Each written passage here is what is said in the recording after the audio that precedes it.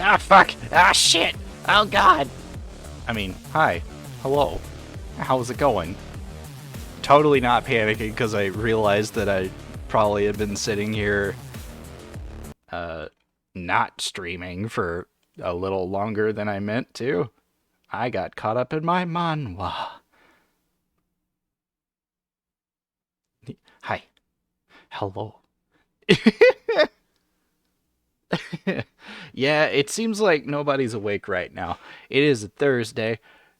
For me, Thursdays are my Mondays.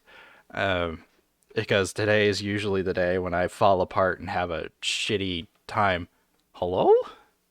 Caught up in what? Manwa. Hello. Welcome in.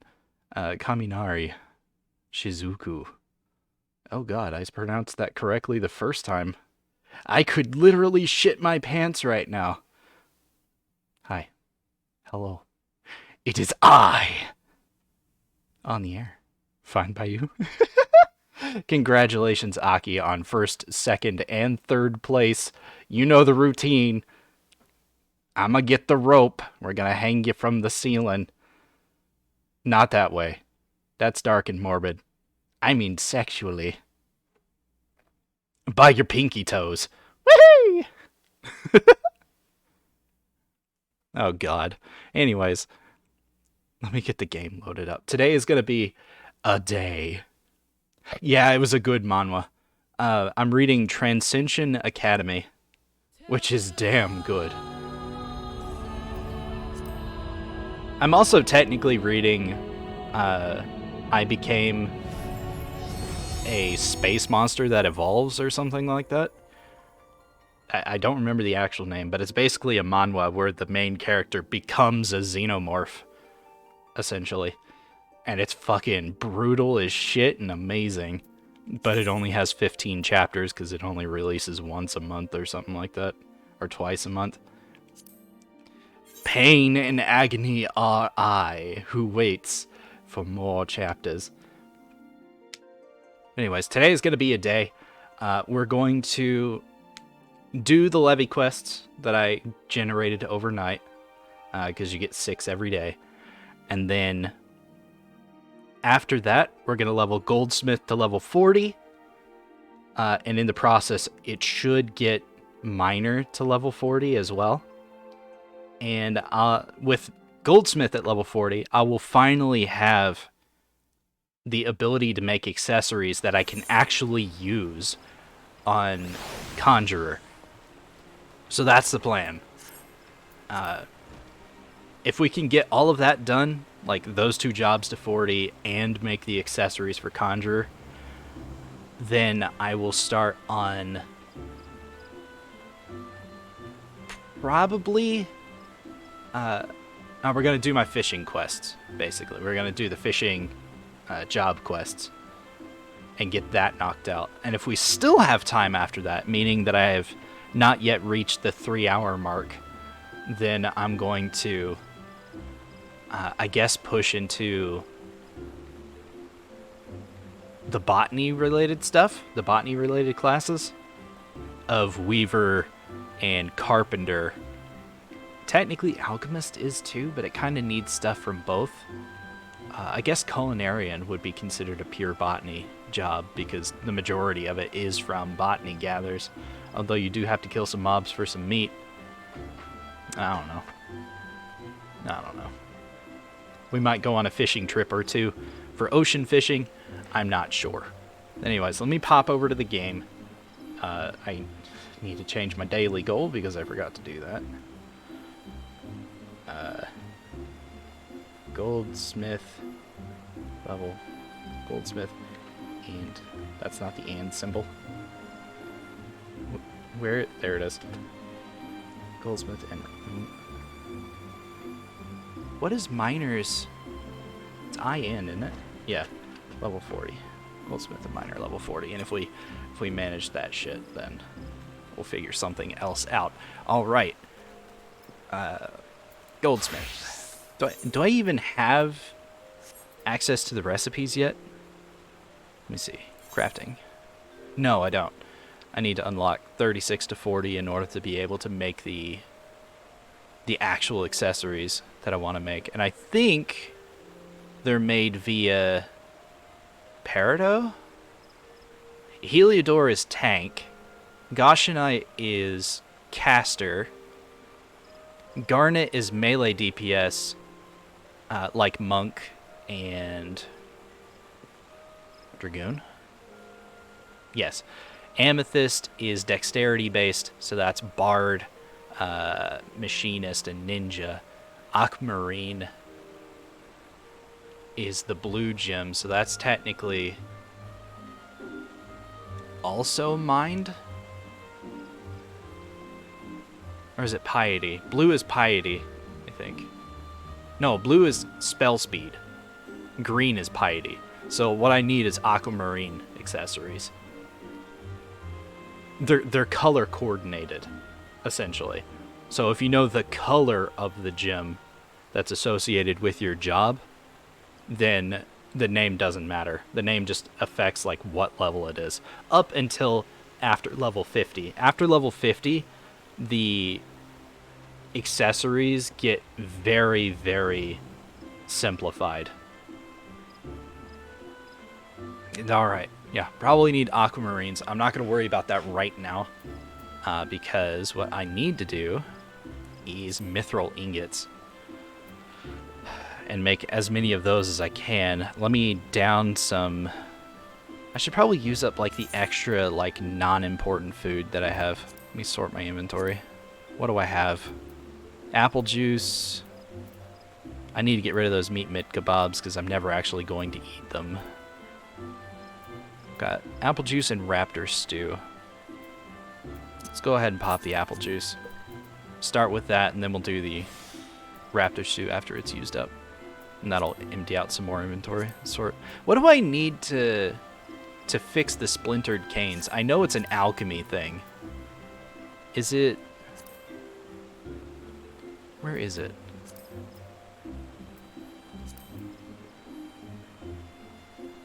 I know I have access to it. Or is it carpentry? That wouldn't make any sense, right? It is. What? Growth formula gamma. That's an alchemy recipe. Why is it listed in carpentry? I guess for the finishing touches, pastoral oak cane. Sexy. Growth formula gamma. I don't even think I have access to that. Let me see. Yeah, there it is. What are you made with? Blue leaf trap and quicksilver. Interesting.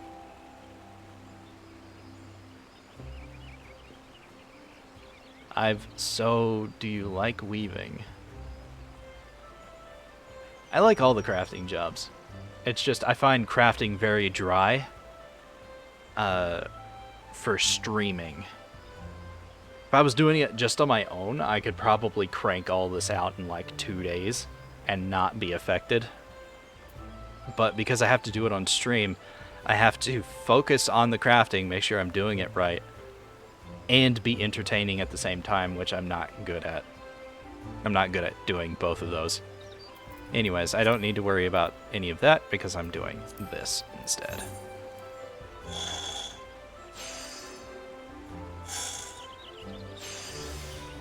Speaking of which, what hammer am I using? 29 and 21. I think my next... There it is. Siltstone, 33. Okay, so that is waiting for me to get to it. I need to actually repair my gear.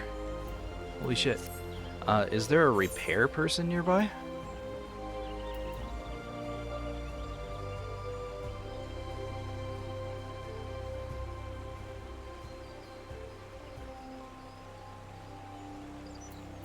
Would they be an old Gridania? There's a materia master. Ah, repairs. Okay. So that's through that exit. Okay. I need to go repair my gear real fast. Oh god.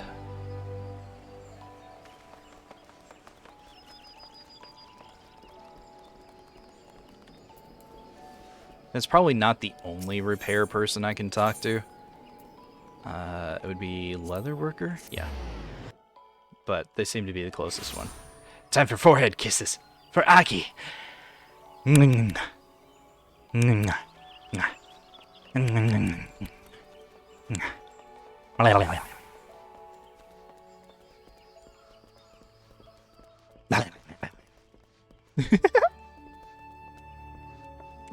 it's the other side.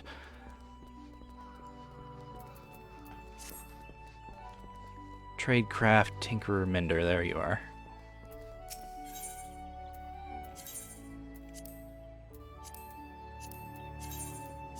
Just gonna repair literally everything while I'm here.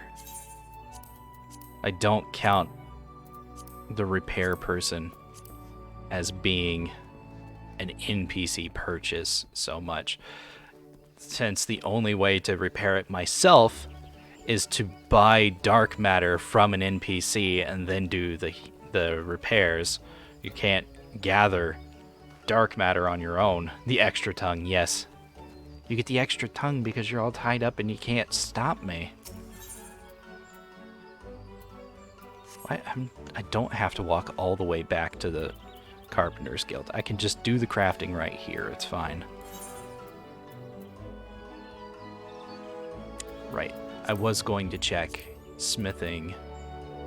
I think the next hammer is your carpenter.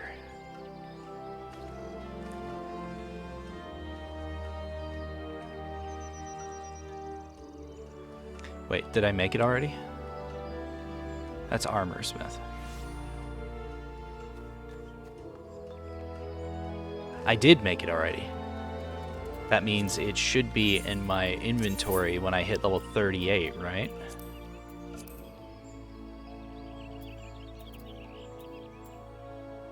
Yeah, there it is. Yeah, okay.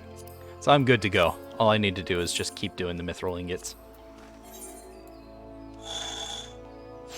until I run out of mithril, and then I'll look into what I can and can't make.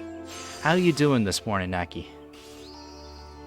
You doing your training at work, right? Or are you finally doing your actual job? That sounds... Hold on, that sounds pretentious. I didn't mean it like that. I mean, are you done with training and are allowed to actually work now? That's what I mean.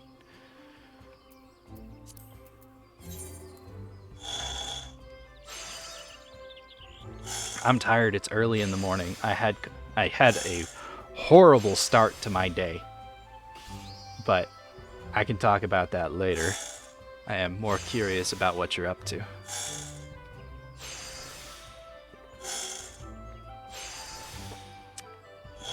For like a month. You believe since it is healthcare, it's a lot of information. You'll be in a CSR for the most part. Okay. Did I level already? Damn! Oh, because I get 11,500 experience for every high-quality mithril ingot. Damn! Okay, cool. So you're still in training for like a month. Neat. Well, okay, so I heard noises, and I thought I was hallucinating. Because I do that. I have auditory hallucinations that are pretty bad sometimes. Because apparently I'm losing my fucking mind. But I woke up this morning thinking I was hearing stuff. I have a very loud air conditioner right next to my head on one side. And there's a fan in the room and there's music playing in the room, so I shouldn't be able to hear anything outside of the bedroom, to be completely honest. But I was. So I was like, okay, what's going on? I got up and I popped out of the room to find that my son's light was on. 6 o'clock in the morning. His light's on, his door's open, and both of the kids are playing in his room. As I come out of the bedroom, the girl comes flying out of his room and runs straight into hers. I'm like, oh, for fuck's sake. There's nothing more that makes me suspicious. There's nothing that makes me more suspicious than my children running from me when they can't even see me. They just hear me, and they're like, oh shit! And they start running.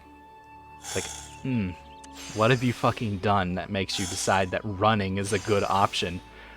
I am literally a predator. I will chase you down. That sounds sus as fuck. Hold on. Slow down. Oh god, I'm so embarrassed. What I mean is, I identified as a lion for a very long time. So when someone runs from me, it immediately grabs my attention, and my first instinct is to chase them. That's what I mean by that. Stop it. You're like, oh no! Starts running. Stop? Stop it? It's like, how are you even running like this? I'm pretty sure I tied you up. That sounds even more sus. What the fuck? You know what? Fuck it. I'm fine with that sus. Anyways. So, I come out of the room. Girl starts running. Heads into her room. Closes the door. Hides, basically. So I'm like, okay, what the fuck's going on? It's 6 o'clock in the morning. Neither of the children are supposed to be awake right now. They're both supposed to be asleep. The girl gets up at 7 for school. And the boy gets up anywhere between 8 and 9 whenever he wakes up. I just don't want him awake when his sister leaves for school, because every time he throws an absolute tantrum because he doesn't understand. I think he does understand where she's going. And he wants to go too, but the school district that we're in doesn't have kindergarten. So the only thing he can do is go to first grade, which he's too young for. He's only 4. He turns 5 in a couple of days. But at the moment, he's too young to go to their school. So he's obviously upset by that because he thinks it's something special. He'll learn with time. There's nothing special about school. It's part of a broken system that just beats people down rather than building them up like it's supposed to. But either way, just keep that in mind. Also, I'm going to check that clip in a second. So, I'm like, okay, it's fine. She went back to bed. The boy has been sent back to bed. It's fine. I come out, and I head towards the kitchen because I'm like, it's 6 o'clock in the morning. I cannot go back to sleep because if I do, I will not wake up when my alarm at 7 goes off. So I'm like, I'll fucking make some coffee. It'll be fine. I get into the kitchen. Now, for a period of time, right after we moved into this place, we were so broke that we barely had any food. So in order to be able to continue putting food on the table for the kids to eat, we had to be very strict about our food usage. Basically, we were rationing for the apocalypse, pretty much. So we got child safety locks for the fridge, the freezer, the pantry, and eventually the medicine cabinet and below the sink. The medicine cabinet and below the sink are both because the things inside could actually hurt the kids if they got into it. But the pantry, the fridge, and the freezer were mostly to keep them from snacking during the night and not eating proper meals. Ooh, 36 to 40, there it is. Pearl, nice. Yeah, white lip oysters. Very cool. Mithril needle. Here it is. Heliodor is tanks. That is DPS. That is dexterity-based DPS. Gauchite is vitality and intelligence. Pearl is vitality and so determination, Gauchite. Pearl is crit hit. Cool. Aquamarine, spell speed. And Peridot is piety, so I need the aquamarine stuff. Neat. So I need the necklace, the bracelet, and 2 of the rings. Very cool. Alright. Neato. Daddy-o. So we basically... Hi, Sola. So I come out and I find that the child safety lock on the freezer is undone. Now, every night, as part of like going to bed, I make sure everything's locked up. Not just the pantry and the stuff, but the other things and the front door and so on. I check the windows because we're on the 3rd floor and all that stuff. So I see it's unlocked. I'm like, okay, I guess they got into the freezer. I open up the freezer. Sure enough, the bag of chocolates has been opened, and there's chocolates all over the bottom of the freezer. I'm like, all right, so they've been in the candy. Fantastic. Cool. I was willing to let that go. I closed the freezer, completely forgot that I was going to make coffee, took a seat at my desk, and just as I'm about to put on my headset to start listening to music and, starting my day, I hear my daughter's window open. It is the loudest fucking thing on the planet, and I hear it open. It's 20-something degrees outside with about 2 inches of snow on the ground. My kid has been sick for the past 2 weeks because she will not keep her window closed at night. So I hear it open, and I'm like, yeah, no, I'm not ignoring the fact that they've broken the rules multiple times. She's getting punished right now. So I went in there, and she turns with her hands on the windowsill, turns and looks at me with this surprised look as in like, what the fuck, you're not supposed to be here. I'm like, what are you doing? Huh? Didn't we just have this conversation yesterday? Do you want to get sick? Do you want to get sicker? It's like, what the hell, child? Do you not have any, sense of survival, desire? You've been sick for the past 2 weeks, too? She's been horribly sick. At one point, we thought she had chickenpox. She does not have chickenpox. She just had a heat rash because the kid decided to wear a hoodie during PT or PE, personal exercise, physical exercise, whatever they want to call it, personal training. So she gave herself a heat rash. But that is on top of, hacking and coughing, sneezing, being out of school for the majority of 2 weeks because she's been hacking and coughing and sneezing and all that. And since COVID, if you're even remotely showing any kind of flu symptoms, you don't go near other people. And schools are okay with that. My daughter has already missed more school than I missed in my senior year. And I almost had my mom taken to court because of how much school I missed. And yet, now, because it's post-COVID, if you tell them she's sick, they say, okay, and that's it. That's the end of it. I'm like, God damn it. I missed 2 weeks of school because I didn't feel like going to school, and mom almost gets taken to court. But the girls missed almost a solid month of school because she's sick, and they're like, it's fine.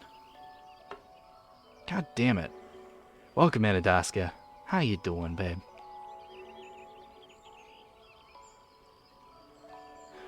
She's working towards getting better, the girl. Yeah, I'm the Nowhere King. This is my Halloween costume for the year. I might have dropped the skull, though. It's fine.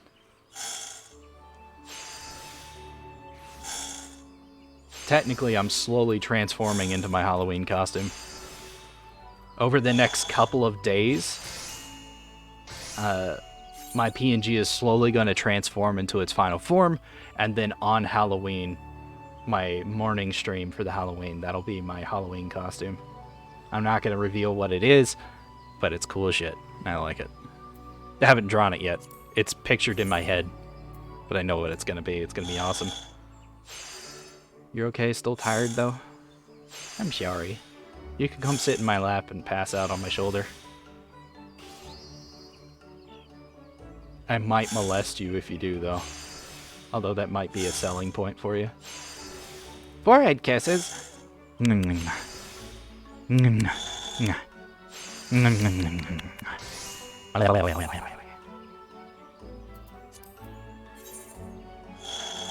Oh, man. But, yep. So that was my morning. I had to deal with my kids' bullshit at 6 o'clock in the morning. And then, because the girl got into the chocolate, I wasn't going to feed her breakfast. Because, one, I don't know how much she ate. Two, I no longer felt like caring that my kid existed at that point. There's only so much shit I can deal with before my ability to care stops functioning. And my kids repeatedly trying to off themselves wears that out very quickly. I'll be right back. Minx is home.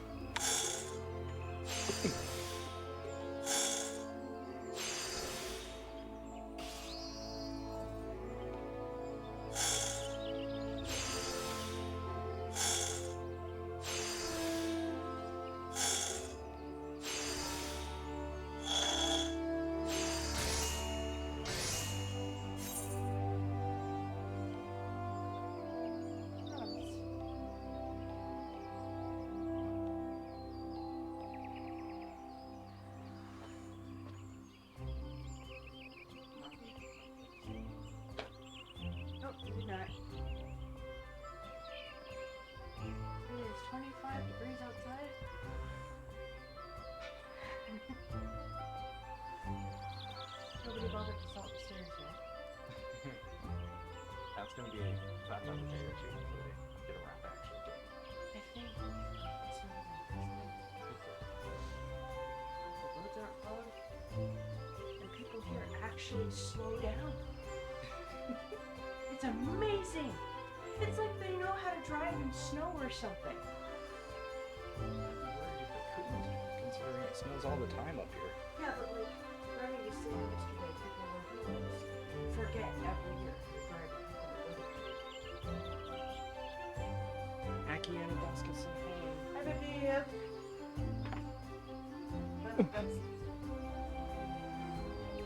She's so freaking cute. Just went off the text? Ah. Okay. I have returned. I forgot to mute, so, you know, I'm just here. Okay. I did not. We had brownies and mugs for dessert last night. It was great. Cake. It was straight up cake. It was frosting and everything. Yeah, it was little chocolate cakes in mugs. And what I did was I put chocolate syrup on top, then squeezed out the frosting that came with them onto it, put chocolate chips on that, and then a scoop of vanilla ice cream on top. It was freaking delicious. Yeah. If you're gonna eat dessert, you might as well go all in. Balls deep. 69. I can't help it. Sword Art Abridged did that to me. Right? Sounds tasty, oh my god. The vanilla ice cream really topped that off. Damn right it did. Mm. Your name is Klein.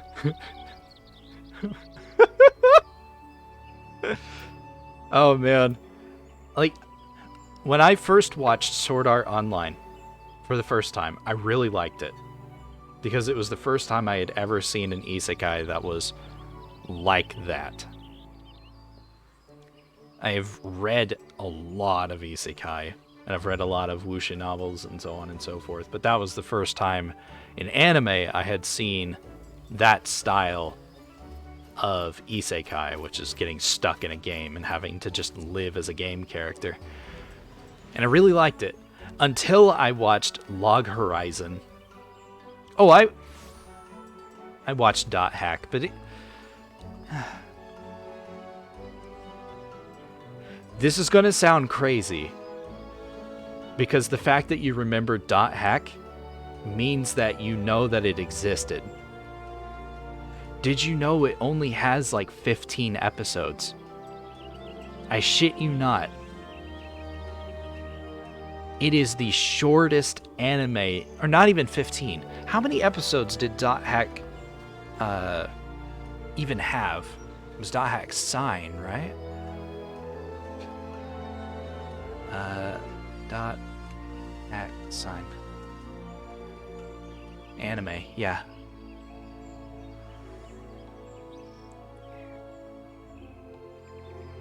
Episode list, 26. Sorry, it had 26 episodes.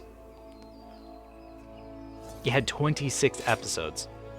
But Toonami reran like 8 of them over and over and over again. So it felt shorter than it actually was. And apparently it's a niche anime that almost no one's heard of. Like, I have the Dot Hack GU collection, like, on Steam. I want to beat it. But every time I play, it brings out the completionist in me. Because I've beaten it so many times, just playing it through is boring. But completing it makes me feel complete inside. Yes, I just groped my own titties when doing that. And oh my god, it's so good. Anyways, I should really get back on topic. Before I completely lose my mind. You've got it on PlayStation Network? Nice. I've got it on Steam. So, what was I talking about? SAO, right. And then I watched Log Horizon, and Log Horizon handled it so much more realistically and better than SAO did. SAO was like a teenager power fantasy, whereas Log Horizon was a realistic adult interpretation of being stuck in a video game. They handled 2 different age groups. Idiots and people who can think. And I loved how smart the main character was in Log Horizon. He was still dense as fuck because he couldn't tell that the women around him liked him. But still, he handled political situations much better. Yes, Log Horizon is one you should check out. It has 2 seasons. Season 2 wasn't as intense as the first season because they really dropped the ball. But the source material also dropped the ball around that time, so it's not like it's missing too much. I need to equip the new grindstone that I have. Siltstone grindstone. There we are. And then right back to the crafting. Because I've got 4 more levels before I can use the upgraded hammer.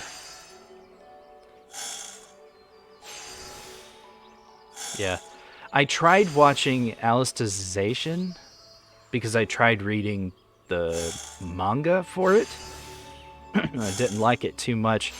I watched Gun Gale Online, which was the anime rewrite of that arc in SAO, and it was actually kind of okay. It wasn't, Log Horizon Abridged was pretty good too. I haven't seen Log Horizon Abridged. I keep meaning to watch it. The last Abridged series that I watched that wasn't Dragon Ball Z Abridged because the Boo Bits are finally finished. But the last Abridged series I watched was Goblin Slayer Abridged. Goblin! And it basically poisoned my brain, so now, just like all the Abridged series have, when I hear certain things, I immediately respond with a quote from that. So, when I hear the word thick, I automatically say, thick, meaty vagina. From Dragon Ball Z Abridged, whenever I hear Goblin or read Goblin, I respond with Goblin. Because of Goblin Slayer Abridged. It's just crazy. Oh no, what have you done?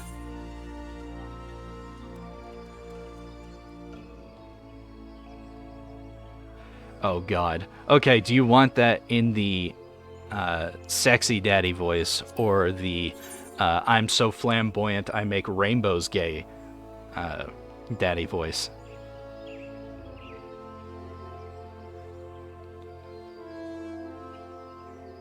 So, serious or flamboyant is what I'm asking. Flamboyant? Okay.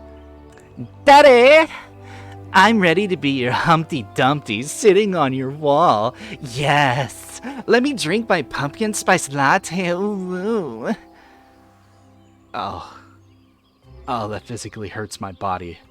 I can't believe you've done this.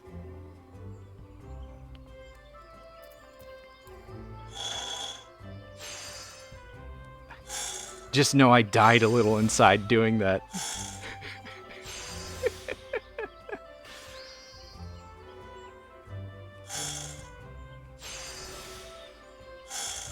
It physically made you want to vomit? It did to me too, and I was the one that did it. Oh god. In another world, in another time, I'm probably flamboyant as fuck.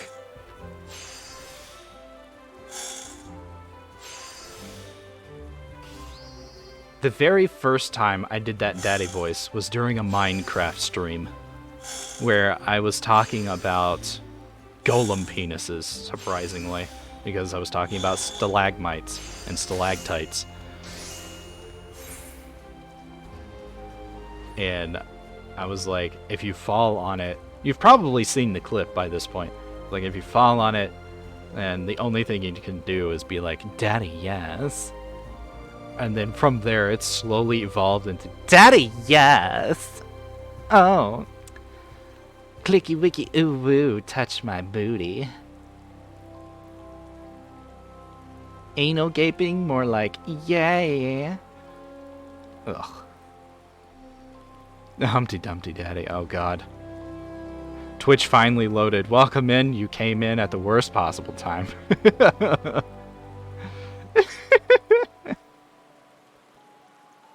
Oh no, she's coming out of the room. She comes around the corner looking at me like I'm a psycho. Ah! Don't pop me. That was my headset. Jeez. Bonked him with a tissue box. Okay, ow my ribs. You laughing too hard there, Kay? Okay. Is he out of his room?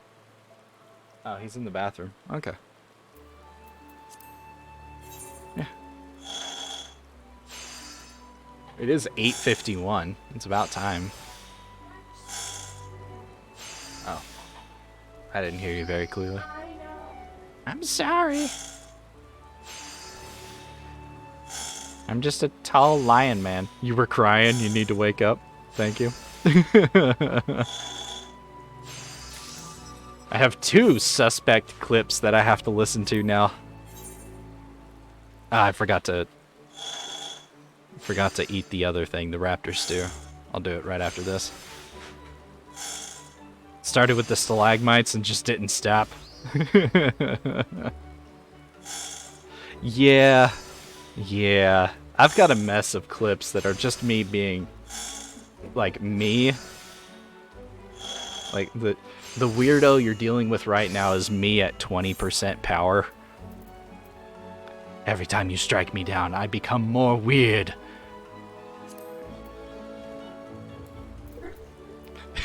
Mason's like, but you're so cute at 20% power.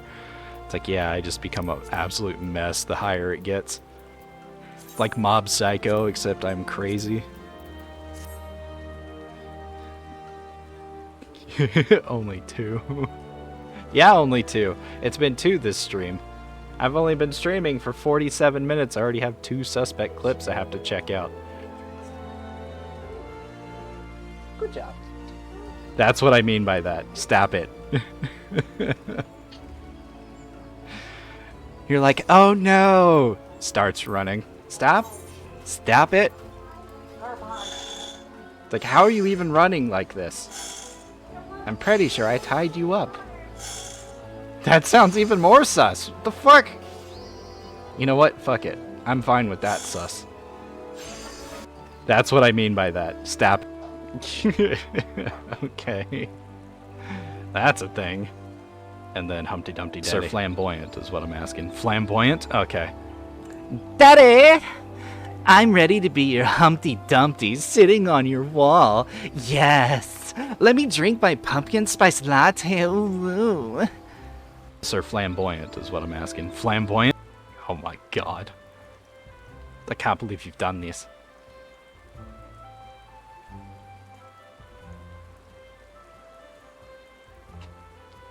I'm pretty sure there's small children in third world countries that are crying because you clipped that.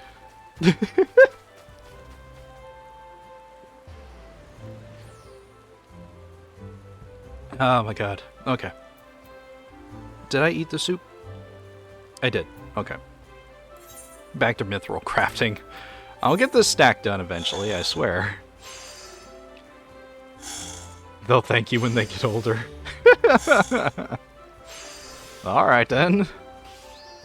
Someday. You know what they say? At the end of the rainbow is a pot of gold. Not really. It's just my dick.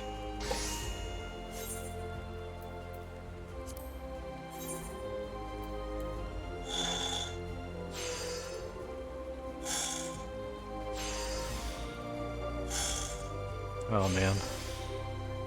The pumpkin spice latte part killed you with the ooh-woo. Yeah. What a wonderful slide, right?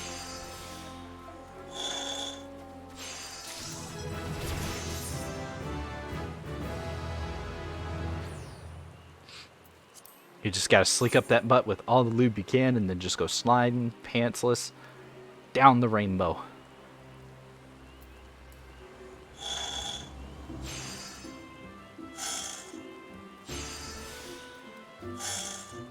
And then you just slam down and it's like, yeah. My son from the table goes, no.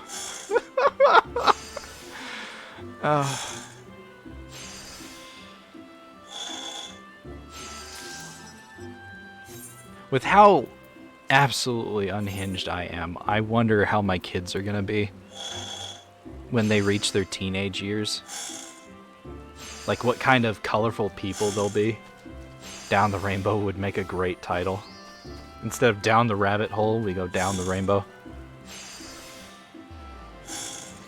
I'm scared now, thanks. I mean, like, the things that scare us now just make people more interesting later.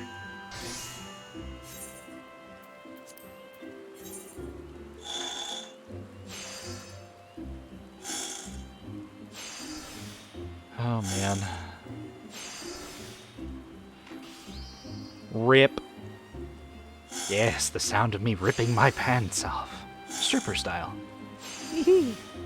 I have a pair of those kinds of pants. Technically, they're called hospital pants because they're buttoned up all the way up the sides from the ankles to the hips to make it easier to put them on and take them off in a hospital bed situation.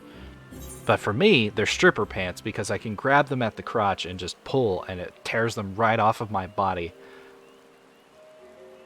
in the best way. And that's why we bought them.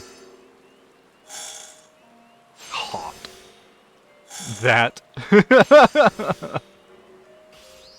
is kind of hot. Yeah, it is. It's great. They're not clean. They were in a bag for... When we moved, they were in a bag for ages. They need to be tossed into the wash to be cleaned. Excuse me, let me message Lena. I'm sure that Lena has a pair or 12. Alright, so that's all the mithril. I only got to level 35. So now we need to... I would like to make the accessories that I want. So it is aquamarine, right? Yeah. So I need to collect aquamarine. And what are they made with? Like, what's the metal? Mithril? Yeah. So I need aquamarine and mithril. I should check the other recipes before I go anywhere. Mithril and aquamarine, 2 of them for the bracelet. Alright. And then for the rings, it's just also aquamarine. Alright, nice. Jadeite? Basilisk whetstone.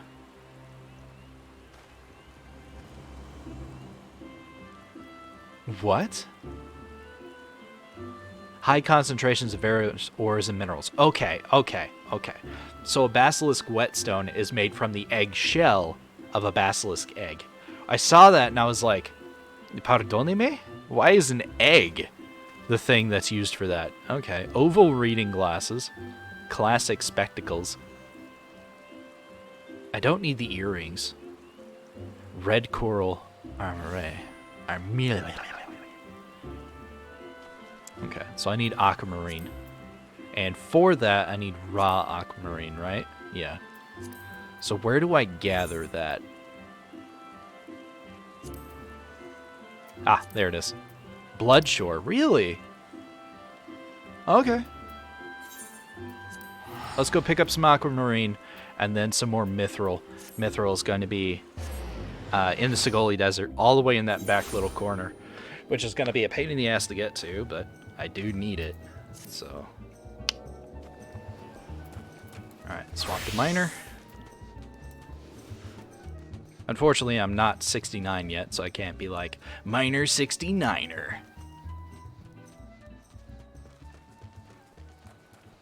I could level up to that point for the memes, but that seems kind of silly. I mean, my whole life is kind of silly, but, you know. There's silly and then there's excessive. Of which I'm probably both. I only need like 5 aquamarine. I'm gonna make a lot more than that. 1, 2, and then full gather. There we go. For a moment there, you thought you said you needed to pick up an awkward marine. I know a marine. She's not awkward. Although, maybe she is when she's flustered, but I'm not capable of flustering her. Minx is. Or was. Might still be. That's because Minx is, like, extremely hot. They're pretty awkward.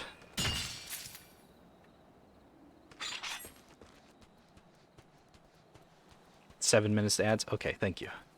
Is that a coconut? Yeah, it is. Huh.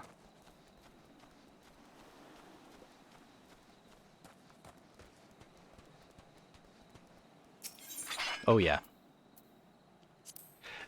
Babe. No. I have to be specific because both of you are in here now. Daska!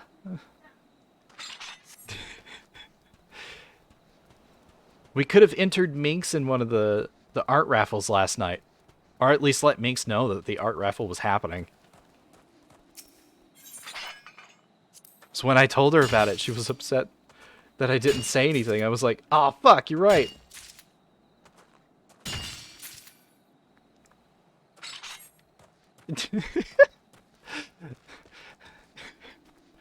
If Aki's still listening. Hey, Aki. Want to do one more? And stick Minx in there somewhere? Ah, that seems like begging. That's not fair.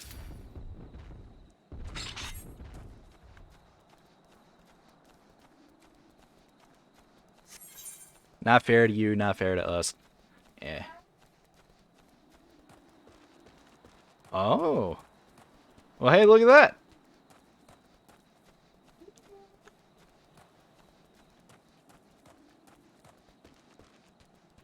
Just kind of assumed you were laying low for the night? No.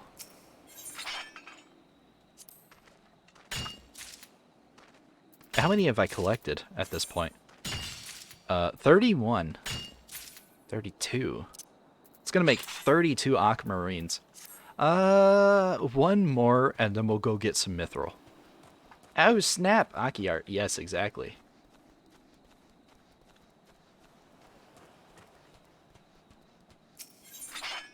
I really need to buckle down and finish my art backlog that I need to do. It takes a while to do every piece, and my muse only lasts for so long.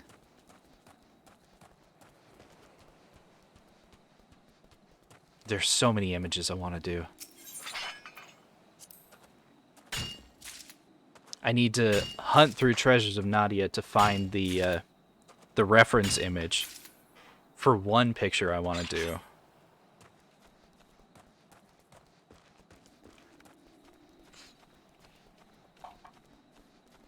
Yeah.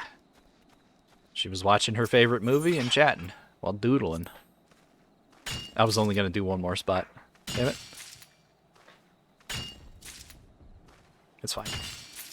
Let's go to the Sigoli Desert before I end up collecting like 5,000 aquamarine. Sigoli Desert, Sigoli Desert. That is Forgotten Spring. Okay. So, I've got like... Today's Thursday, so I have tomorrow, Friday. Not streaming on Saturday. And then I've got Monday and Tuesday. So I've got Friday, Monday, Tuesday.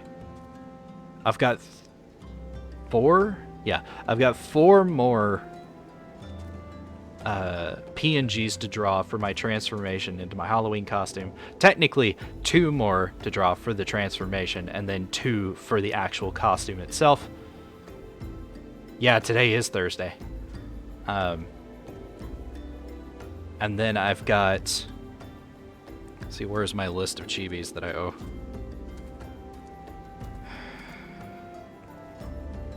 Oh, chibis. I did Hetrio's badge, so I can take that off the list. I've got Adaska's badge. I've got Tim the Wizard's Cursed Animal Chibi. Mazakine's Magnum Opus. Minx's regular chibi. For Maze to put on her model. And then Aki's regular chibi. Which will be, you know, designed to be stuck on a model. I've got those images I want to do. I've got my PNGs that I need to do. And then I've got 1, 2, 3 images of Coco that I need to do, that I want to do. One of which is not safe for work, but the other 2 are probably going to be as well, because I'm never putting clothes on Coco. That just seems wrong. So that's 4, 6, 10, 13. I've got 13 images that I either need or want to draw. So between cleaning and relaxing during like the week off that I'm gonna take after I finish this challenge, which is not gonna happen for like the next 2 months, I've got a lot of art to do. Good lord. Y'all might find me streaming in one of the servers just drawing. I'm gonna have to recreate the Quiet Comms channel, because when I'm drawing I don't like to talk, because it distracts me. I go very quiet very suddenly. Oh hey, Albin's over here. And I'm going to the wrong spot. I'm going to where the bomb ash is. I need to go all the way to the south down here. I usually hang out with Adaska when I'm drawing. More art streams. Yeah.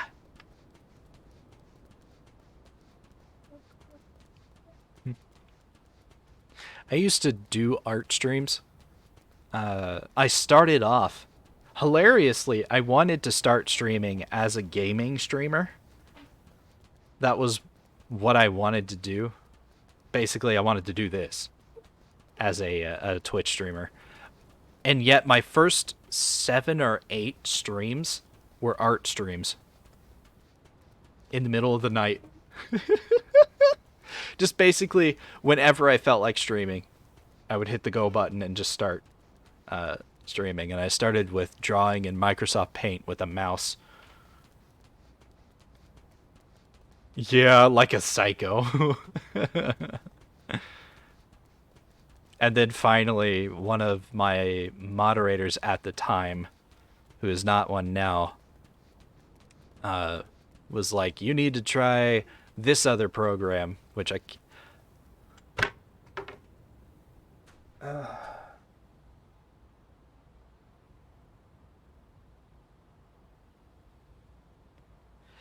But why?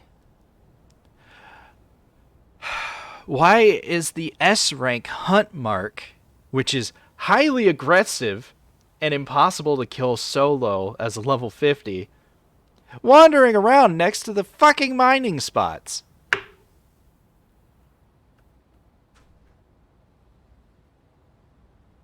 Fuck. My sneak only works on mobs up to 4 levels higher than I am. That only works up to level 41. It's level 50. And I'm a gathering job. It'll slaughter my ass if I get anywhere near it. God damn it. Well, I guess I'm not getting mithril. There's no way I can get to that without pissing it off. Fuck. It was fine when it was Albin because he was passive. Alright. Back to Gridania, I guess? Yeah, there's nothing else I can do about that. No, it's not. Last time, yesterday, it was Albin the Ashen, and he's a passive mob. He's a passive level 50 hunt mark. Is that Thanos? Why the fuck is there a Thanos armor in this game? I don't care, it's fine. So I was able to get the mithril yesterday, but today they decided to spawn the S rank mark right fucking there. Great. Great. Oh well. It'll be fine. I'll just fucking make some aquamarines. It's cool. I guess. Damn it. I also have garnet and gauchite, don't I? Yeah. I can make those too. Since I don't care about the quality of these two. How does this turn out?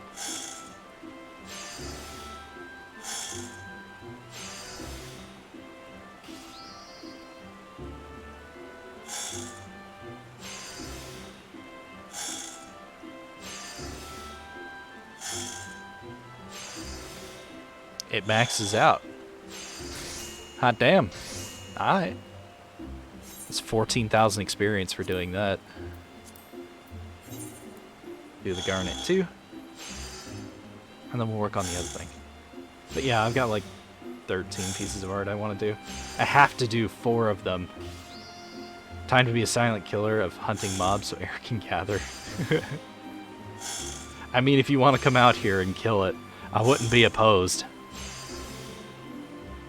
Until it's gone, I can't do anything down that way. And I might not even need to go down there. Just depends on how much experience I can get from these aquamarines and making the accessories. Because I'm going to have a lot of aquamarine and mithril. Got something like 50 ingots, something like that. You're logging now. Alright. I'm on the Corel server.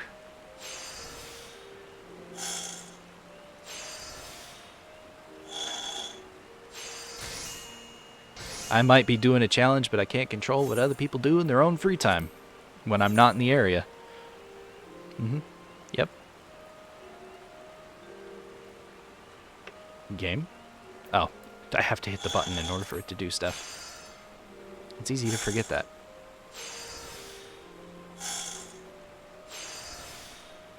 I think when I do the botany related stuff tomorrow, I'm gonna have to do Weaver first, so I can make level 40 crafting gear. And probably gathering gear too. 48 more crafts. That should be enough to get to at least level 39, right? But also Fat Cat. Yeah. Fat Cat. It's a Fat Cat stream. It's so cute. Lily, the goat demon, sent that to me.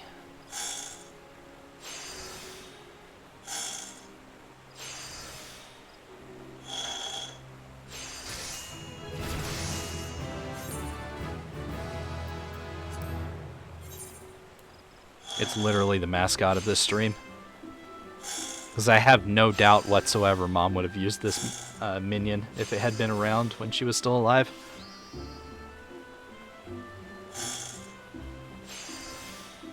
Because Mom played Final Fantasy XIV as well. She played a Lalafell.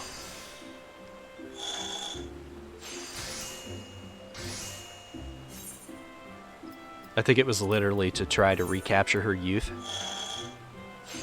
His mom was 56? No. She would have probably had the mount too, yeah. See, Mom was 25 years older than me, and we were living at the shoebox when she died. So Mom was 61?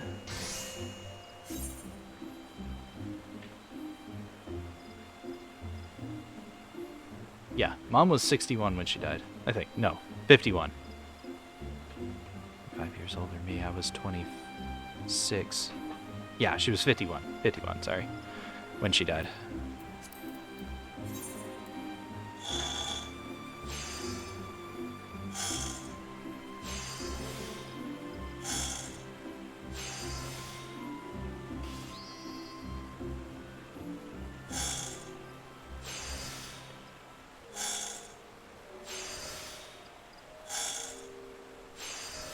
She died from diabetes-related heart attack in her sleep. So, technically, natural causes.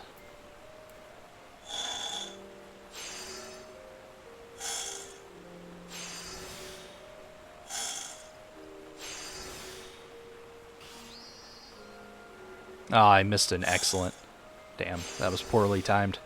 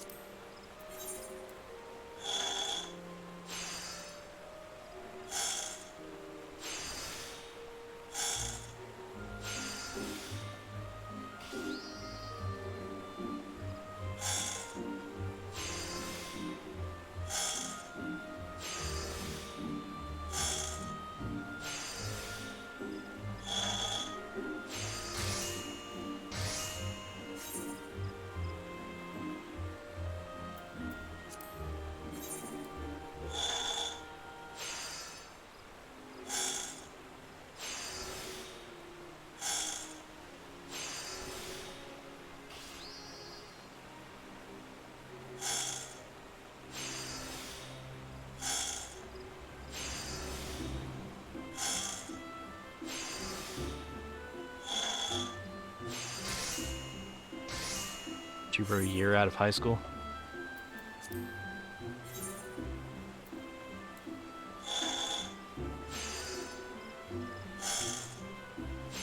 Like, I don't actually remember, like, what year my mom was born. I'm sure that if I looked into it, I could probably figure out relatively easily. Like, the way that I know how old she was when she died was because she was 25 years older than me. She was 25 when she had me.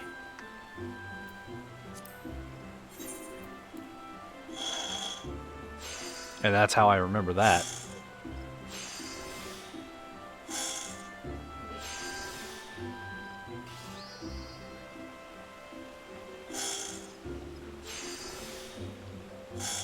I used to see photos of her and her sister with 80s metal hairstyles. All the time. Mom didn't keep any, but my aunt did, because my aunt's high school slash early 20s were when she peaked. That was like the best moments of her life. So all of the photos that she had were from that time. Of herself were from that time. So I got to see a lot of photos of Mom from that time as well, because generally they took photos together.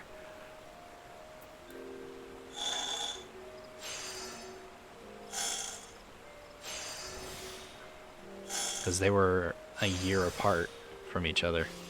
Mom was the youngest child. There was my eldest uncle, who was a drug addict. The second oldest uncle. There were only two. She was the fourth child of four. So the younger uncle was basically a failure with a gambling addiction and too many children. Like 8, last I heard. He had 8 children, last I heard.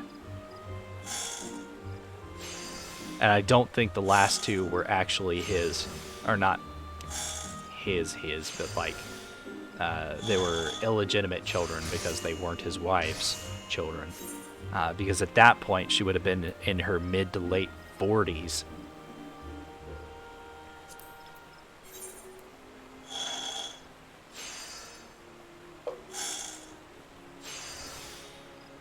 And, you know, she was never the most healthy of people. She was anorexic for a long time. Like, looked like a walking skeleton. Kind of anorexic.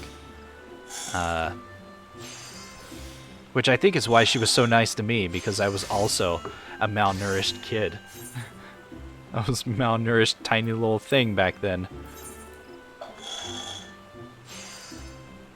But anyways, and then there's my aunt, who's older than my mom by 1 year.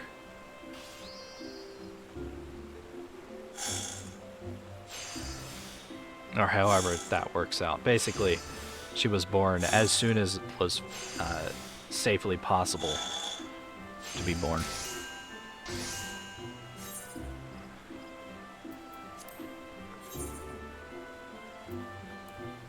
And she had 3 kids. My aunt.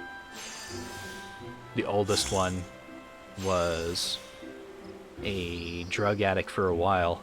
She was the rebel of the family, hilariously. She took way too much after my eldest uncle on my mom's side.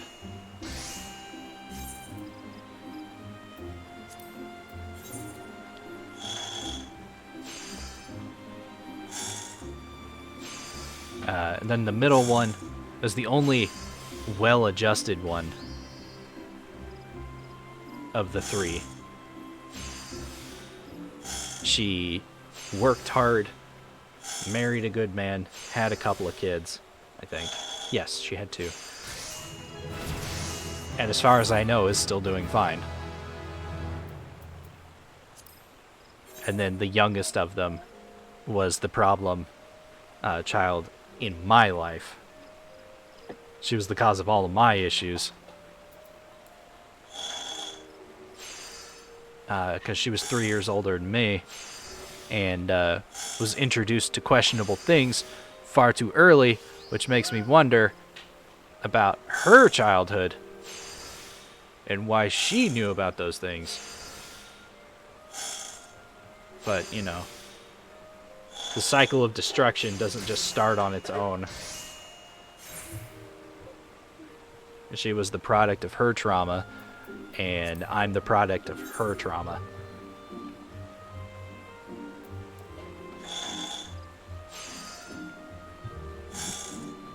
And I can't even, like, fucking blame her for it anymore, because she was in a car accident shortly before I moved away. I don't know.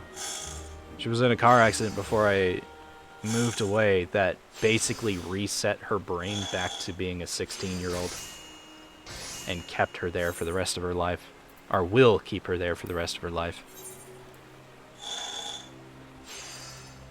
She's lucky she didn't die, in the car accident. So the fact that she came away with the mental age of a 16-year-old is a thing.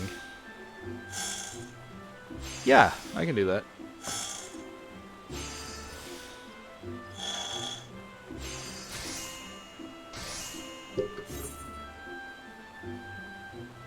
Jacob, come here, buddy.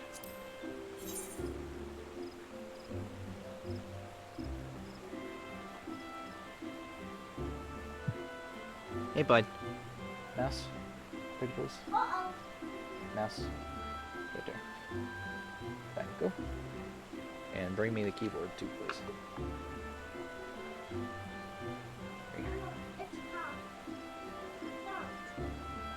No, it stopped. Trying to fix it. Don't stomp. Sit down.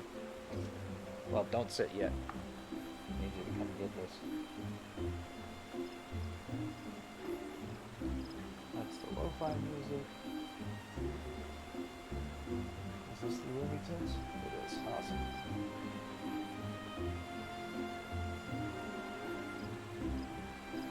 And when that ends, I'll put on like Teenage Mutant Ninja Turtles for you or something. Here, come get these.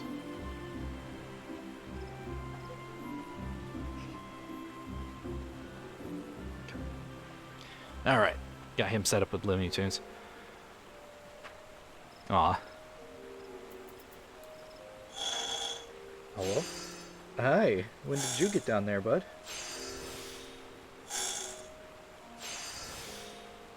Alright. Yeah. So that's, you know, more information about On the Air than you probably wanted. Yay!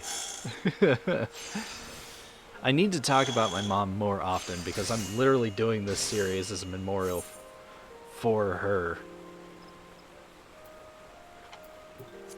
As a way of remembering the best parts of her. Like, let's see. When she married my dad, and the two of them were together for 2 years, but she was struggling to get pregnant.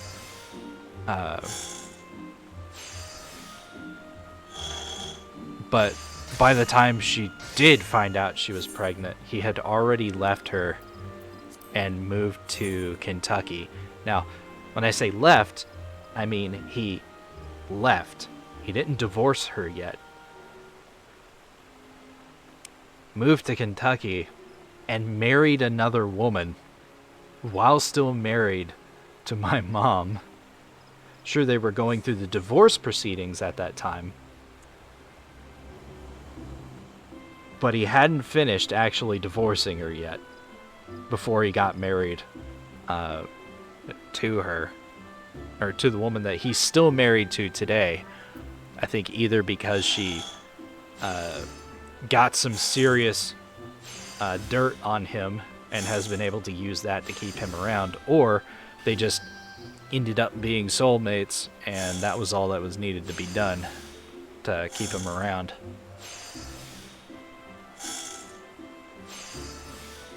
Because unfortunately, my dad is the one that started the whole trend of divorce on my dad's side of the family. He was the oldest of 4, and basically the spoiled one, the prize child of the family. Both considered a master carpenter and a construction worker. I think he owns his own like small company now. His own small like construction company. I can't remember. COVID and all of that and the lockdowns and stuff really screwed over a lot of people. And the bad housing market did that as well. Yeah. I'm the only one in my dad's side of the family that has gotten married that hasn't gotten divorced within a few years. Hunt mark slain. Thank you. I appreciate it. I'm going to do a couple more of these aquamarines, then I'm going to go grab some mithril.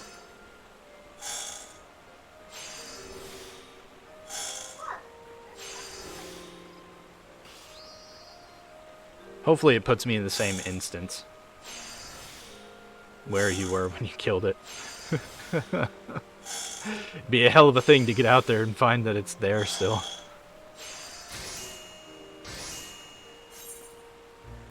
Alright. Let's chug down some regular orange juice.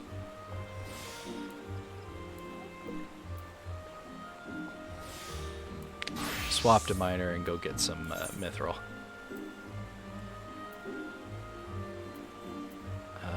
Forgotten Springs. So, just a silly little dancer. A sexy little dancer. Alright. Let's see. Oldest of 4 children.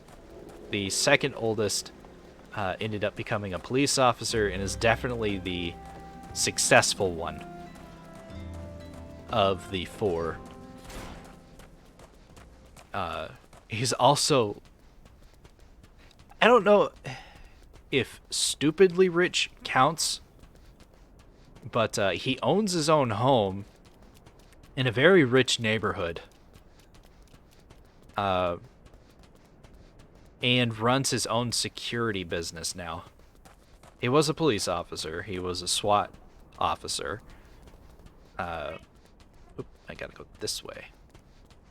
And his wife was a helicopter pilot for the police as well. Although once their 3rd child was born, he or she retired to take care of him because he has a lot of physical issues.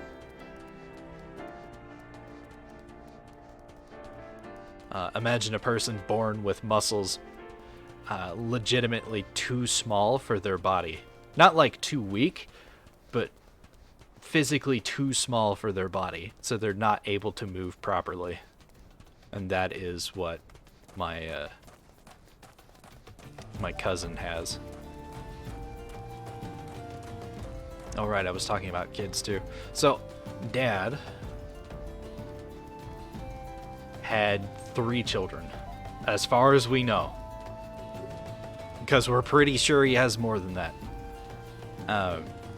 Had my sister, who is much older than me. I think she's 10 years older than me. She's well into her 40s at this point.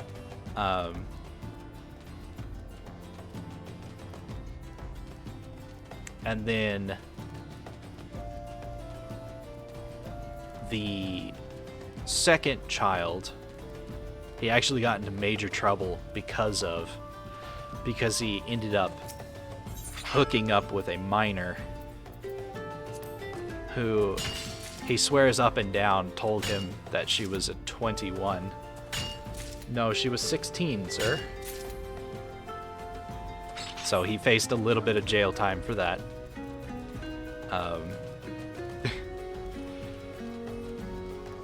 Which I bet just looked real good. Because of that, she ended up getting pregnant from the encounter, and that is where my other sister comes from, who only just recently, like in the past 2 or so years, like found out that she was related to us. And she tried to like reach out,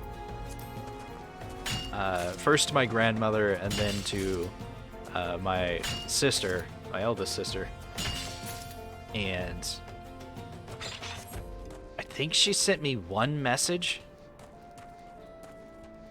that I don't know what it is about me, but she never responded back to my response to it. Like, I didn't necessarily believe she was related to me, because you don't just trust somebody who appears out of nowhere and says, "Oh yeah, we're related." No.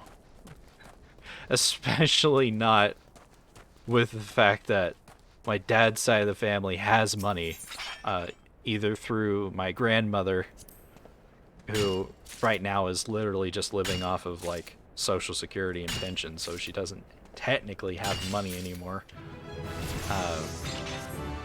But she definitely was not middle class when I was growing up.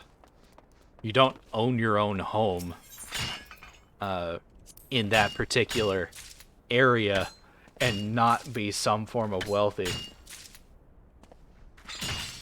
I would say she was upper middle class, bordering on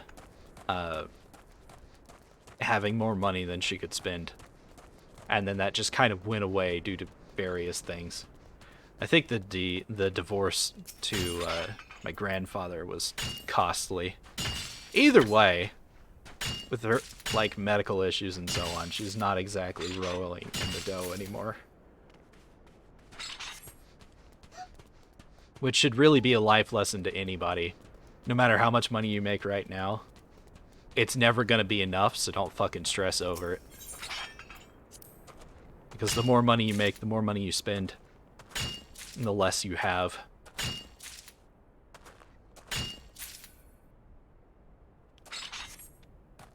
But anyways.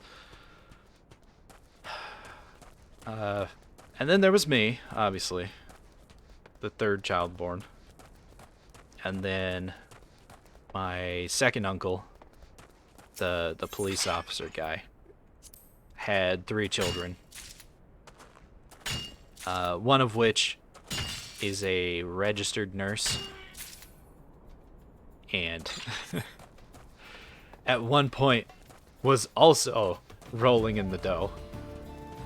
But then policy changes, the hospital change, like she went to work for a different hospital which wasn't as well off as the one that she had been working at.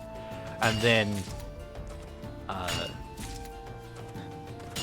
a failed marriage kind of ruined that for her. Let's not even point out the fact that she almost died twice. Not because of the failed marriage, but because of like boyfriends she had dated before that point. Literally, her taste in men apparently was abusive men. And I think that was like part of the reason why she was like, no more men, I'm a lesbian now.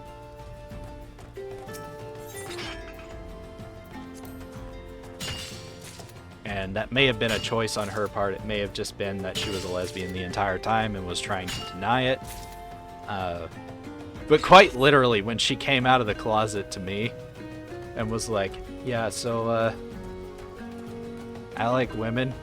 I was like, yeah, and the sky's blue. So what? She's like, you're not surprised? I'm like, how could I fucking be surprised about something that is so obvious that, like, everybody in the family already knows?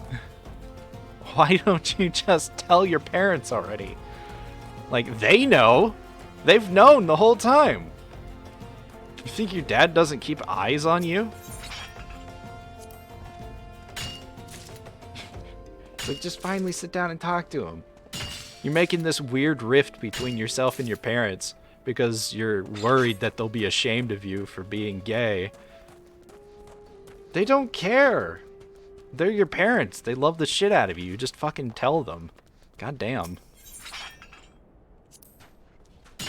And so she finally did, and they were like, yeah, we know.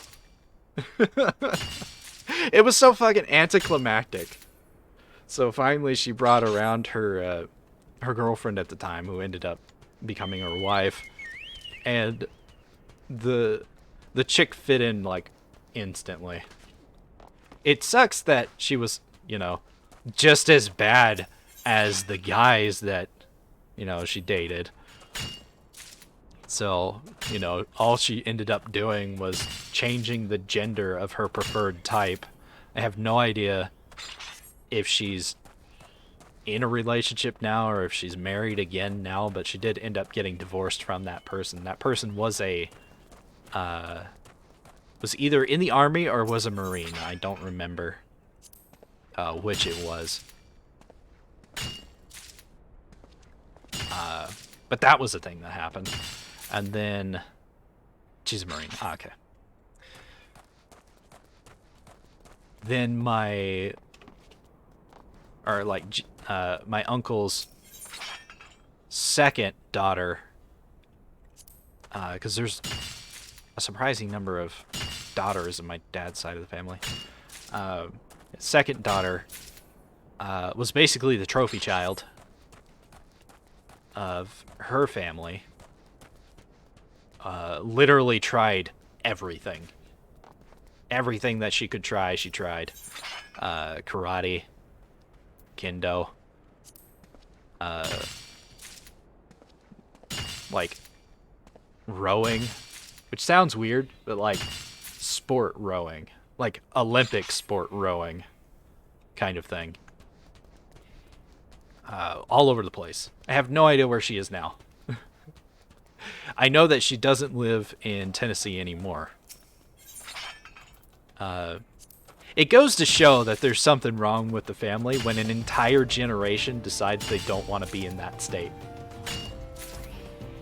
Only 2 members of my generation stayed in Tennessee. One being my eldest sister, and the other being my second uncle's... What? No, he would be the first uncle. The police officer. First uncle's daughter, who is, you know, a nurse. She's still in Tennessee as well. And I suppose, you know, the cousin with the physical issues is also still technically in Tennessee, but that's because he can't leave. Literally because he can't leave. He physically can't. His parents take care of him because he can't. I believe he has a registered nurse. Caregiver. Registered caregiver for himself. But he also has his parents as well. Alright. I got 100 and something mithril. That's way more than enough. Let's go back to Gridania, finish this up. I'm still 2 levels away from maxing, or from getting level 40 as a miner. I'll deal with that later, because there's definitely going to be more materials I have to pick up for one of these jobs at some point. But then after, you know, the trophy child was, you know, my cousin with the physical issues. He's the same age as my brother. No, he's younger. Because I have a younger brother.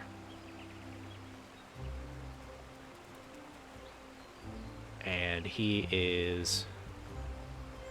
the cousin. He's still there. And then the next uncle, the third child from my grandmother.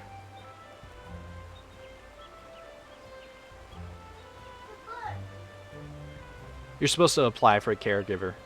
You have to pay for them. Unless you can get... unless the person that needs the caregiver can prove that they actually need the caregiver. So, if you're a certain kind of disabled, then basically you can get a caregiver for free as long as you apply for it. But if you're not, then you have to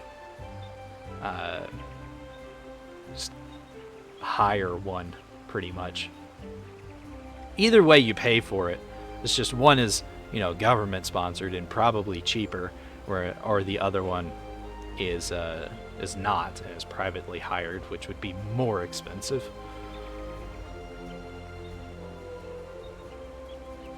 I didn't say for free. They're not free. They're just sponsored, so they're cheaper. They're a cheaper caregiver. Or did I say free? I didn't mean free. His caregiver is definitely not free.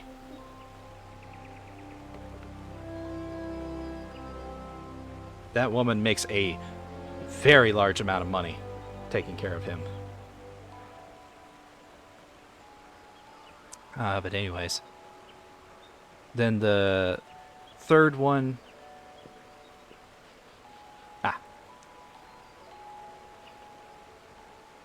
is my favorite cousin's dad, who, you know, has one kid.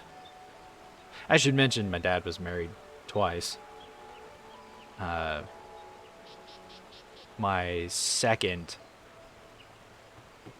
or my first uncle? Yeah, first uncle is what I'll call him, was married twice. Because my eldest female cousin is from a different mother. So he was married twice. I think he split up from his current wife. I think they're split up. Hey, Mace. Yeah, they're split up.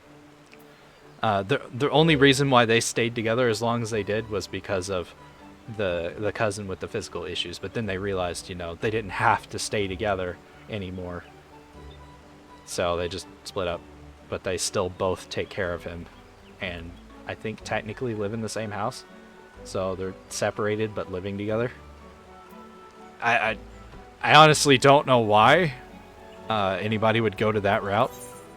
It's like, if you're going to continue living together, might as well enjoy... What do you mean? Class is not set to goldsmith. That makes sense. It's like, wait, why can't I craft that? Let's finish up these aquamarines.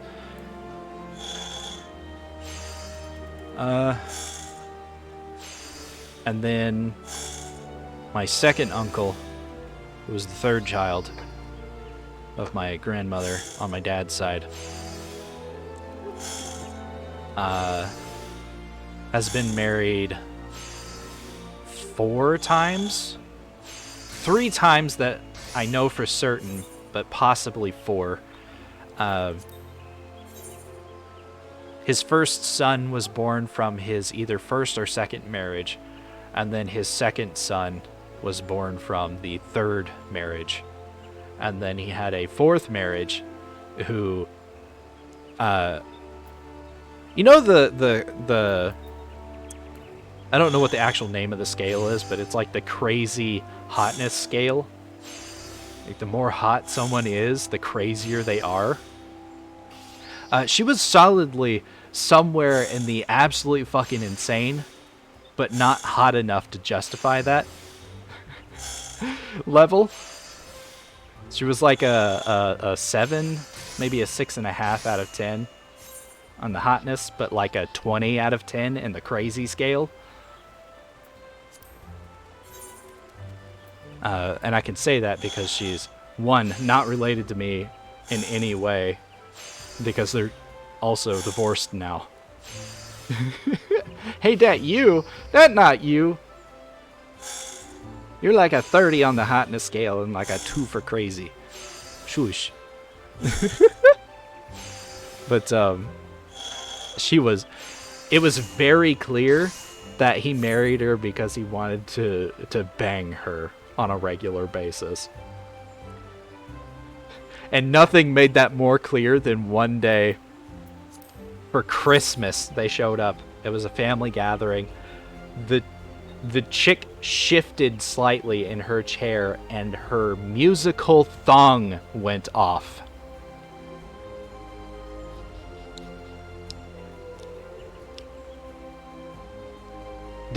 You heard me, right? Her musical thong went off. Started playing Christmas music from her crotch. Her pussy started playing music. If that doesn't illustrate why he married her, I don't know what else will. So, you know, that was a thing. There was no hiding that. I shared a look with my cousin, and I could tell he knew exactly what was going on as well. It was all we could do not to laugh. We ignored it, in quotations, so it wouldn't cause problems because, you know, this is a family gathering. And we're not supposed to laugh about something so fucking ridiculous. But either way, they're not together anymore because she cheated on him. Like, majorly. Like, started a long-distance relationship and then claimed she went on a business trip and ended up down there booking some guy for 2 months or something along that line. So they ended up getting divorced. It's like, what did you expect? You married her literally for her hotness. And you didn't account for how crazy she is. But that's a lot of the females in my dad's side of the family. A lot of the females in my dad's side of the family are absolutely batshit fucking insane.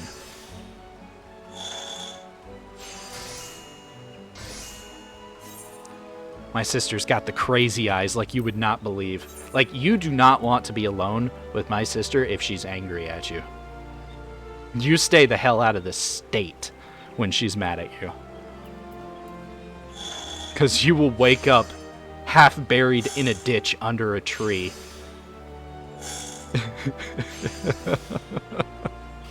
That's the kind of look she gives off. Good lord.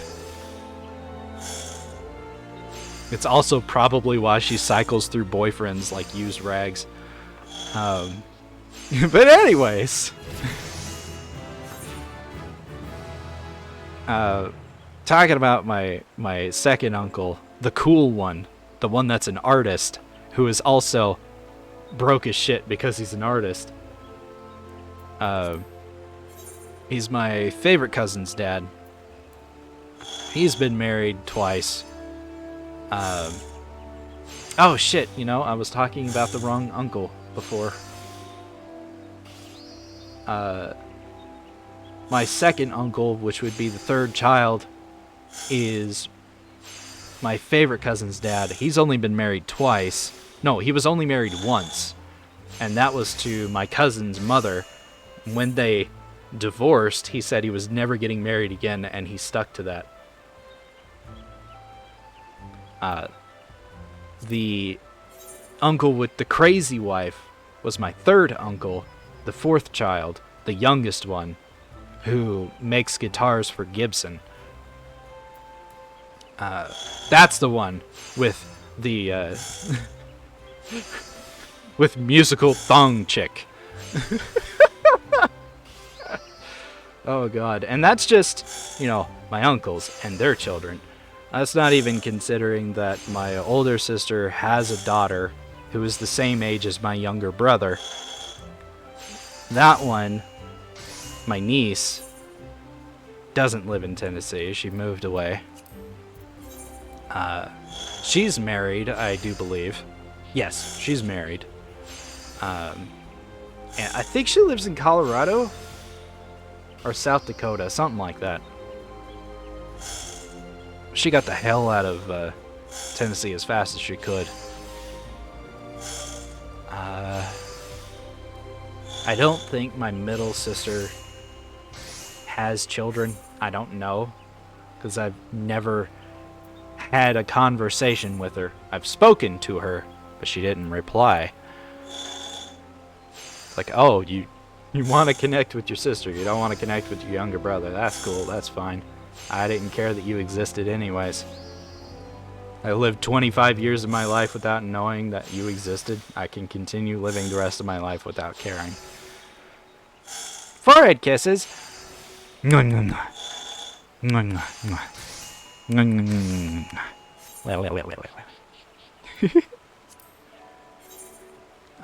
then, let's see, the next child of the family.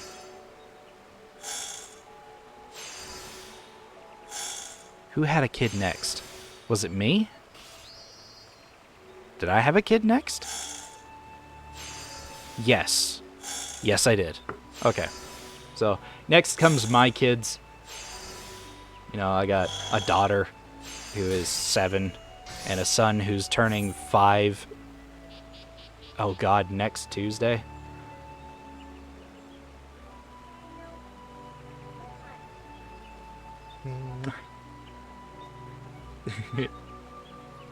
Yeah, your birthday's on Halloween.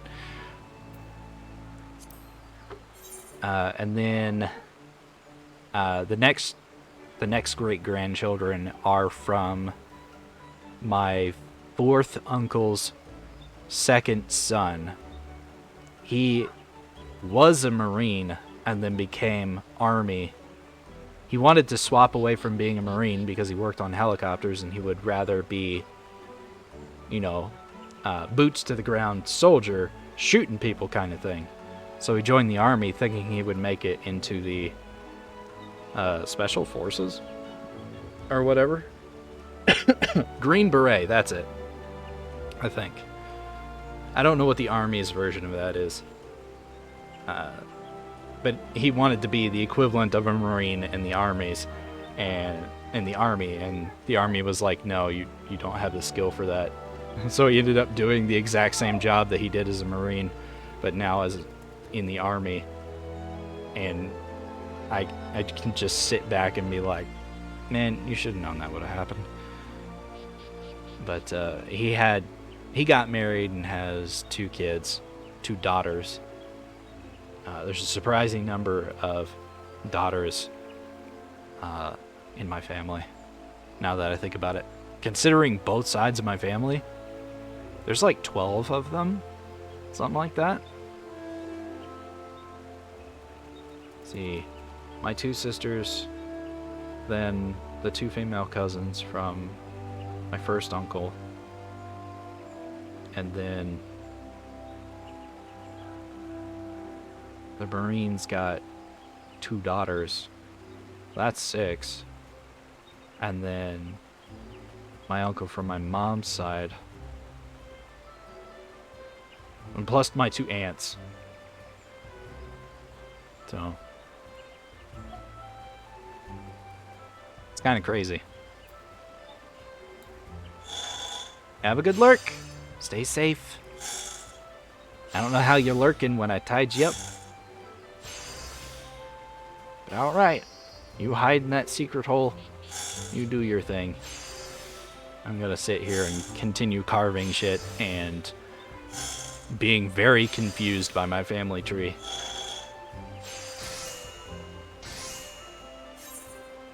But yeah, like, it's nuts. I think that's it, actually. That's all of it. Because other than my niece being married, actually, I think I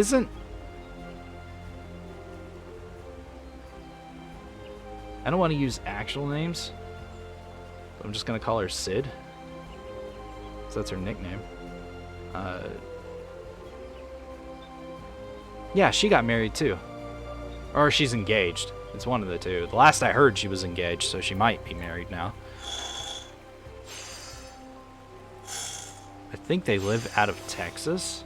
I'm not entirely sure. Not that it matters. I'm never seeing any member of that side of my family ever again. I might see my favorite cousin one time after Nana dies. I might see him once. But I know that once Nana's gone, the cohesion of my dad's side of the family will completely fall apart. Because Nana is the thing that keeps my dad's side of the family together. Because if I remember correctly, all my uncles hate each other. Because, you know, when you got 4 rambunctious teenage boys, they tend to fight a lot. And, you know, that just kind of carries over into adulthood, too. And then, of course, my entire generation, other than like 3 or 4 members, have all left the state. So there's no potential of us meeting back up again. And then, of course, I never want to meet my mom's side of the family ever again. I had my fill of them for the first 19 years of my life. And I never want to see them again. I'm 32. Never again. Ooh, 41 to 45. What's in that? Ooh. Amber, Zircon, Spinel, Turquoise, Dermaline, and Rubelite.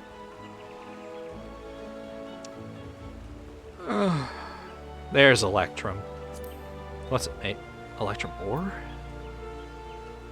I thought Electrum was a combination of gold and platinum, or gold and silver. Shit. It's its actual own ore in this game. Okay. Snarblefly? But I hardly know her.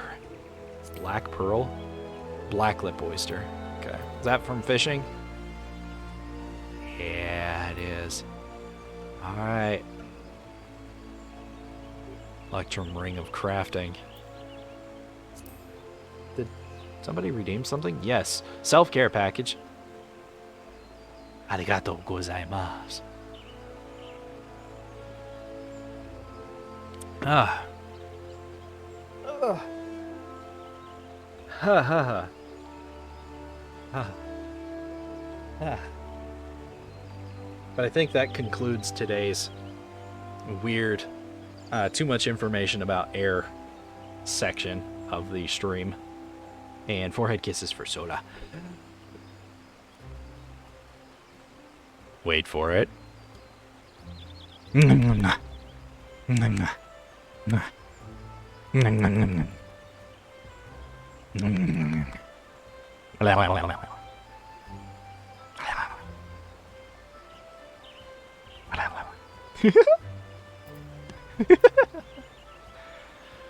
Alrighty. I only have, 7 Aquamarine left, and then I'll do all the Mithril, and that should push me, all the way to level 40. I should actually probably get to 41, now that I think about it. Oh, fuck, I forgot to equip the new hammer. I'm like, I'm 38 now, I can wear it. Or I can wield it. But oh, man.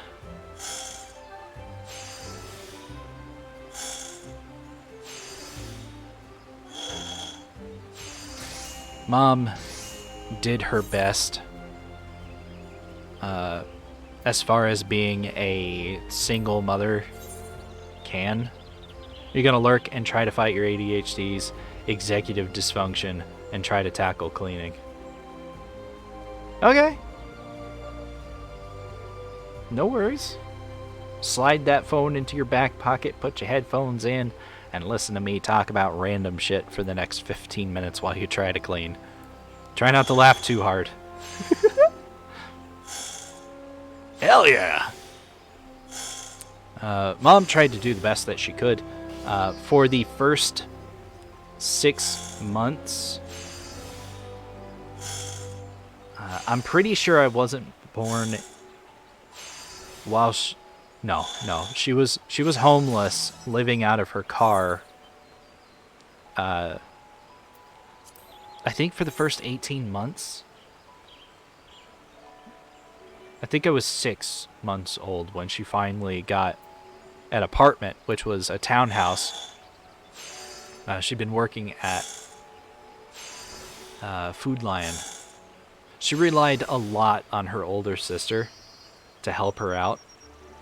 Because her older sister at that time was also divorced. Which, I should mention, there's been like a dozen or so divorces across both of my families. And so far, I'm the one with the longest lasting marriage in my entire family. Although, no. Nana had a longer lasting marriage than me. I think they were married for 20 or 30 years. before him vanishing for a while got to her. Because, you know, back then you just kind of worked through your problems rather than getting a divorce. But, you know, my grandfather having 2 separate families was a little much. He thought himself a harem protagonist, and that is just generally not okay. So eventually Nana was like, you know, don't come back this time. He died at 72 from lung cancer. And it tore my favorite cousin's heart up when he heard that he died. And Nana was like, he called and apologized for his behavior. And I'm like, I can tell that you and me are in the same boat. We don't give a shit. He's gone. And then, you know, Grandpa Floyd, he died in 2000. About 23 years ago. I think he was 72 as well. I don't remember. He died a while back. He died 6 feet from me. Quite literally. That's not an exaggeration. We were in the same room when he died. I was looking at Pokemon cards when he had a massive heart attack that caused his heart to explode inside his chest. I think it was also a diabetes-related heart attack, now that I think about it.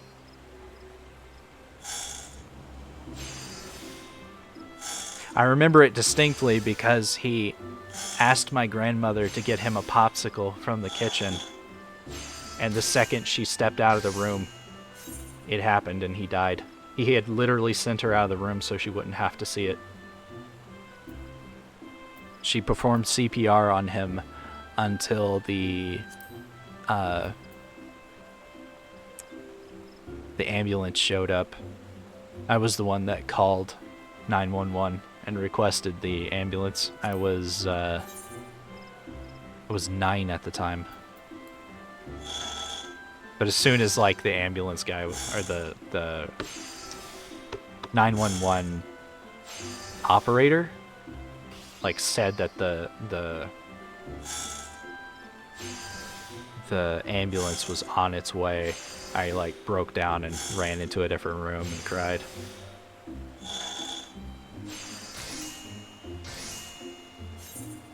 Let's see, and Nana's still around, but Nana almost died recently due to a botched enema, surprisingly. A medical procedure. They ruptured her bowel and she got sepsis. And they almost didn't catch it. It was my first uncle that was like, yeah, you should go to the doctor like right now. And when they realized that she could barely move, they ended up calling an ambulance to come and get her.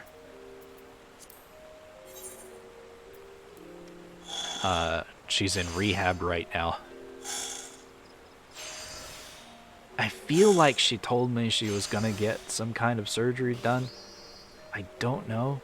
I feel like someone told me that that was gonna be a thing, but that I just forgot because, you know, I've got shit going on that needs my immediate attention. I can't worry about stuff that was gonna happen in the future, you know. But it's scary how close I came to losing Nana without even fucking realizing it, because no one bothered to call me. She, from the rehab center, was the one that called and let me know that she almost died. And I wasn't even the one she was talking to when she told that, because I was streaming at the time. I was streaming when she was telling Minx that she almost died. There's like a 15-minute quiet spot in one of my streams. It wasn't yesterday. Maybe it was the day before or the day before that. It might have been Tuesday that I got that news. Yeah, it was definitely Tuesday because I didn't stream on Monday. Because I just got no sleep Monday. Which, if you look at it from like a superstitious point of view, that explains why I didn't get any sleep on Monday. My grandmother almost died. Oh well, you know, the world works in mysterious ways and all that. But Granny, my mom's mom, I am 98% sure is dead. I've never gotten any calls or any messages or any emails or anything like that that would say whether she was alive or not. The last I heard about her, she was in a retirement home. And this was after she was in a major car accident that broke her neck. So I'm pretty sure she's not alive anymore. She might still be alive, but I don't know. I don't talk to that side of my family anymore, so I have no idea. The only surviving grandparent that I know about, because, you know, my other grandfather died from lung cancer, is Nana. And then once she's gone, let's see. Yeah, all of my uncles are still, my uncles and my aunts are still alive. Mom's gone. Dad's still kicking it. None of my generation has had any surprising deaths. And none from my kids' generation are gone. It blows me away that because my niece is married, or yeah, no, she's definitely married. Because my niece is married, she could have a kid at any time, and that would make me a great uncle. I'd be the equivalent of a grandfather soon. Like a great uncle. Fucking blows me away. 32. Is it over? Yeah. Okay. You want to watch the turtles? Yeah. I need the mouse. Thank you.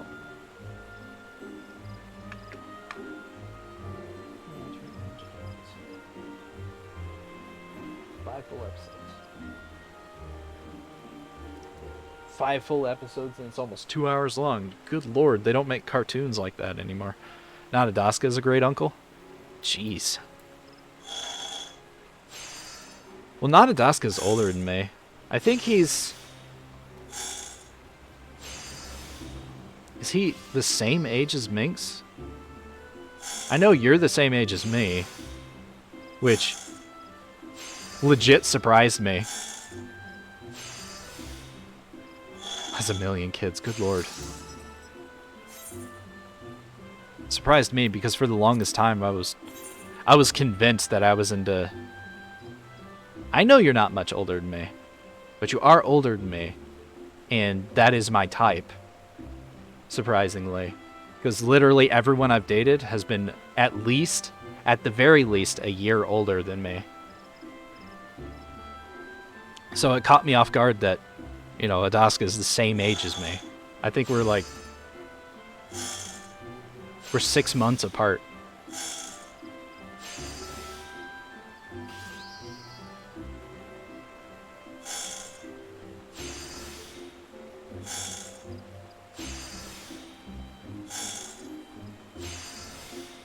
Yeah, me too. Good lord, me too. I feel like an 80-year-old man on the inside.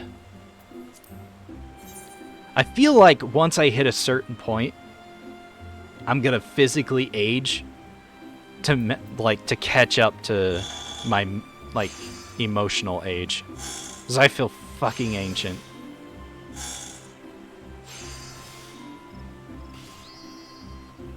I'm just gonna wake up one day and look like an 80-year-old man on the outside too. Took less than 3 minutes to burn down that event boss. Hot.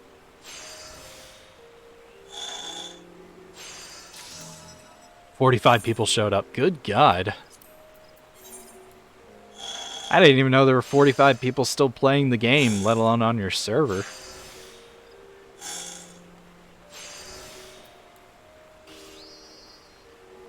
And clapped his cheeks.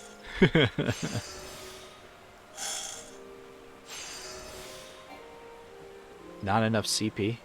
What do you mean, not enough CP? Oh, shit. I accidentally double-clicked the macro, so it was trying to do shit that I didn't want it to do. I gotta give it a minute before I hit the button again.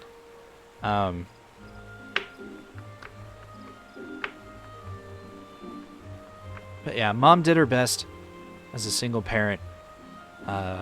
She raised me for about 5 years with a lot of help from my aunt. My aunt was my babysitter whenever Mom couldn't bring me in and just have me sleep like under a thing. Or when I started school, it was a lot easier on Mom. I remember going to my aunt's. I went to daycares when Mom could afford it.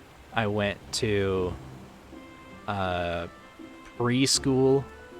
like pre-kindergarten, and then I went to kindergarten. When I was 5, she met a guy who seemed really nice.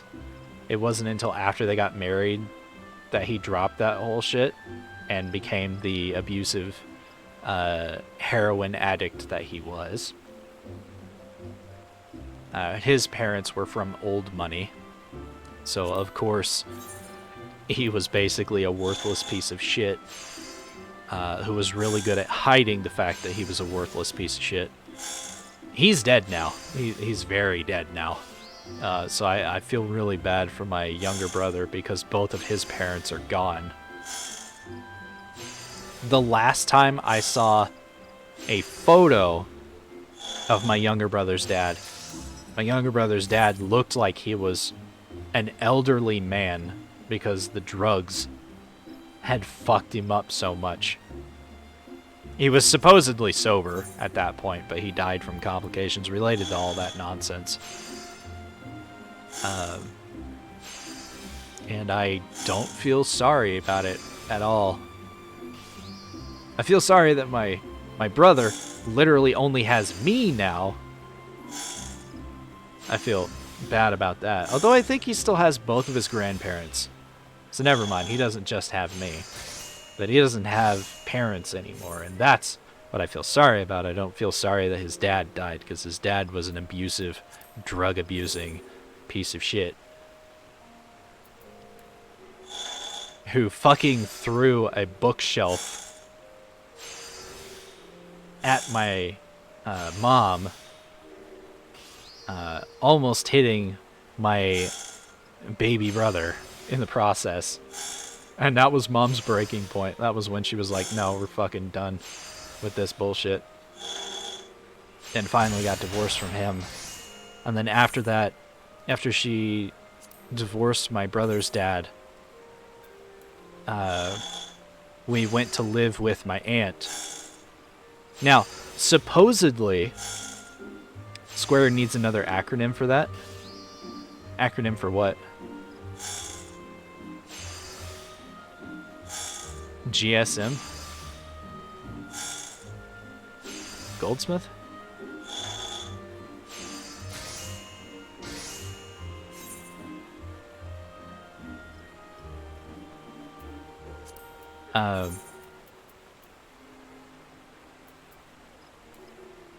See. Supposedly, we lived with my aunt for 6 months. Supposedly.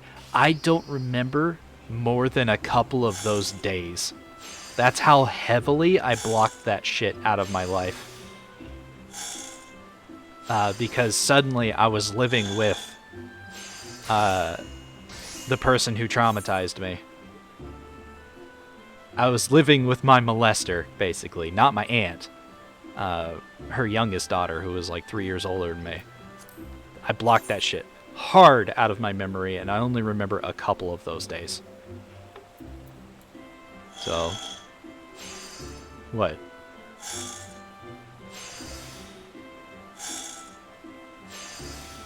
I know it's not technically appropriate, that's why I'm moving on.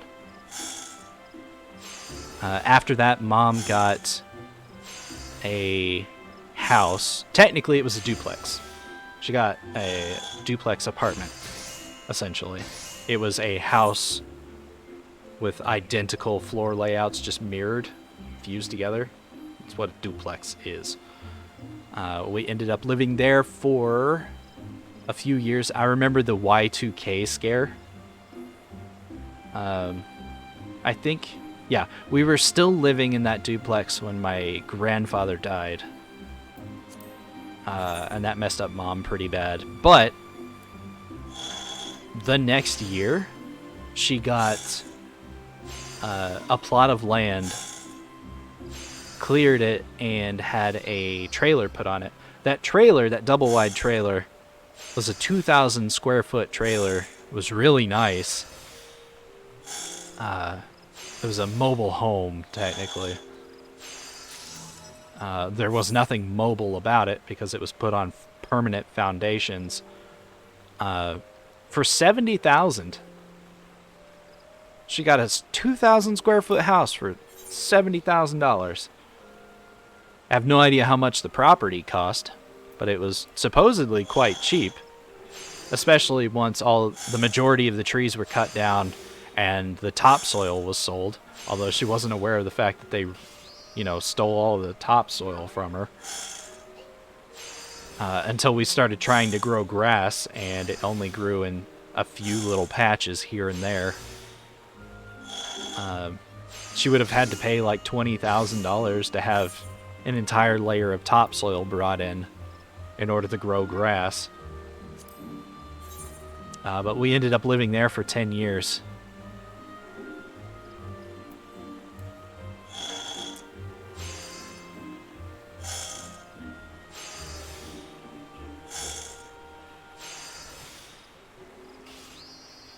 It was...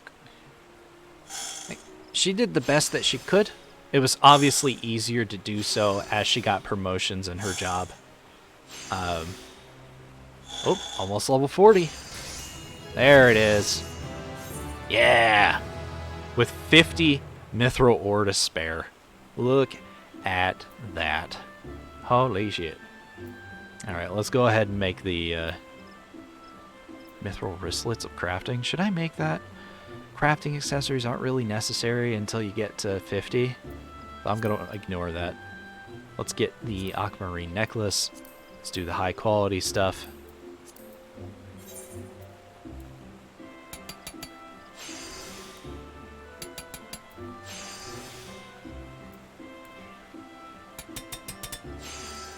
Yeah, but were they turtles?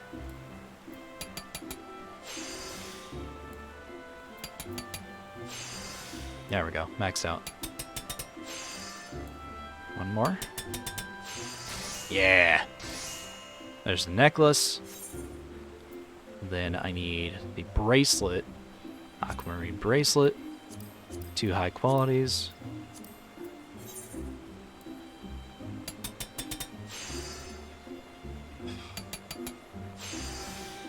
Wasn't too bad. She worked for Food Lion, which was it was more of a southern kind of store. Welcome back. Congratulations on the coffee.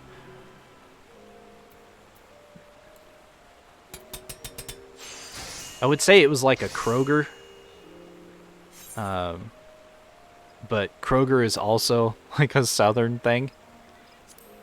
I think it has a couple of places here and there that's not in the south. But it was like a cheaper version of Kroger.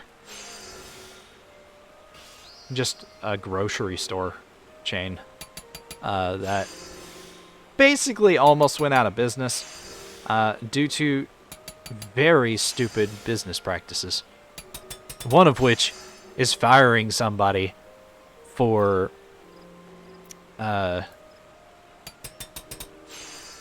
being quote-unquote unsanitary.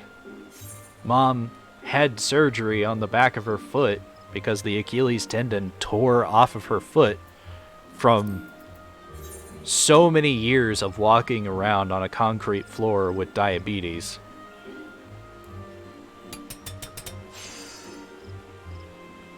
So she had surgery on that where they literally screwed her Achilles tendon to the back of her heel with titanium screws and needed to wear a boot that kept her from moving it around too much and tearing the muscle right back off of the screws.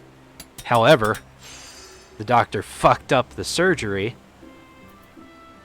and how do I put this lightly? Didn't fucking screw one of the screws all the way in, so it was sticking out, preventing her heel from healing, literally tearing away the skin every time it started to heal kind of situation. So she had to go for another surgery.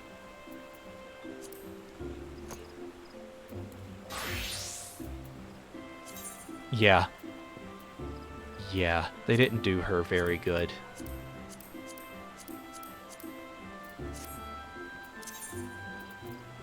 There we go. Brand new accessories. Fuck yeah. Mmm, delicious. Delicious. Hell yeah. Alright. I did, yeah. Back to Goldsmith. I kept forgetting to equip the damn hammer. God damn it. That was it. Now it's just minor. It's level 40. So let's sell off some extra stuff. This is the person right here where you can buy racial armor. So if you use a Fantasia to switch your race or your gender, you can come to this trader, the Black Rabbit trader, and you can buy the racial armor. Because otherwise you'll be naked at level 1. She also sells some minions. All of which you can get for free if you have a subscription. For a certain amount of time to Final Fantasy XIV.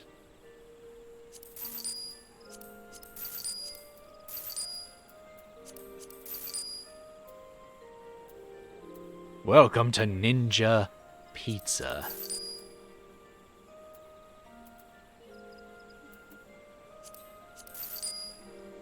Silex? I don't know. Don't discard that, just sort the inventory. There we go. And then I can sell the gauntlets, the Alamo, Calceletta, and the Burbot, and the boots. I gotta keep the Cotton Acton, because that is one of the quest pieces that I need to turn in. I can sell that Spiked Labrys, though. Alright. That clears up some inventory space. Let's look at the gathering log. I only have like 1 and some odd amount of levels left to do. I should probably gather some granite for cut stone. But I kind of also want to do jade and black alumine. I know that I'm going to need alumine for tanning later, so that's what I should do, is grab some jade and grab some alumine. Are they in the same location? They are not. Black alumine's an Earth's Gift. Can I safely go there? 42? I don't think I can. I can go here, though, and get jade. So that's...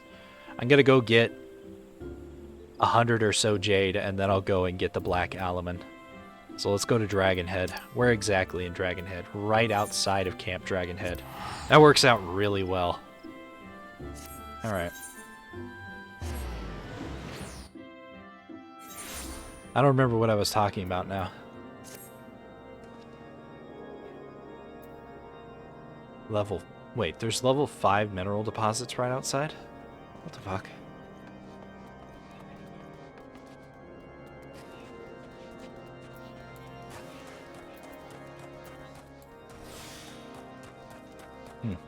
Why is there level 5 over there?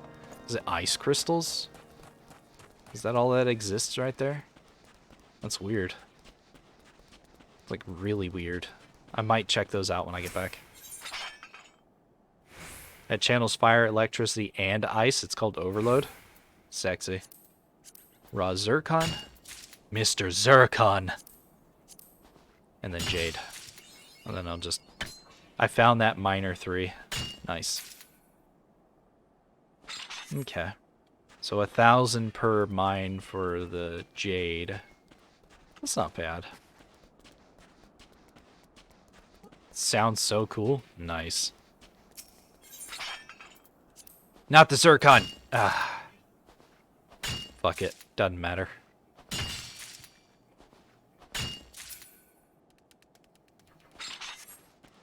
I'm pretty sure Jade isn't used for anything other than housing stuff.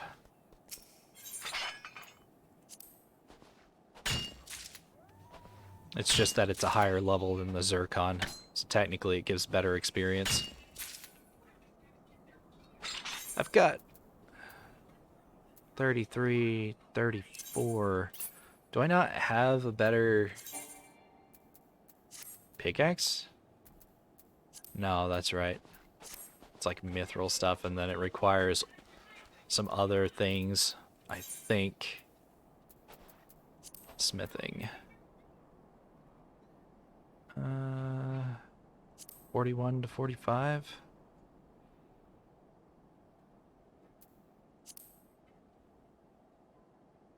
Plumed mithril pickaxe.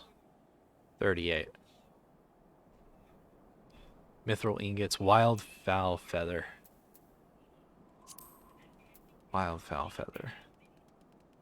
That's not a harvest, right?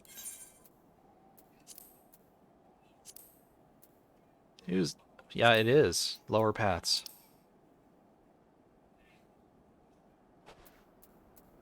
Yeah, let's go get that real quick.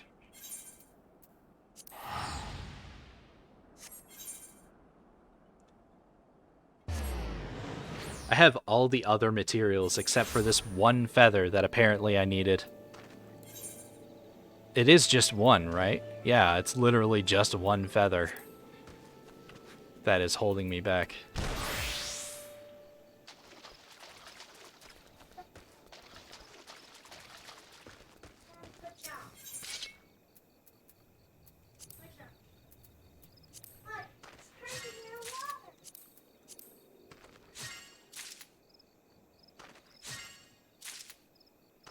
There are quests out here? Serveth thy master in slim pickings? What? Oh. They're level 40 quests. 46. Why? Why are there level 46 quests out here? I don't understand. Oh, excuse me. Just burping up a storm.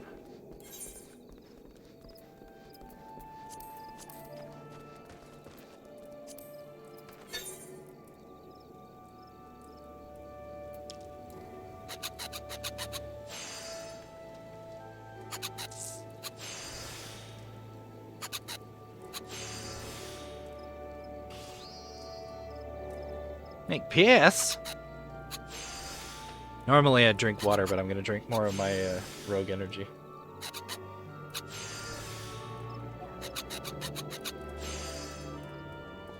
Ah. Oh, my eye just twitched like heavily. It was like, how dare.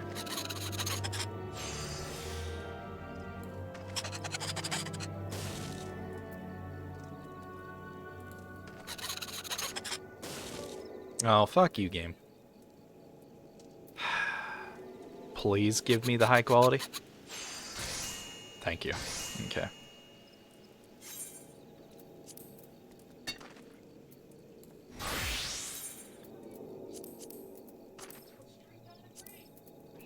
There we go.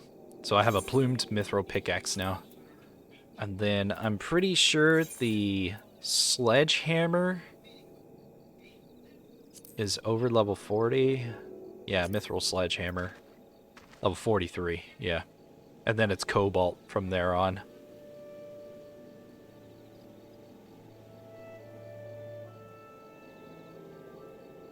Cobalt Dolabra 43, yeah. It looks so cool! I'm glad. Back to Camp Dragonhead. This should help make mining the jade just a little bit easier. I don't like missing when I try to mine for stuff, because that wastes turns and wastes time. Now let's... What the hell is over here in this level 5 mining spot? What is over here? Why is it level 5 of all fucking things? What are you... They're doing cold water training. Is that Creed? No, okay. I was like, wait, what? Yeah, it's ice shards. Okay. Okay. Good lord. There's probably a hidden item associated with those mining spots, but I'm not going to bother trying to figure out what it is. Orange juice. Orange juice. Sushi. Alright. Let's get some jade. Get leveled up. And then we'll go and collect, like, all of the black element I could ever need to get Leatherworker leveled up. Because I'm pretty sure black element is the ingredient that's used for the rest of it. That is not what I wanted to do. I wanted to go to the crafting log and look at Leatherworker, thank you. Boar leather is regular alumine. And that's just going to be what I end up making for a little while until I unlock the next recipe for leather. It went up by 4%. Fucking A. Let's do the first sharp vision, and then just do this. There's level 39.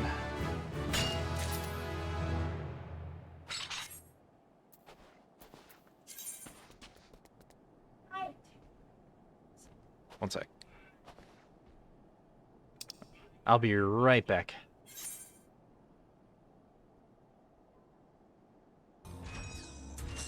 Hello.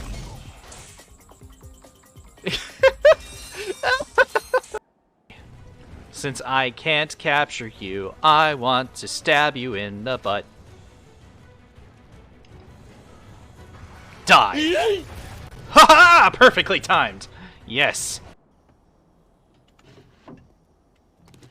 Nothing like...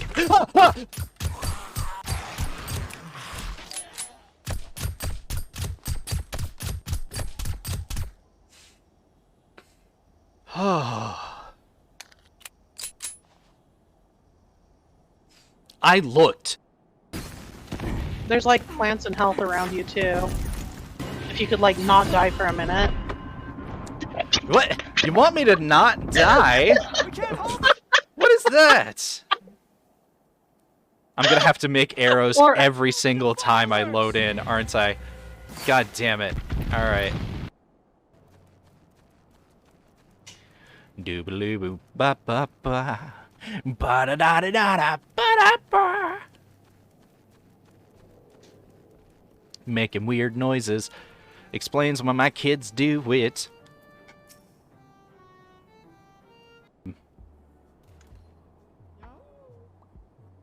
Brain. Damn, you work the wood so good.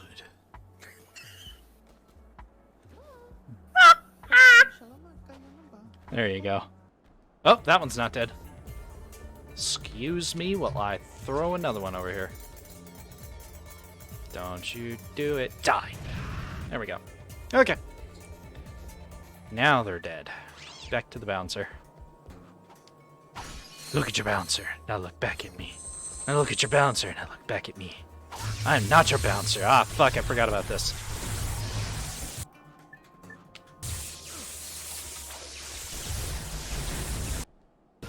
I'll take the butt plug. Don't take that out of context. Ah!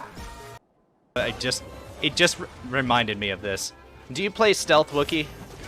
If you don't play Stealth Wookiee, I'm disappointed. That's gonna hurt. I countered it! Ha-ha! I'm the only person in the world who can counter a flamethrower with a sword! How does that even fucking work? How does that work? Break line of sight, hide in the bush.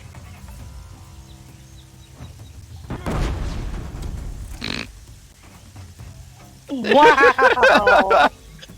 That's probably why I died instantly. Hi, honey. Hey. How's it going? Nope. Be nice if I had ammo. Probably don't make arrows while you're exposed. Nah, it's fine. Probably. Oh, the fuck? He's like, That's yeah. fine, probably immediately dies. Blows the head straight off my shoulder. Oh, that's gonna hurt.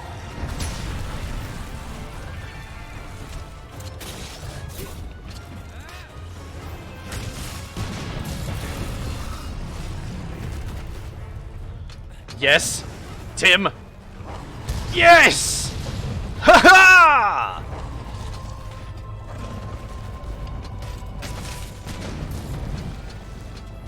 I fucking love doing that. What? What's with the... Oh, wall penis seeds!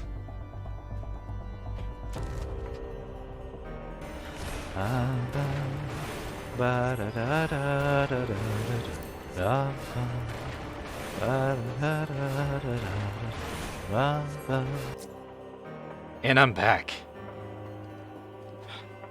Good lord. Alright. Back to mining. Don't mind me.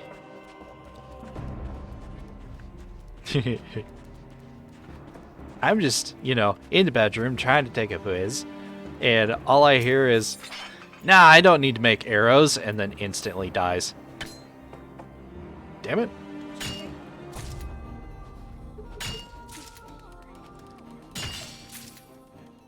The boy is like literally shaking from the cold, and we look over at him and I'm like, you okay? And then we realize he had changed out of his sweatpants into a pair of shorts. It's like, son, what the fuck? Where are your pants? So now Minx is dealing with that. We just, like, she called me back to the room to help her get the window closed because we have an air conditioning unit that was in the window, and it's so cold outside now that having, even with the like the block that was in the window for like the air conditioner, it was just pouring in cold air. So she's like, please help me close this window, I'm freezing. I'm like, okay. So we got the window closed. It's like, it is, you know, it is cut glass with your nipples kind of cold back there. And I'm like, this is with, you know, most of our windows closed, almost completely closed all the time. It's this cold.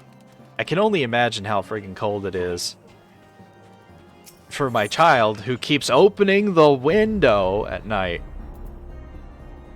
It's at the point where I need to go to the hardware store, get specifically metal bit drills, metal bits for my drills, and some screws and a piece of scrap wood, so I can literally screw her window closed so she can't open it and fucking kill herself in the middle of the night by freezing to death. That is the point where it's at now. That is something I need to do because she's going to end up doing it at this rate. I don't know how to explain it to her any better than I already have. That this window needs to stay closed because when it's open, it lets in extremely cold air that will just make you sick.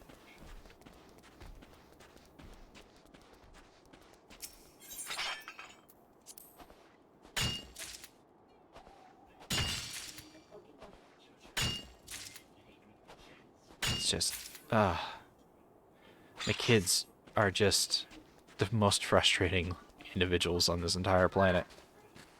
Like, and I know me, so I know how frustrating people can get.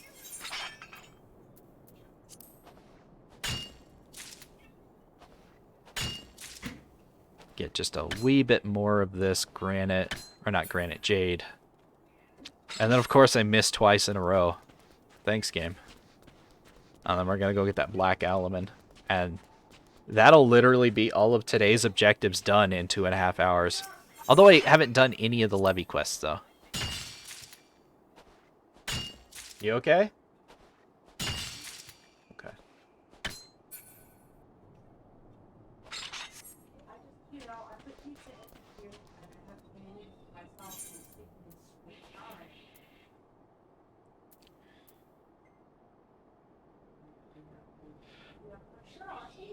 I don't know where I'm going. Where's the black alumine again? Ah, Earth's Gift, which is, you know, quarry mill. Alright. So once I finish getting this black alumine and hit level 40, I can swap to Conjurer, do these side quests that spawned here, and come back to Moradona, do the levy quests, and that'll be all my goals for the day done already at the 2.5 hour mark. Well, 2 hours and 40 minutes. So it'll be more like 3 hour mark. I didn't plan on it being this short. I planned on doing like another hour or so's worth of stuff. Raw spinel, raw tourmaline, and then the rest of it in black alumine. Thankfully, I don't have to actually go into Earth's Gift, where all of the hostile wild hogs are located. Time-worn leather map, there they are. I can start doing maps now. Treasure maps.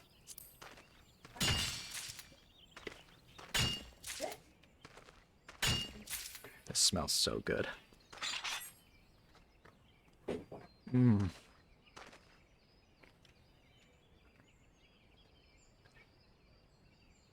It's a little on the hot side. I'm gonna have to let it sit for a second.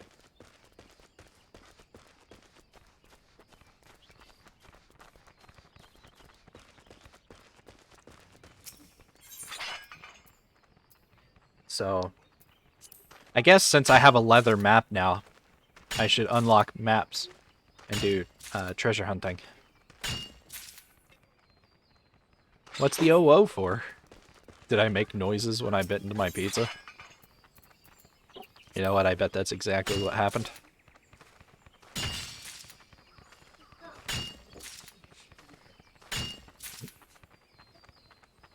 Go around the backside, try to get to the rear.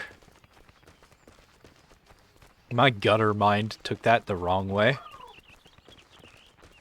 You're jealous of my pizza? What, because I'm eating it? Sit down, son. He's now wearing pants and a hoodie. You want to be in my mouth. Yankity. I mean, come here. I'll put like one of your fingers in my mouth.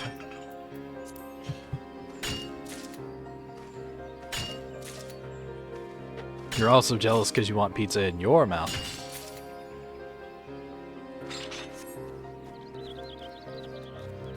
I know that feeling.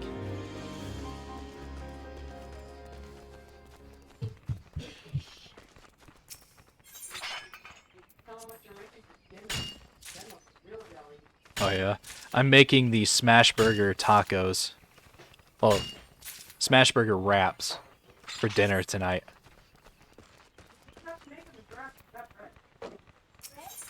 I know, but I plan on making them like wraps. It's the idea. Normally, when I make smash burgers, I take a pound of ground beef and I split it up into 4 to 6 balls. There we go. King's Yield 2 is 2 items when gathering. Very nice. Move that over 1, move that over there. Very nice. Okay. Level 40. Hell yeah. Swap to Conjure. Run over here and do these side quests. It's just levies. Yeah, it's all levies.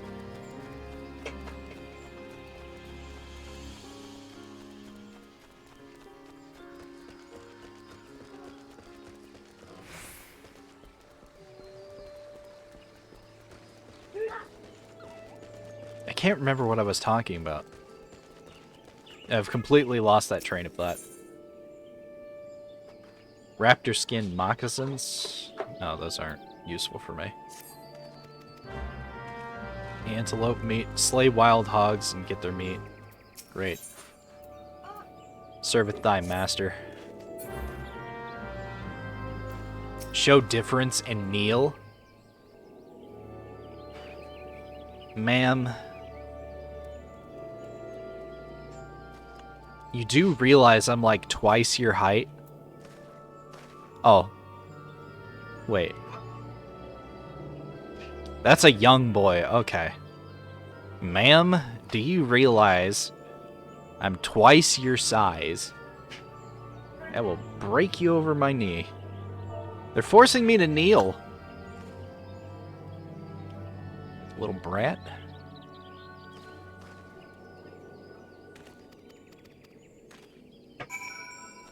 Defeat Keds and obtain their wings. Alright.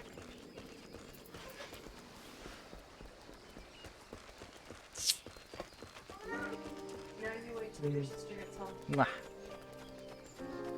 Gotta wait till your sister gets home. You didn't ask nicely, you demanded, so you don't get anything.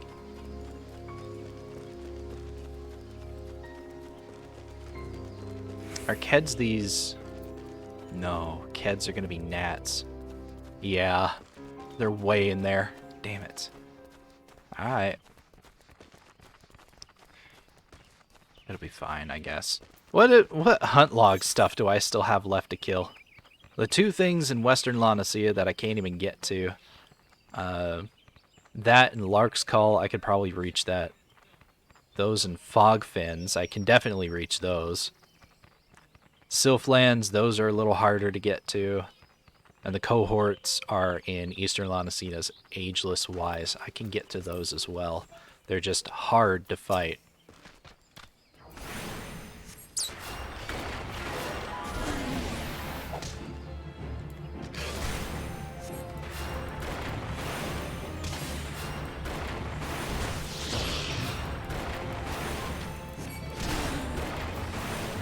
Four more levels and I'll be able to get Red Mage. Hopefully that's not going to be much longer than 2 weeks. Because once I hit 49, I'm literally going to do nothing else except grind and get level 50.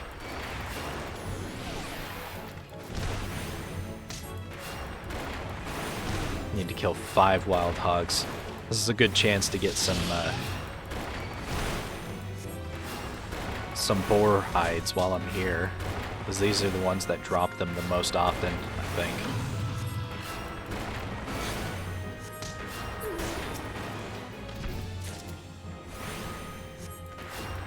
Although they seem to not be doing that.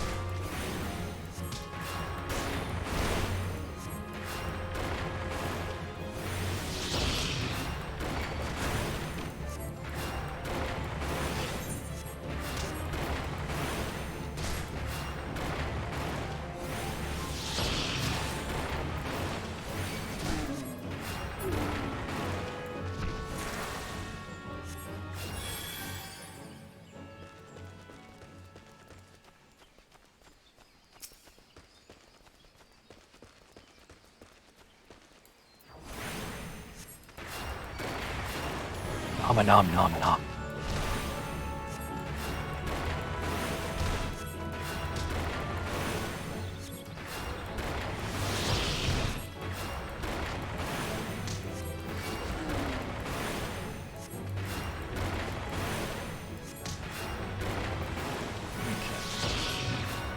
I don't really want to, like, stop streaming early today. I want to actually have a full-length stream. I can manage this. It's just 4 more hours.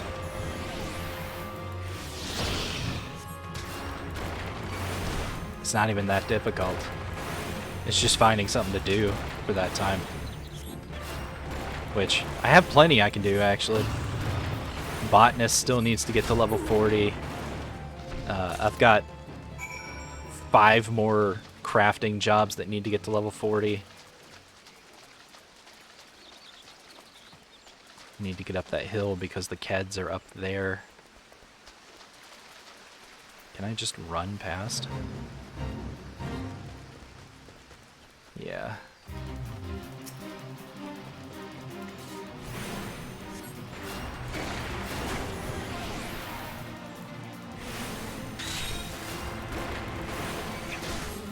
Ran. I'm working on it.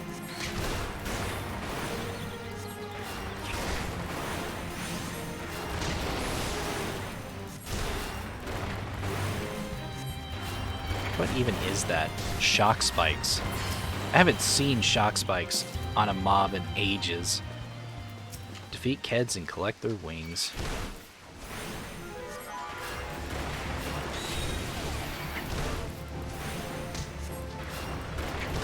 Yes, the Keds are gnats with human teeth.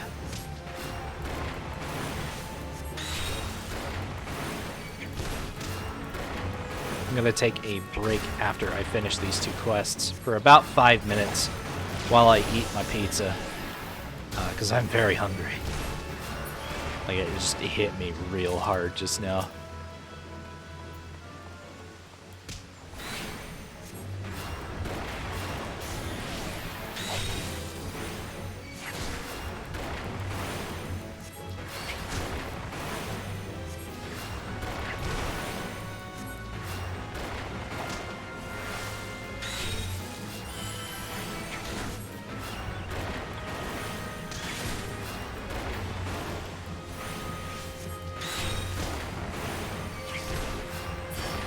There we go. Alright, back over to Quarry Mill we go.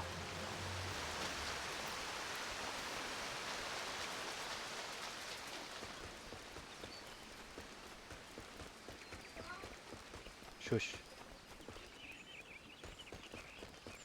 Apparently there's a fly in the house. Great. If the kids hadn't have punched massive holes in their bug screens, this wouldn't be an issue. The kids keep opening their windows, causing problems. Gonna have to pay to replace those screens. Gonna have to pay to replace the blinds they keep breaking. Hopefully we won't have to pay to replace the radiator in the boys' room because he keeps trying to destroy it.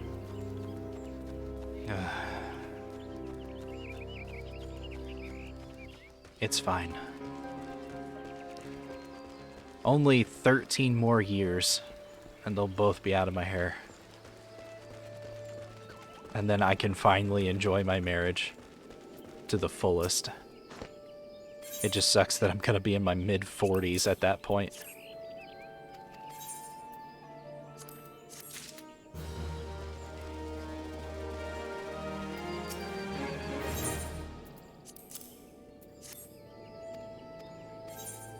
Now, are these ring bands better than what I'm wearing?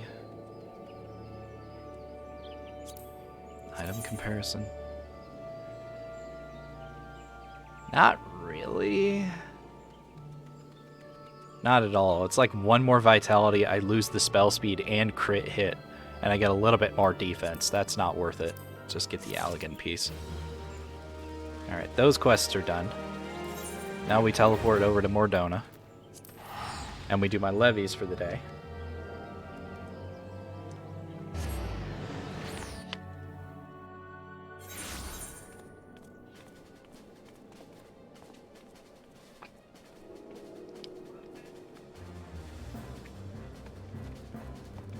we can hunt down some of the hunt log stuff for more experience. But I think the most I'm gonna get is like halfway to 47 today.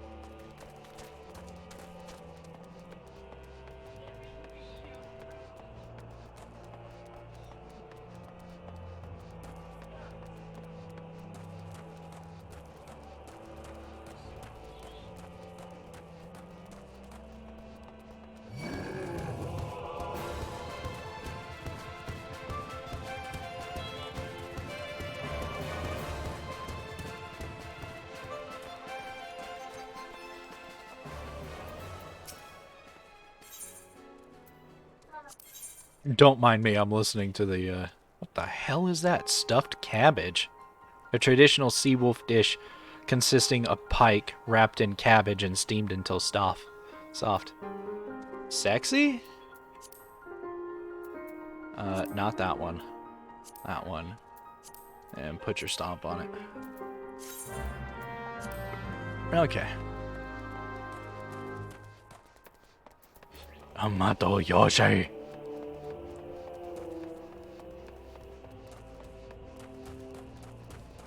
Hamato Kurosai. Oh, shit. I was gonna... Hold on. I'm gonna take like a 5-minute break, eat my pizza real quick.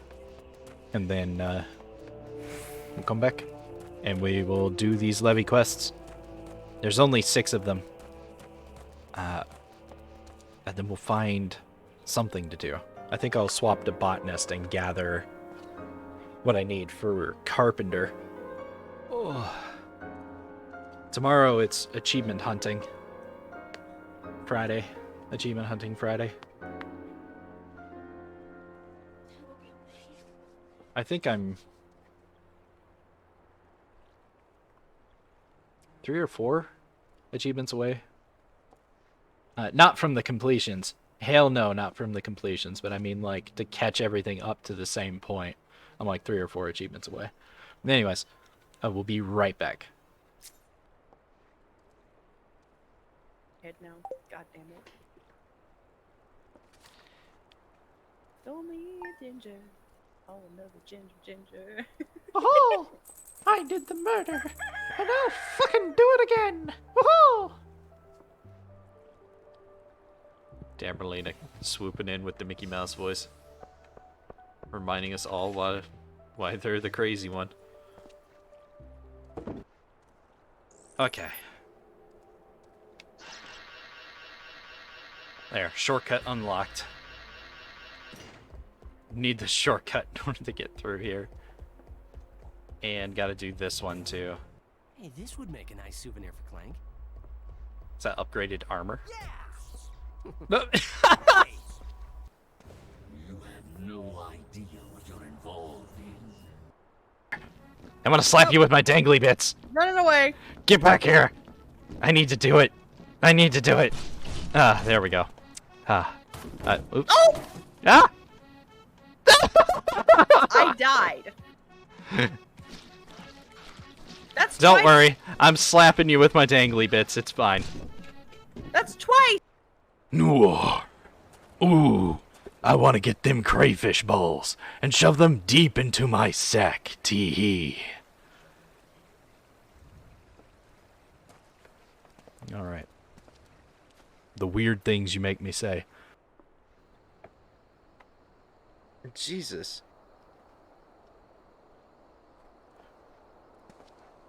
Oh, that just came out of nowhere.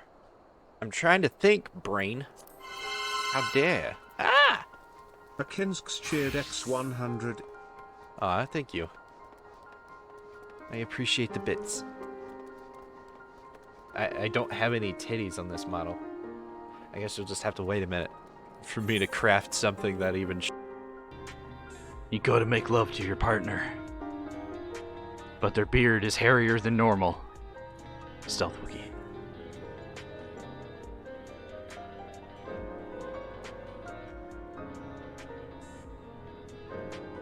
You go to take your whiz, but your dick is bigger than you remember. Stealth Wookie. Hello.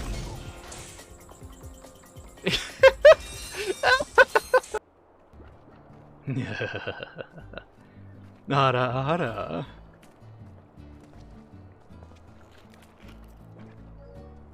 Oh shit! Does that turn you on? Does that excite you? Am I pretty enough for you now?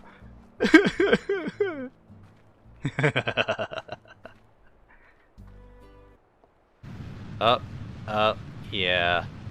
Yeah, that's not good. That's not good. What is happening? How is this possible? What is going on? What? Why? Why?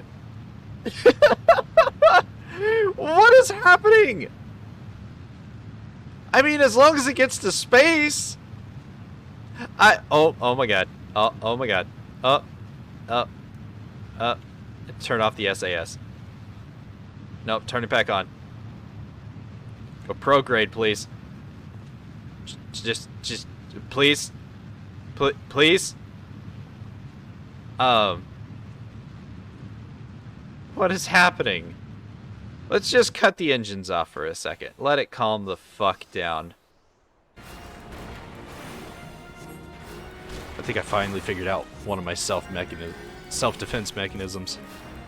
Well, if I flirt with somebody heavily enough, it'll desensitize. It'll desensitize. Fuck it. I'm not gonna word anymore.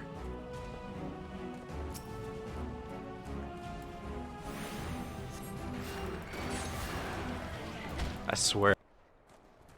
And then I'll probably end the stream right after that. Going back to lurking. Alright.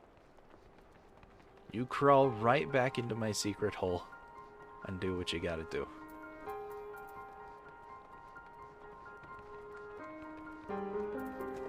I know what I said. Alright. I have the wrong job for this. People come in expecting a chill stream, but it's furrier than normal. Stealth Wookie. Oh my god. You can change so much about it, but no matter what you change, the character's always gonna look ugly. That's just how Kinshi is. I can change idle stances.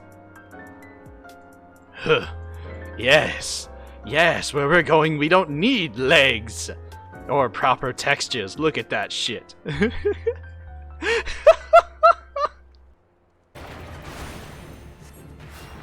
I almost feel bad for anybody that sees me for the first time and thinks, oh, this is a chibi streamer. He must be so wholesome. And then I start talking. Penis, penis, butt face.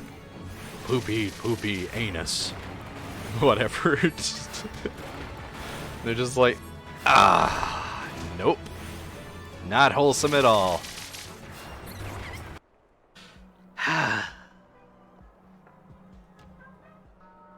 Look at his face. He's like, ah! Oh! Tentacles! Yes!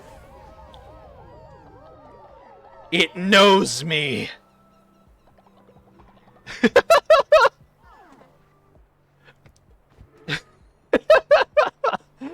I just looked over and saw... Oh! I want to stroke Xenos' silky hair with my fingies until he ooh-woos like, oh, whoa, Mansa, he really is. Oh! I can't believe you made me say that. Didn't do the self-care because I didn't see it. Thank you for reminding me. Oh. I heard that. Don't mind me just snapping my spine and it doesn't... Where'd my water bottle go? Places. There it is.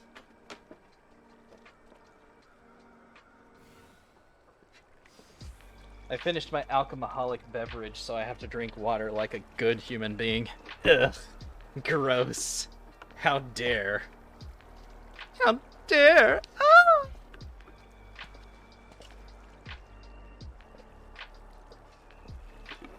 Ah! Levik's not on a plane, is he? No, No, it's just Alex is on a plane. Alex. Levik's awesome, though. Ash Williams, meatballs and cream sauce. Yes, that's what I want on my meaty balls. Cream sauce. Actually, yeah, that is exactly what I want on my meatballs.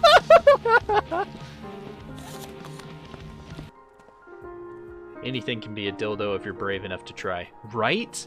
And anything can be a dildo even if you're not brave enough.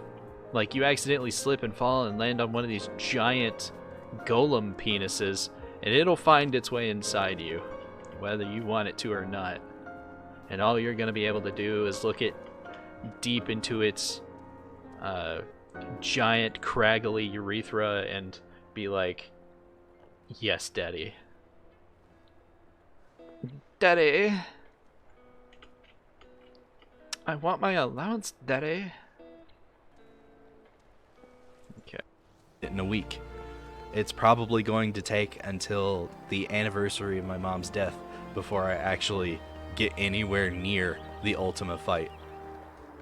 But once I complete A Realm Reborn and start into the A Realm Reborn patches that lead up to Heavensward is when I'll consider... Why is he naked? Let's just look away from that.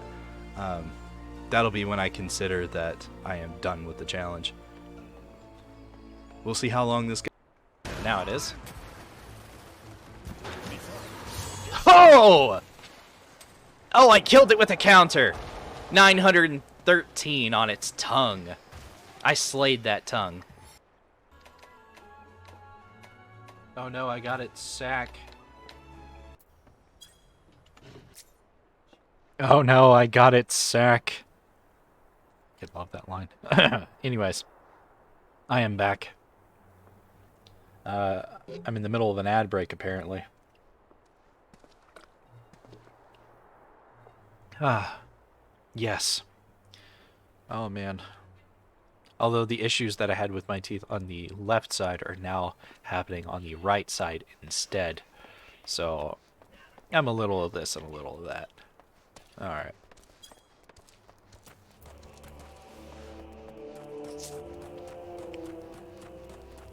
I forgot about some of those clips. I've got so many. I think I'm somewhere around 70 or 80 clips.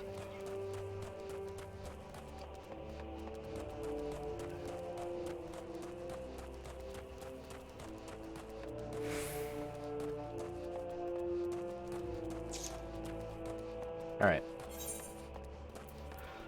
Which one of these do I want to do? Let's do Big Bad Idea. Yeah, let's do this one first.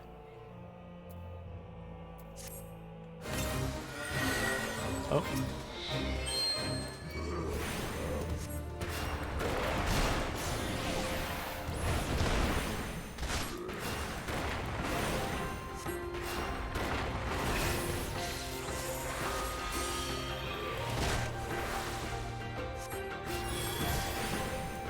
Gorn the Garg.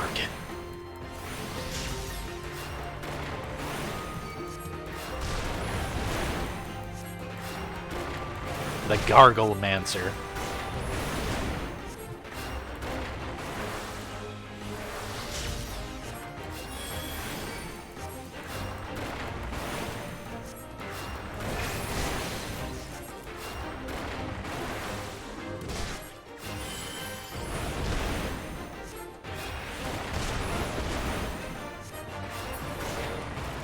Welcome to the Euphemism Theater.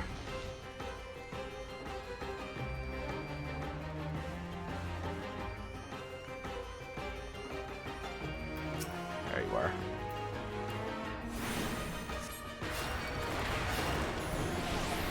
I feel much better after pizza. Much, much better.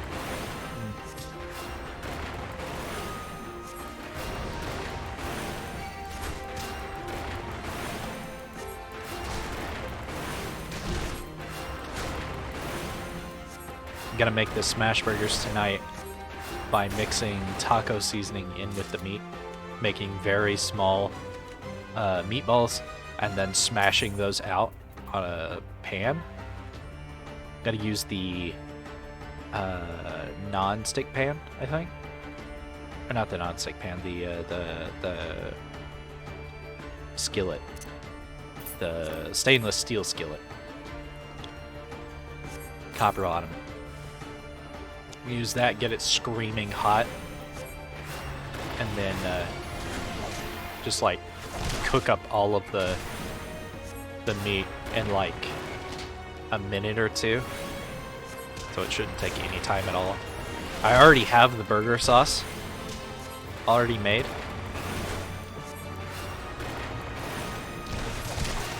And the cheese is gonna be going into the wraps, so not too worried about it taking a long time. Yeah. Should be delicious.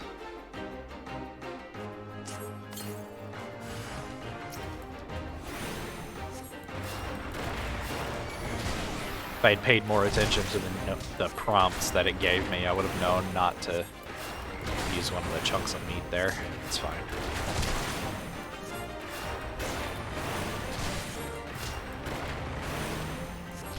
What is my GCD right now? 2.45. Is it casting speed or recasting speed? Spell speed. And spell speed is casting and recast timers. Alright. Yes, I know. Stop touching the blinds. Fix them. Fix the blinds.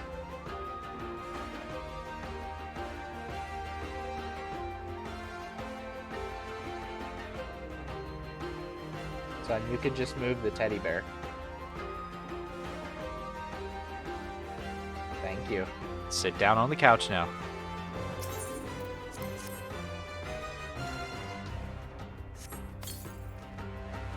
No evidence.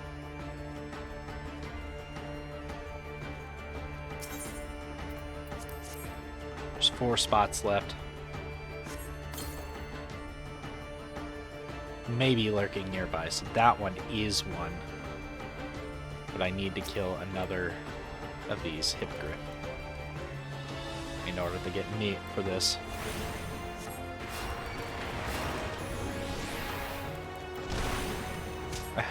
Fucking trees.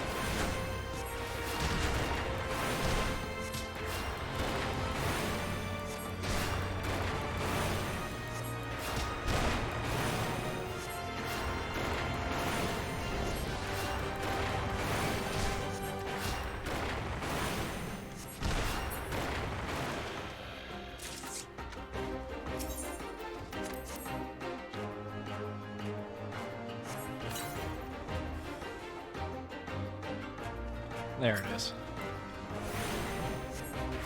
A big horny boy.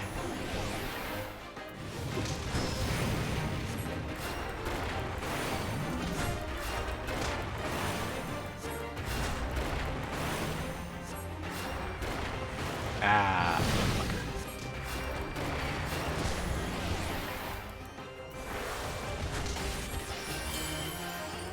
Oh, dodge.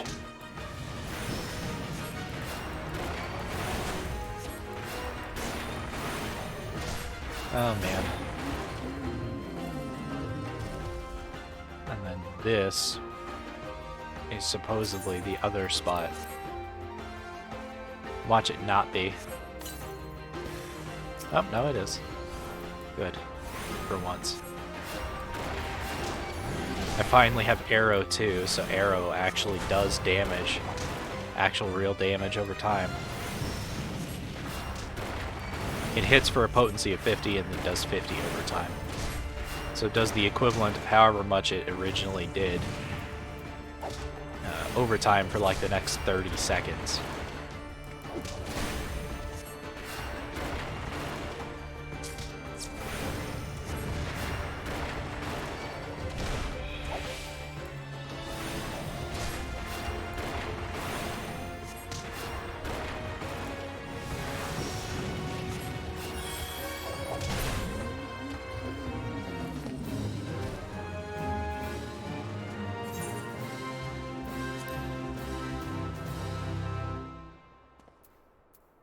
Mato Yoshi.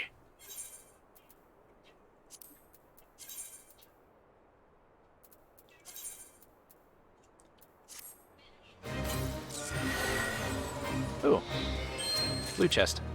Ethereal Blackhorn Staff. God damn it. It gave me the fucking... Yeah, Thaumaturge Black Mage Staff. You son of a bitch.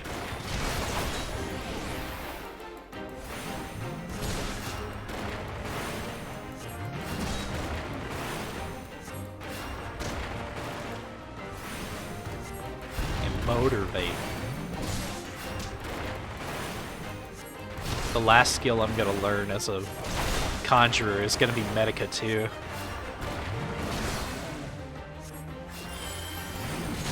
I'm gonna get that at 50. Can't even use Medica 2 in Arum Vale, which is just ridiculous.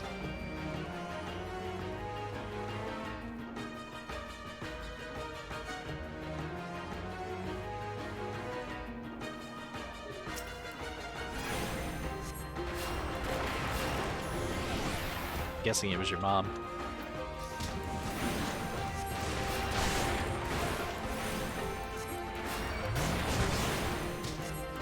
It definitely wasn't somebody at the door, because I would have heard it closer. I felt it in my feet rather than hearing it.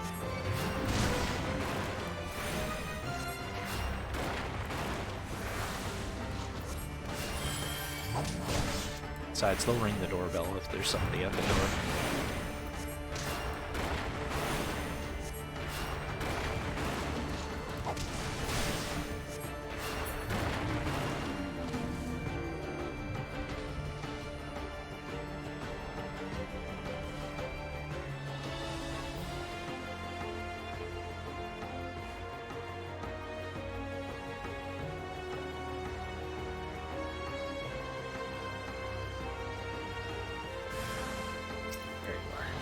Ah, it's one of these.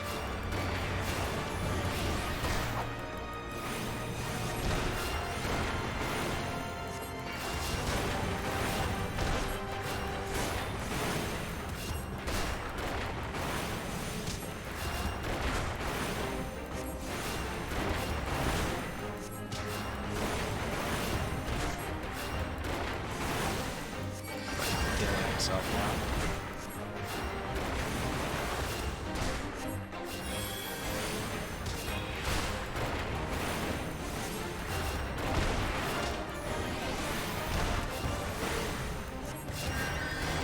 You son of a bitch.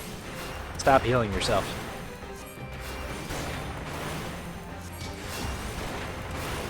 Just gonna heal. Again. There we go. He didn't manage to heal.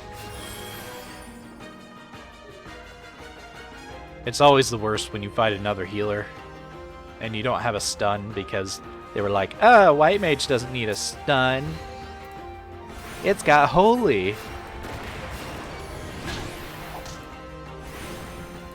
Like, sir, you took away my knockback spell. You finished your last panels? Nice.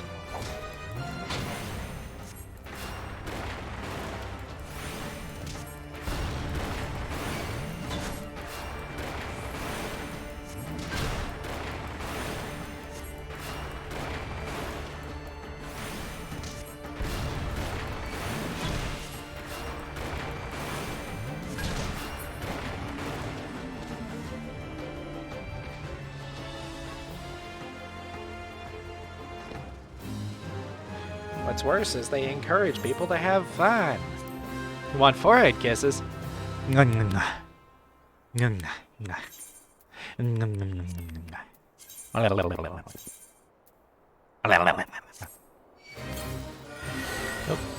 well. Insta-aggroed on me.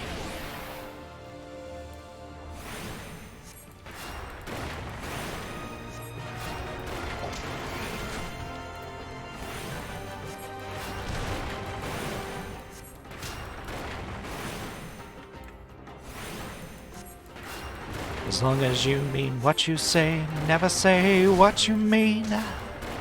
It's not what's said, it's what's implied. read between the fucking lines. I'm being subtle, delicate, you massive, stupid piece of shit. Oh, lightning sprite.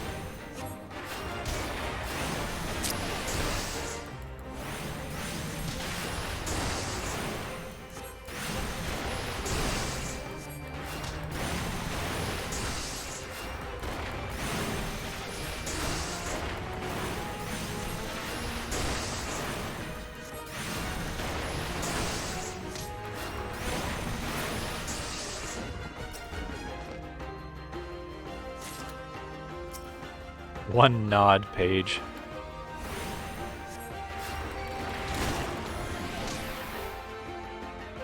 Gotta back up for that one.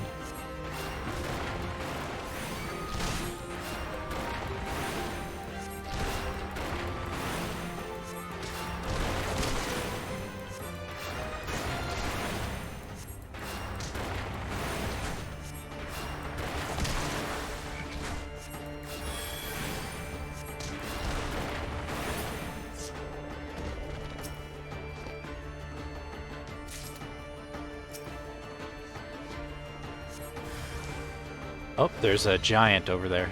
Yeah, the hunt mark. I gotta... Not hunt mark. Bounty. I gotta go kill that in a second. For an extra, like, 1,500 experience.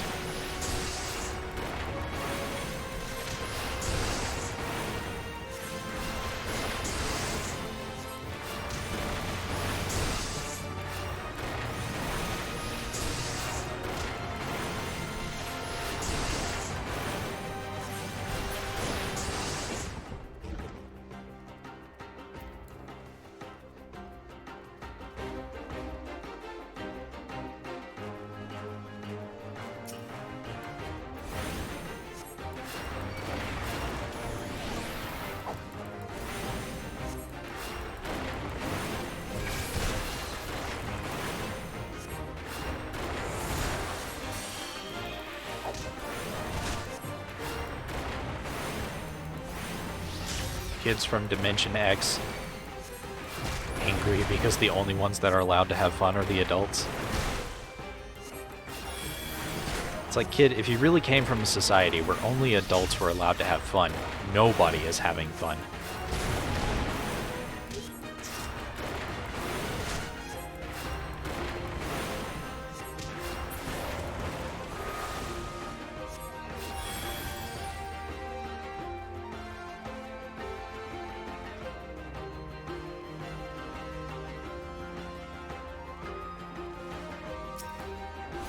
Skull Warriors from Dimension X.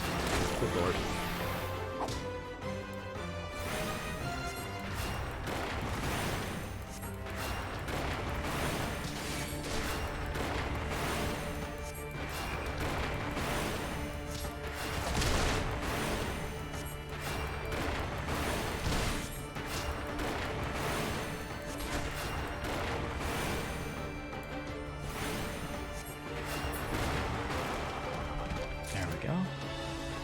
Ooh, Gigantoad skins. Nice. Isn't there... Second page? Ooh, a treasure coffer. Give me a weapon. Ethereal Electrum Ring. Ah, that one's a... That's a melee one. Well, it's not a mage. It's a, physical thing. Let me move back. So I don't want to fight the toad and the dark dragon. Denizen of the dark.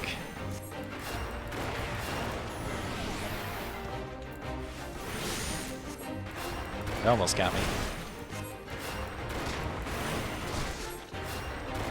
The look.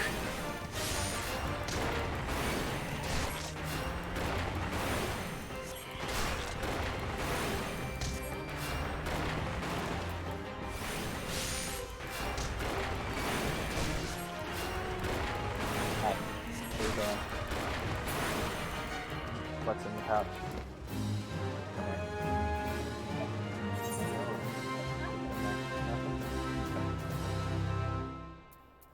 My kids make me so paranoid.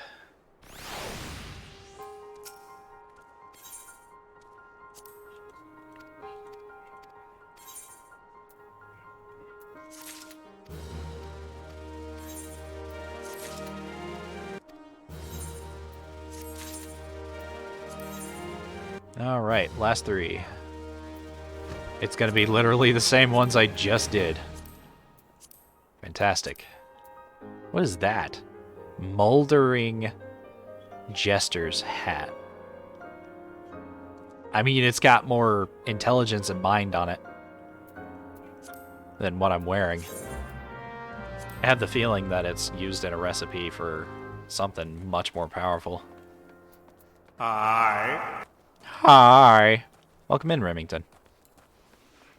It's good to see ya. I've got 3 more of these quests left. Among Giants. This quest just started, didn't it? This fate. It did. Let me get over here where the NPCs are, where it's safer, and then just start beating the shit out of them.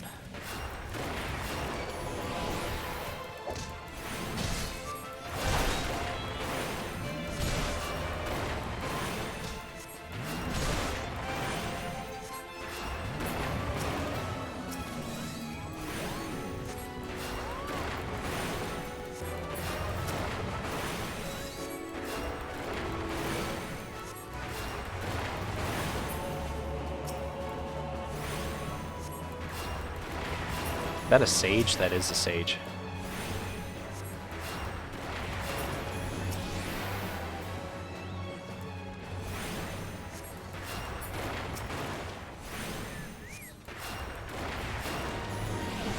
Oh, for a second there, the battle music cut out.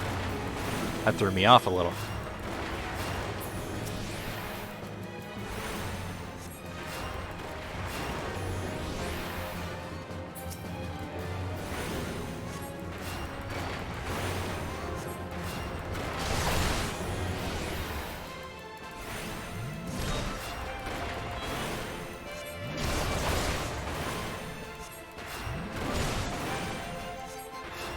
They left. Okay.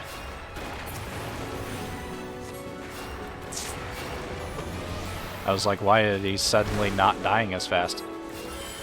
I think they literally only showed up just to do enough damage to get like first place in the fate and then ran away. They probably went to go do Gone with the Shadow. Honestly, wouldn't be surprised.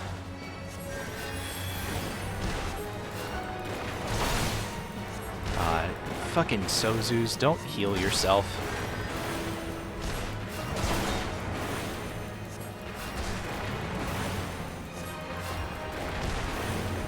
I don't have presence of mind, so I can't cast any faster than I am. And Fate's done. 5k experience, that's not bad.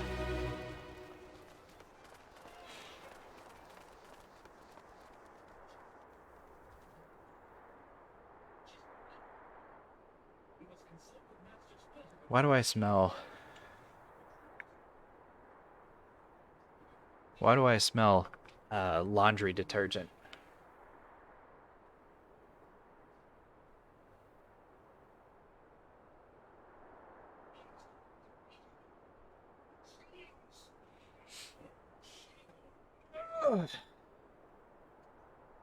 The smell has now gone away, so I'm assuming it's not from our apartment.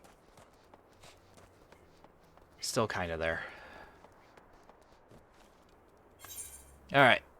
Let's not do liminal ones first. Let's put your stomp on it.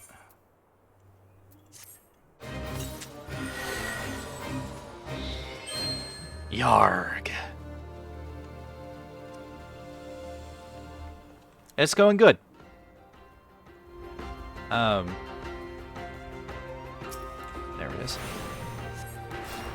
I've got 3 levy quests left to do, and I'll have basically all of today's goals done for the day.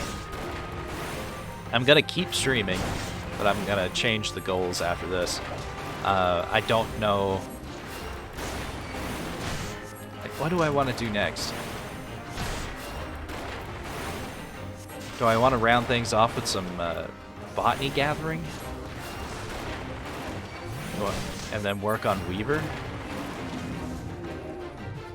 Yeah, I think I do.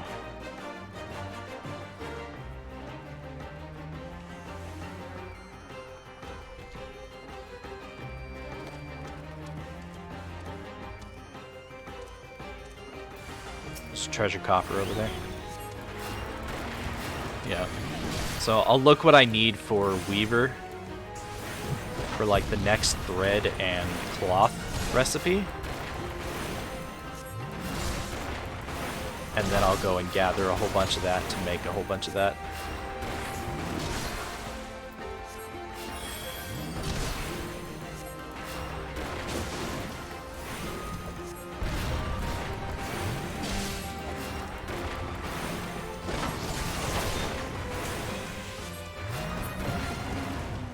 After a rough morning with some cat issues, tune in to watch a fun stream. Nice. The Aerial Eagle Crested Round Shield. I can't use that game. I don't know if you noticed, game, but I can't use that.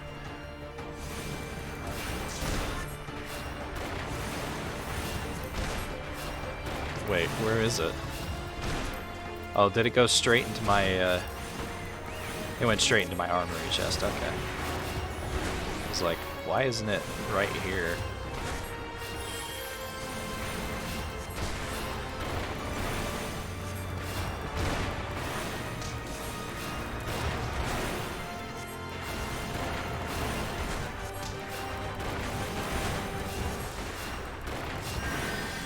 Look at that, it almost insta-casts Cure.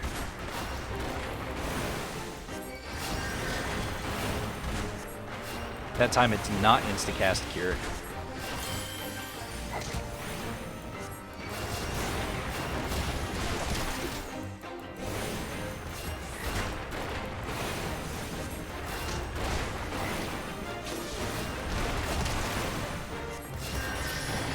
Ah! You fucker. Killed you before you could heal yourself.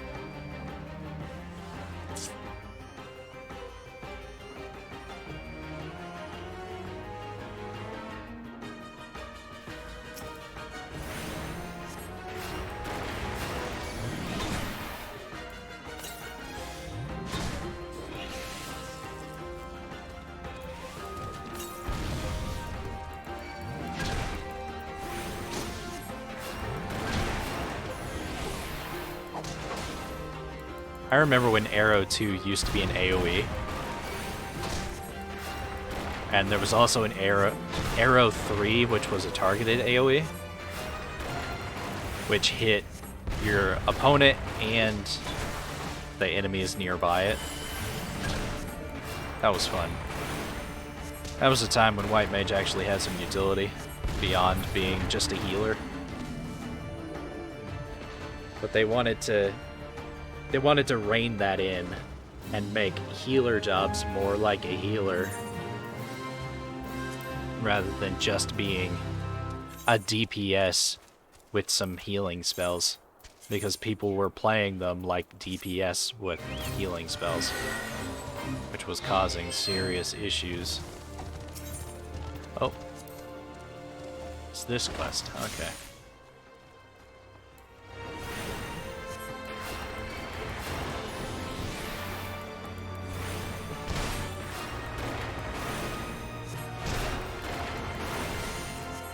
I hope your cat's okay.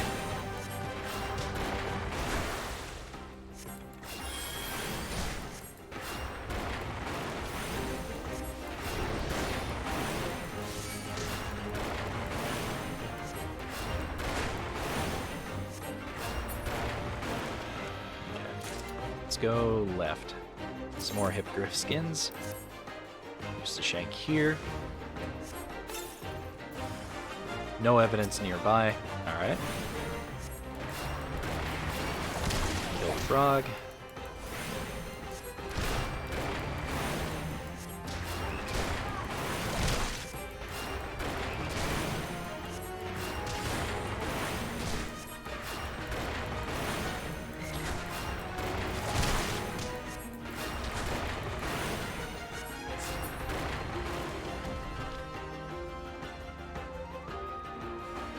This one, because it's closer to me. No evidence.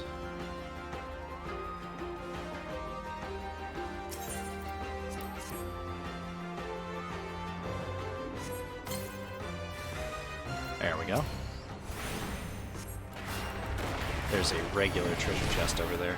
It's a brown one, which only has items in it, like potions, or stat increasing potions. Like healing potions or stat increasing potions.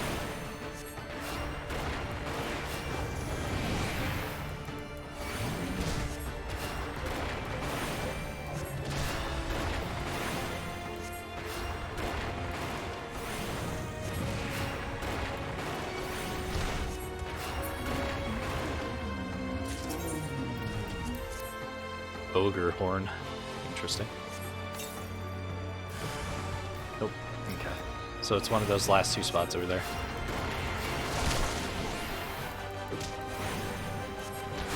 Had to make sure that that spot wasn't the one. It's basically 1 in 3 chance of figuring out which one had the last hoplet.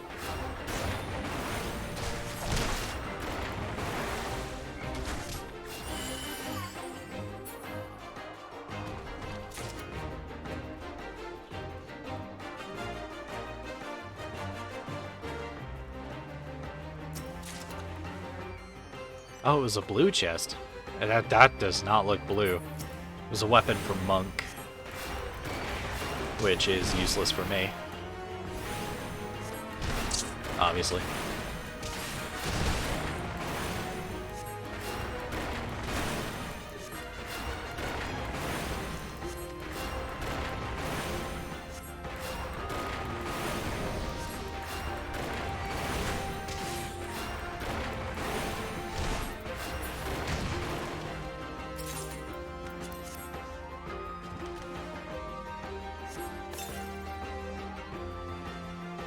Lurking nearby. There we go. That was some of the last of the haplets.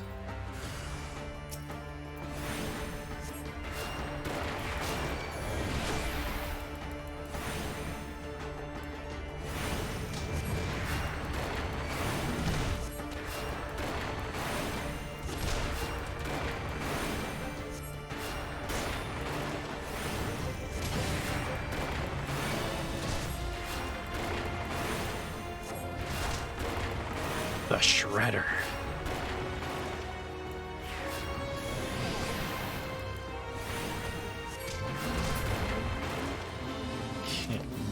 Shredder holding a pistol. That's something that didn't last very long.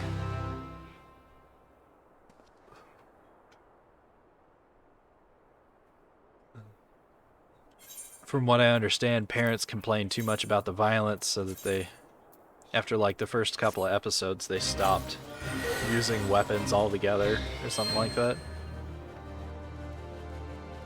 Minx was telling me about this, but I can't remember the details right now. Teenage Mutant Ninja Turtles.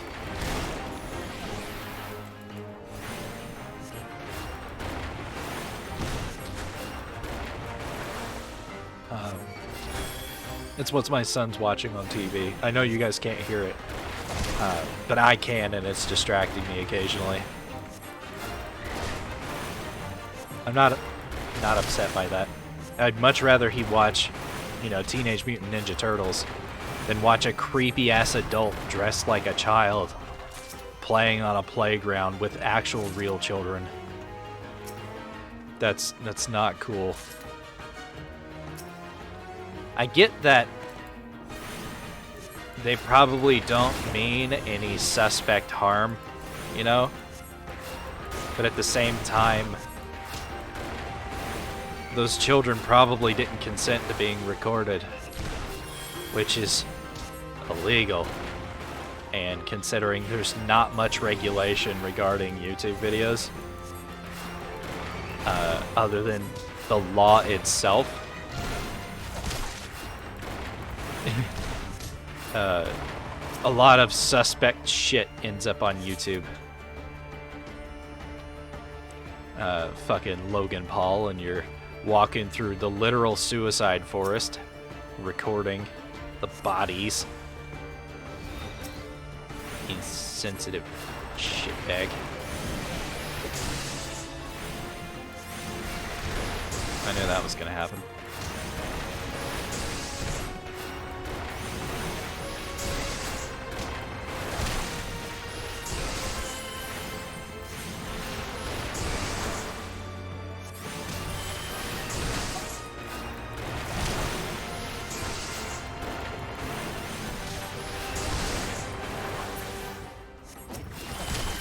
What? That Logan Paul's an insensitive shitbag?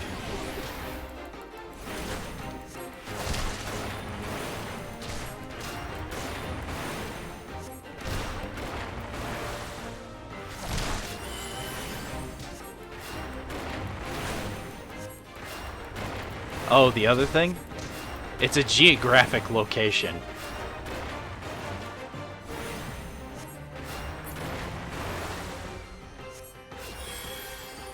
And there's a lot of things I can't say on Twitch. I'm not saying I'm gonna say them anyways.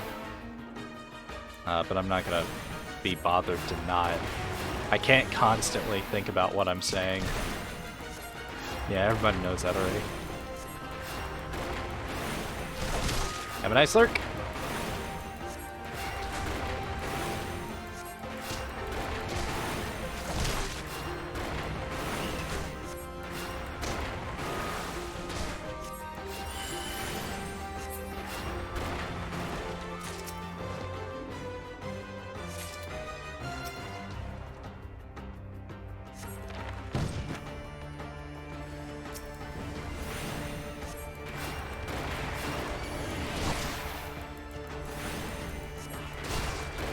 Dodge. I'm not saying, you know, any of that to be insensitive towards that whole thing. In fact, I only mention it literally because there are people who are insensitive about it. And ignoring a problem is not going to make it go away.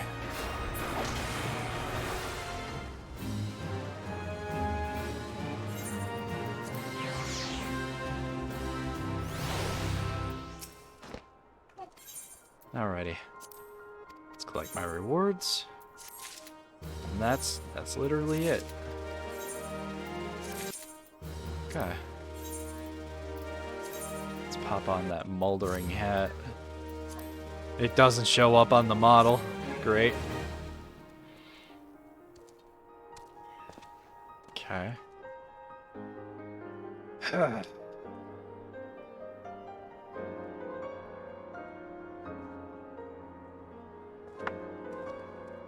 What to do now?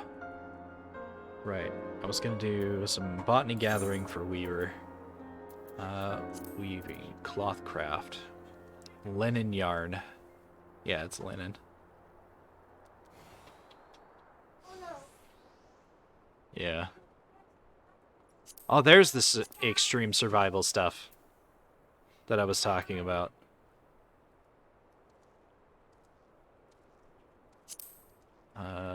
Try on.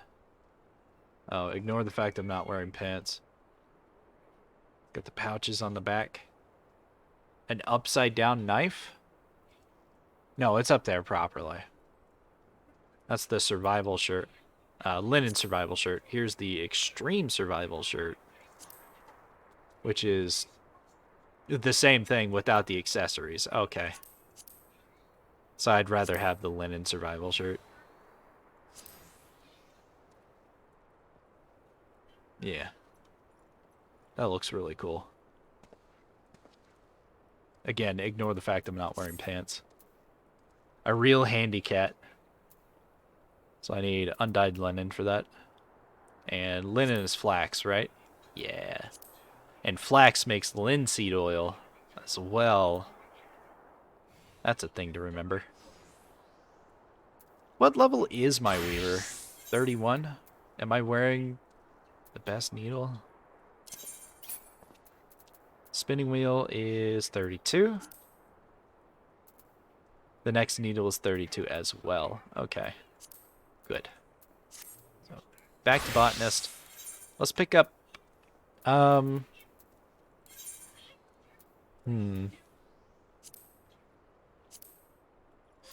it's harvesting. Flax.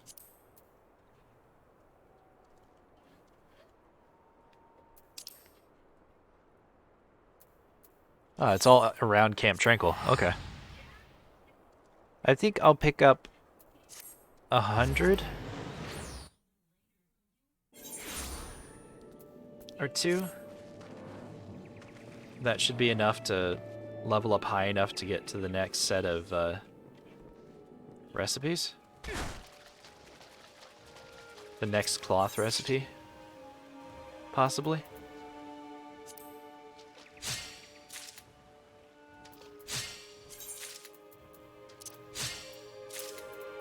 There we go. You'll never ignore me not wearing pants? Fair. I wouldn't want you to. I wouldn't want anybody to ignore the fact I'm not wearing pants.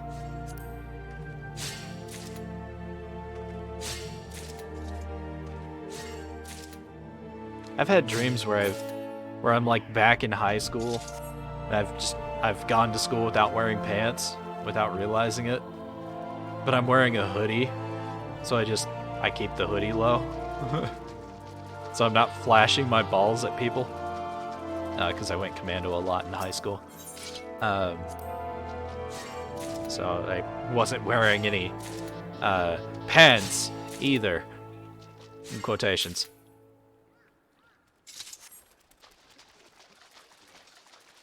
Because in other countries, pants means underwear.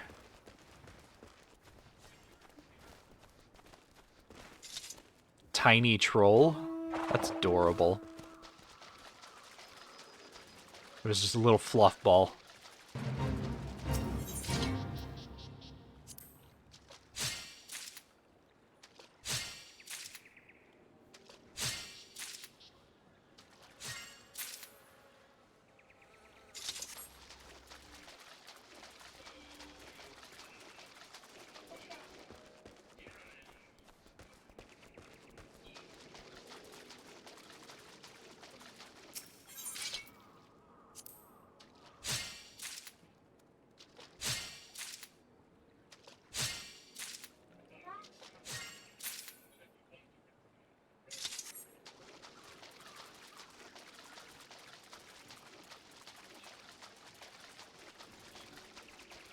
And I will beat you, as I did while I was human.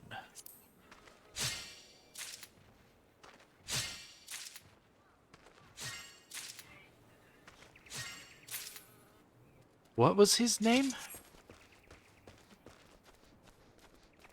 Mr. Splinter. Master Splinter.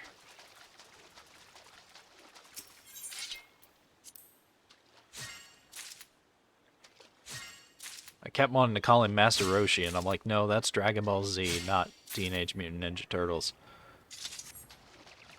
And Roshi was a horn dog.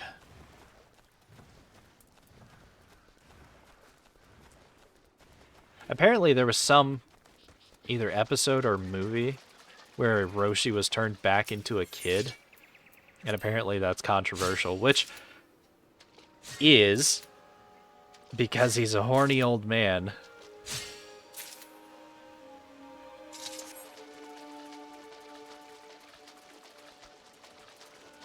It just opens up a whole big can of worms of controversy.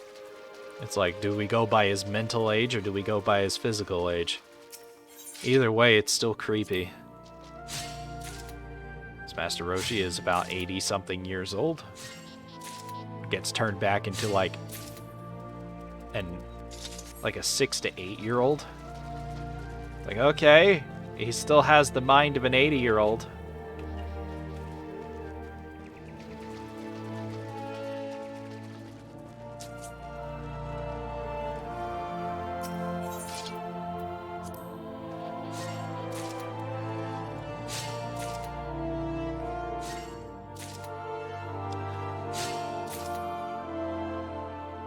What's silly is that the lines that we have to draw in the sand generally only apply to fictional characters. Real life is pretty black and white when it comes to that. A minor is a minor. It doesn't matter what their mental age is.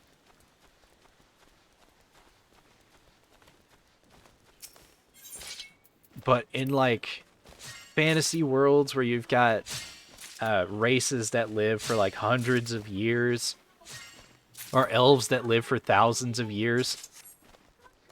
You have to go by the standards of their race to determine the Harkness test, if you will.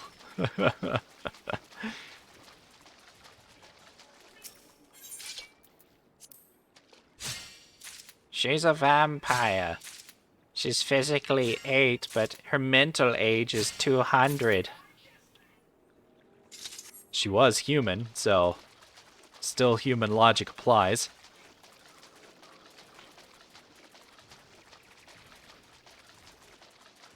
Like, if she was a vampire dragon, that'd be a little different, but most vampires are or were human. So, human standards apply. You got elves. Depends on the genre that they belong to. When I say genre, I don't mean hentai or not. Stop it. I'm talking like Tolkien elves, which live for several hundred years.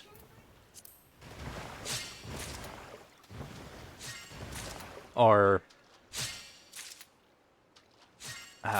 fucking, wow, I almost said manga elves.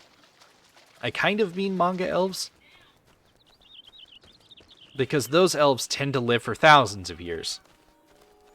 Like, pretty much every manga I've read that has elves, they don't have normal human lifespans. They have like 1,000 to 2 or 15,000 year old lifespans. Hell, one manga I was reading, the main character, it was her struggle to cope with the fact that she lived for 1,000 years. It took place after the hero party killed the Demon King and the piece that came afterwards, and followed the elf who was a healer in the party, in the hero party. No, she wasn't a healer. She was like a black mage or something like that. In the hero party, and watching her friends slowly grow old and die. And it wasn't until she was at the hero's funeral that she realized how cold and distant she had been to this guy that she had known for the majority of his life. But he had only known her for the blink of an eye in hers. And she only just then came to the realization that she actually loved the guy, and now he was gone, and there was no way that she could do anything about that anymore. There were 2 humans in the party, and her, the elf, and a dwarf. The dwarf is the only other long-lived race that was with them. The other human that wasn't the main hero was a sage, so he could prolong his life with magic, and he lived to about 300 or so. He also eventually died of old age, leaving her alone, because the dwarf, you know, elves and dwarves don't get along most of the time. Leave that alone. What are you trying to do? Don't look at me like that. Why do you want in there? There's nothing for you in there. Stay out of it. I look over and the boy is trying to pry the child safety lock off of the deep freezer. It's like, why do you need to get in there, son? There's literally nothing for you in there. It's just frozen stuff. There's no treats, there's no snacks, there's nothing in there. It's just frozen chicken and like a couple of burritos.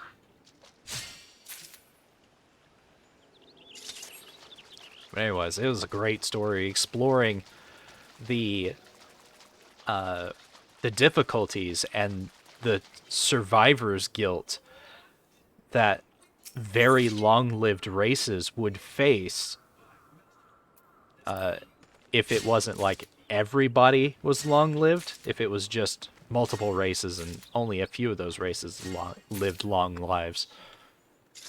Imagine having a friend that, you know, you meet them when they're a child, you raise them, eventually you're best friends with them, and then the next thing you know, they're dead it's been 90 years and they're just gone. And for you, it was just like a lazy Sunday afternoon, but for them, it was their entire lives. It's the same thing with cultivation novels. The ones that actually... I think there was only one that actually handled the... us with cats and dogs, exactly. There was one novel that I read that handled the time disparity.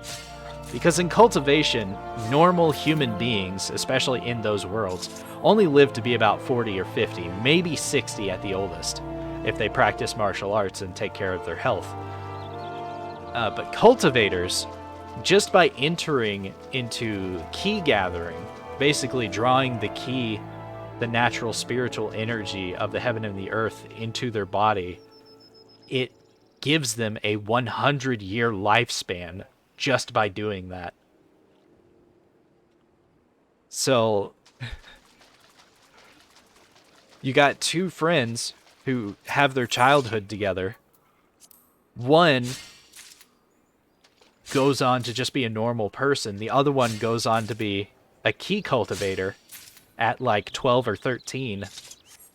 Well, by the time that the other friend, the normal person, dies at 60, the key cultivator will have just finished puberty because of the change in lifespan. Because cultivating slows down your body's natural aging process to the point where it stops eventually. There's even a point where the natural aging process reverses and brings you back to younger years. Physically. It's over. Is it? Yeah. That was fast.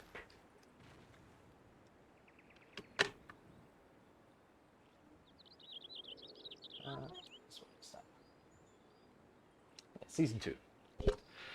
And so, like, the particular one that I was reading was, as an immortal, I only cultivate forbidden techniques.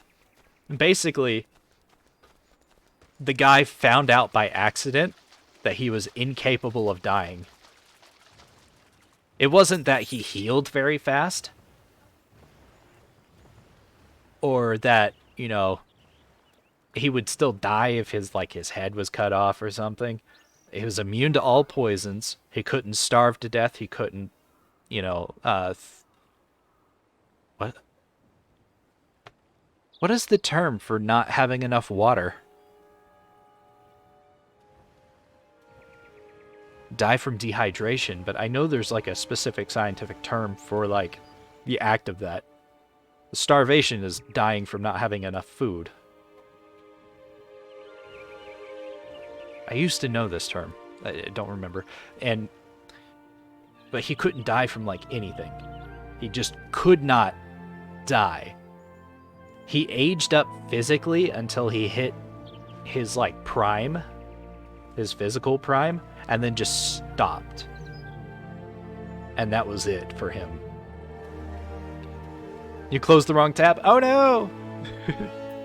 But like, he couldn't die, so he started practicing forbidden techniques, which would, you know, for normal people would cause them lifelong injuries or would drain their lifespan.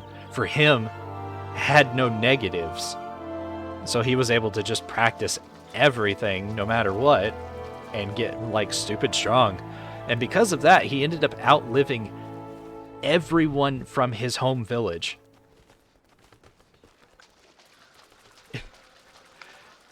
Quite literally, he left his village at one point. He was an herb gatherer, so he left his village at one point to gather herbs in the mountains, and when he came back, the children of his friends who had been children when he left had children of their own.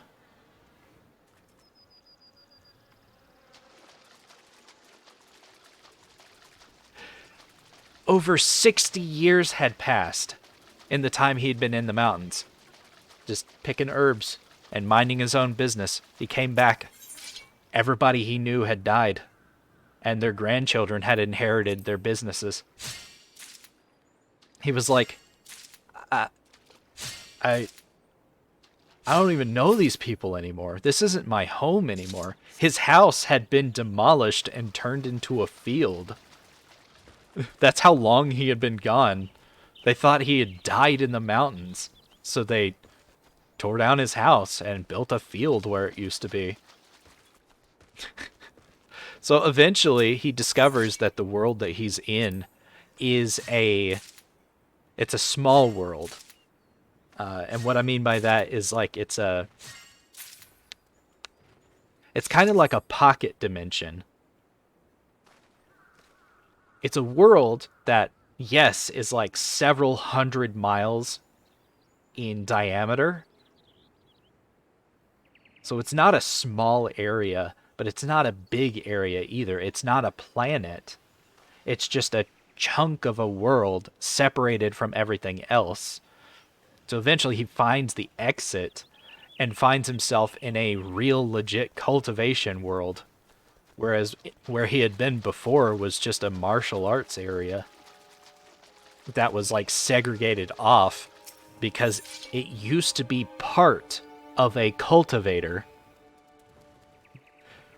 The village, the mountain range, the city nearby, that whole area used to be inside a cultivator.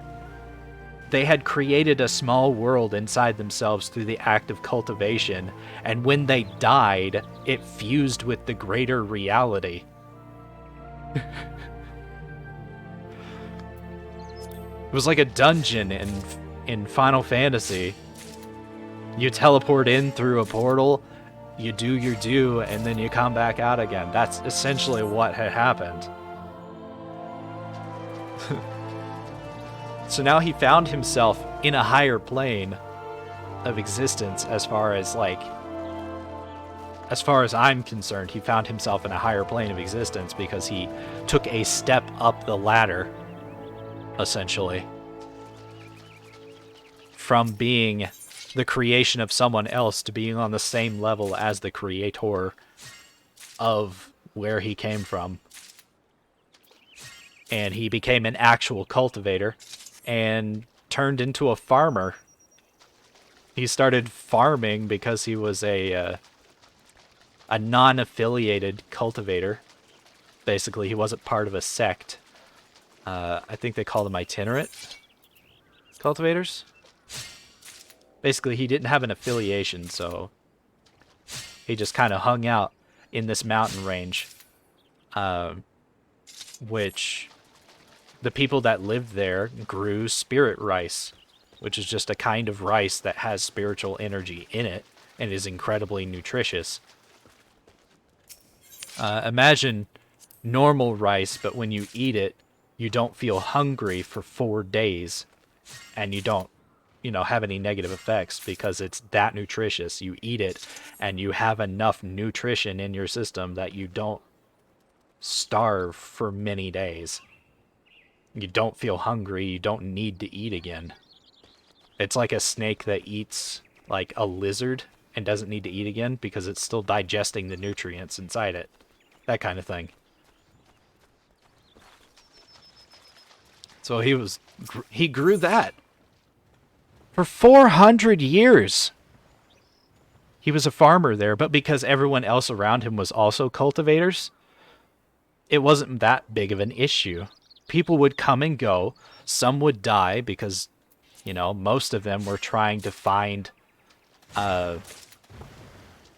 were doing dangerous things to get resources so that they could advance their cultivation to prolong their lifespans.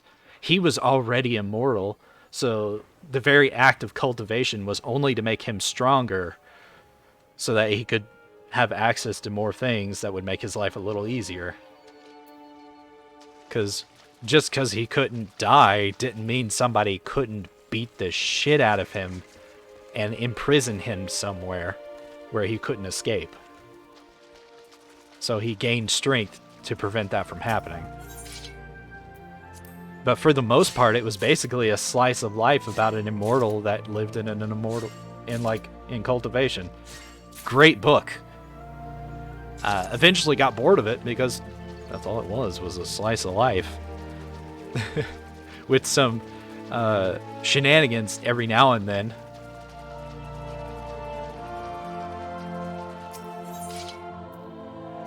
Just the weirdness, the craziness, and all that.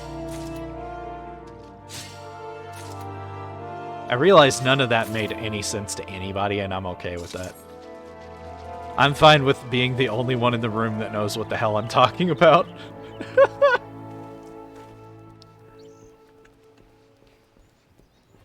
If anybody is still listening. Oh, okay. We don't come here for sense. I mean, you probably come here because of my sexy voice. Not. Alright. Let's swap to Weaver and start doing stuff and things. My god. That's the wrong log. There we are.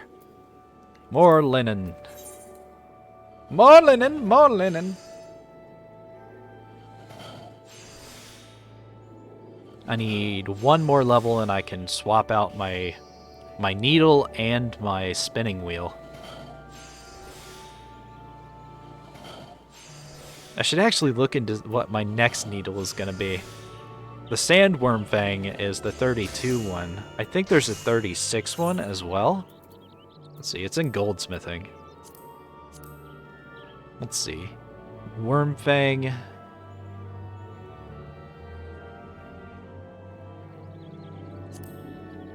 Mithril Needle. And that's 37. Yeah, and I already have everything that I need in order to make that.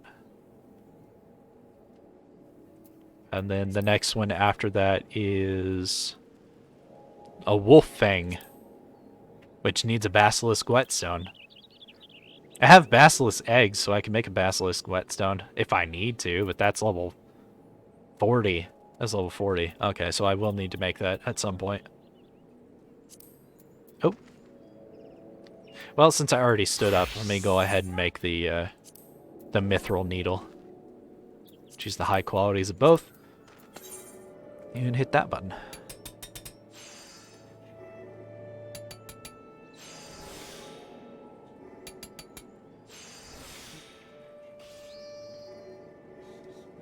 This is Splinter.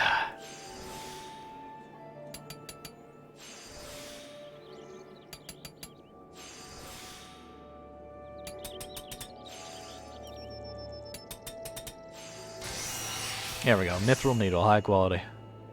Booyah.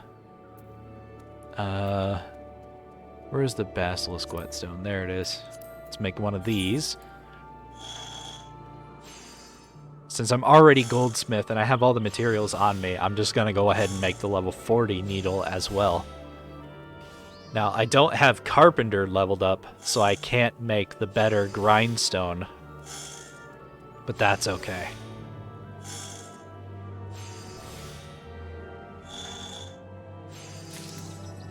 Basilisk Whetstone. It's just a normal one. That's fine. Wolf Fang. Synthesize.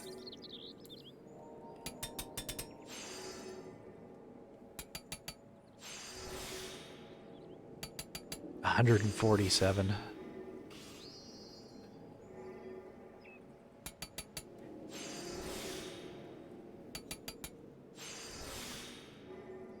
Good lord, I'm not even remotely gonna get close to that. Of course.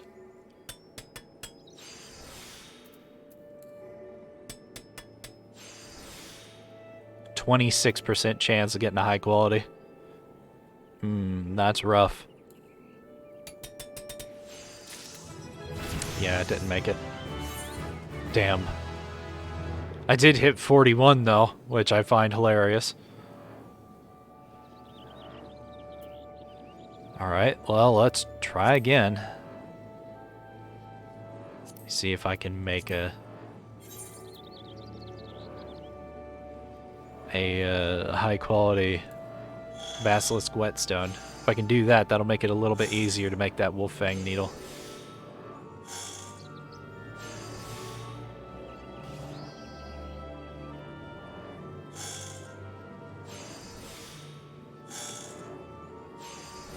I'll pick it back up.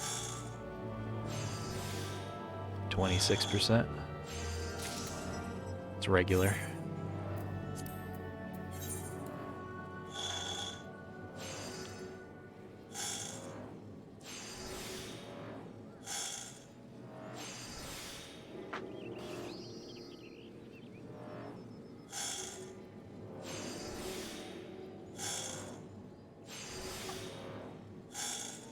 Since there's only one manufactured item, there we go, in the requirements for making the wolf fang needle, yeah, that gets me 50% of the way there. Like right off the bat. That should theoretically get me really close to capping it. Damn, missed out on that good. I should have done this by hand to ensure that I would get every single good thing.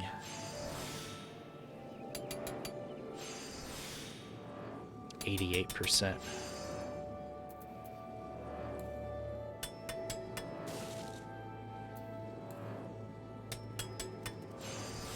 There we go. There's the high quality. Yeah. And that's the level 40 needle. Place an armory chest. Place an armory chest. Alright. Back to Weaver.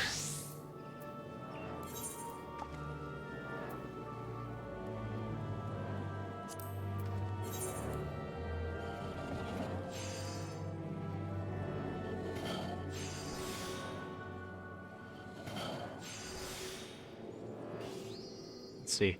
The book I'm reading right now is called Permanent Martial Arts.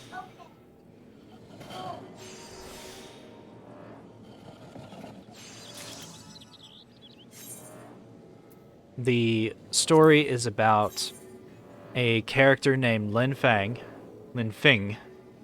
F-E-N-G. I don't know how that's pronounced in Chinese. Lin Feng, probably.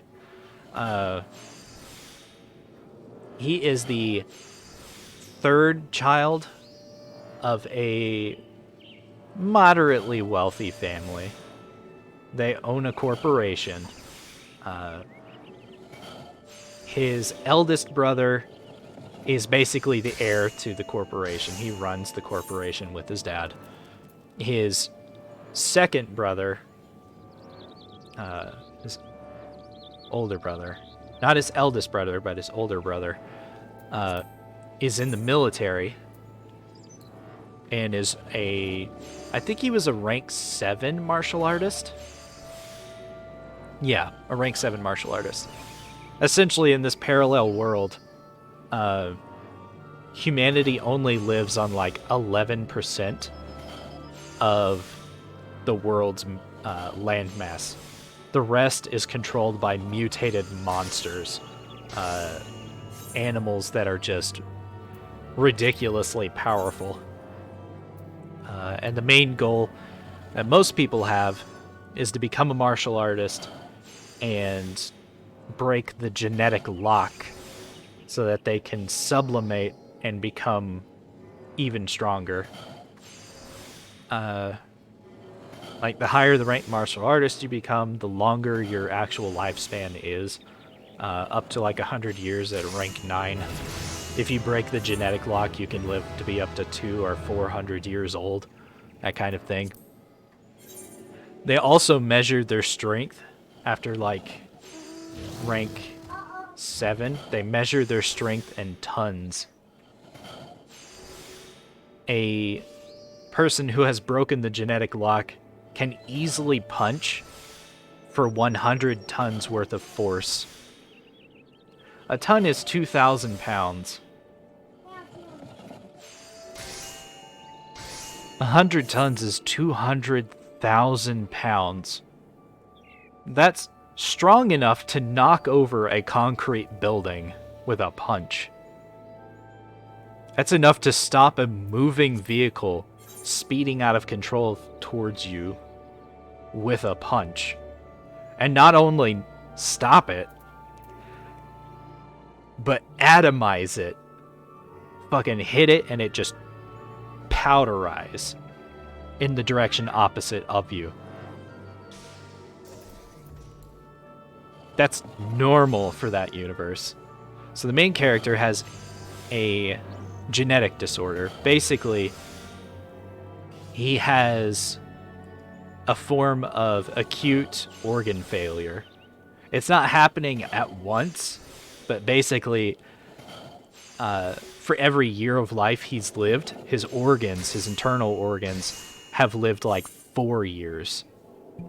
So by the time we meet him when he's 17, or does he start at 18? No, he starts at 19. He's 19 when the story starts. By the time we meet him when he's 19, his organs are already in their 70s. And he's only got 3 years left to live. So he knows his only chance of surviving is if he breaks the genetic lock and his genes sublimate. His genetic information sublimates into what is essentially human 2.0. That'll cure his genetic disease.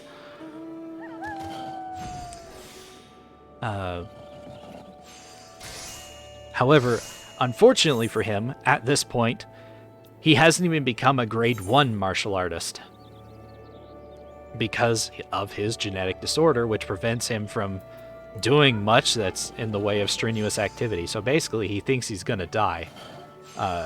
He's pretty sure that it's gonna happen. He goes to the library one day. He's just kind of trying to find a way to pass the time. As long as he doesn't strain himself, he doesn't get sick. Well, sicker. So he's like, I'm just gonna read some books or something. And goes to the library. He's looking around at the old books. And then on one of the bookshelves, he notices this black ball on it. And he's like, what is this? And he picks it up. And the next thing he knows, it liquefies in his hand and drills its way into his body. And fuses with him, becoming the gene fusing quote-unquote system.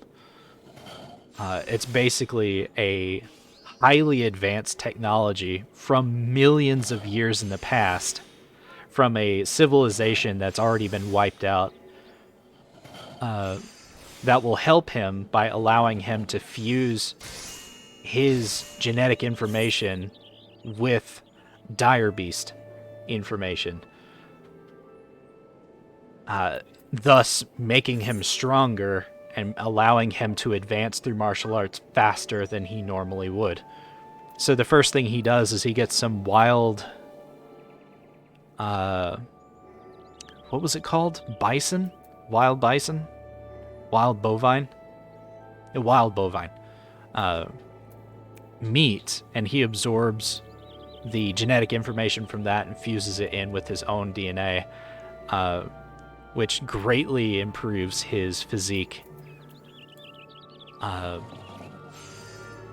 and allows him to actually break through to being a grade 3 or 4 martial artist overnight. He goes from being weaker than your average human to being 4 times the strength of the average human overnight.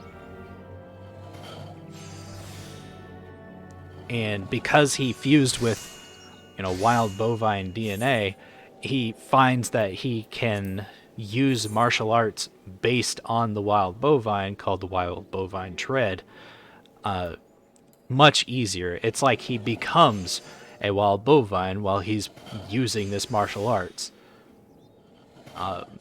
Because, technically on a genetic level, he kind of is a wild bovine, even though he looks like a person on the outside. Like a normal human on the outside. He can easily digest grass. No, more like he can punch a truck and put a dent in it. Not like a small dent either, like fucking bend that thing into a U shape kind of strength. There's this guy that was picking on him and his friends. So he challenged the guy to a duel, and he knocked the fucker out and sent him flying across the gymnasium with a single hit. Yeah, most of the first fighting styles were based on animals. A lot of martial arts are based on, you know, animals or the wind or the trees or the weather and stuff like that. He decides to keep fusing with Dire Beast DNA. He ends up getting a unicorn, which is not the kind of unicorn you're thinking of. Unicorn just describes a one-horned horse. The Dire Beast that is referenced for that has what looks like a blade coming out of its head and is basically obsessed with stabbing other things with it. Level 33. I completely talked my way through level 20 or 32, so that was the thing that happened. Swap to my better stuff and go back to crafting. So he gradually works his way through that. He enters into a tournament because the prize money looks nice and he needs more money for various things. I don't remember at the time why he needed the money. I think it was to help out a friend of his or something. He's literally like a rich kid, so he doesn't really need money, but at the same time he also kind of needed money. So he does that. He's 19 and he's going to a normal university at this point. But now with this genetic fusion system that he has, the genetic fusion device, he's like, I have the chance of becoming an inhuman, which is what they call people who break the genetic lock, or inhumans. He's like, if I do this, I'll live. I won't die from this genetic disorder that I have. So he goes to his parents and he's like, hey, I want to drop out of my college and join a martial arts academy. And both of his parents were like, all right, that's what you want to do. Because obviously they know about his genetic disorder. They've been doing everything in their power to sustain his life, because when he was 11, he almost died from it. But he managed to somehow survive that and, you know, live a little bit longer. But now his body is like reaching the end. They're like, yeah, go ahead. He's like, okay, the academy that I want to go to is called the Myriad Academy. Myriad Star Academy? Something like that. Basically, there are 3 big academies. The Polar Star Academy, which you have to be extremely talented and under the age of 20 in order to get into. At the time that he dropped out of college, he had just turned 20, so he wasn't able to apply for that one. The other one, what was the category for it? I think it was a purely military school, basically, where if you joined it, you were absolutely going to be in the military for the rest of your life, and he didn't want that. So he didn't go to that one, which I have to point out is a rarity in Chinese novels, because the CCP really likes to enforce China being best, military being awesome, China is better than everybody else kind of thing. So the fact that the author wrote anything negative about the government or the military went over pretty well, but, you know, it kind of makes up for it later.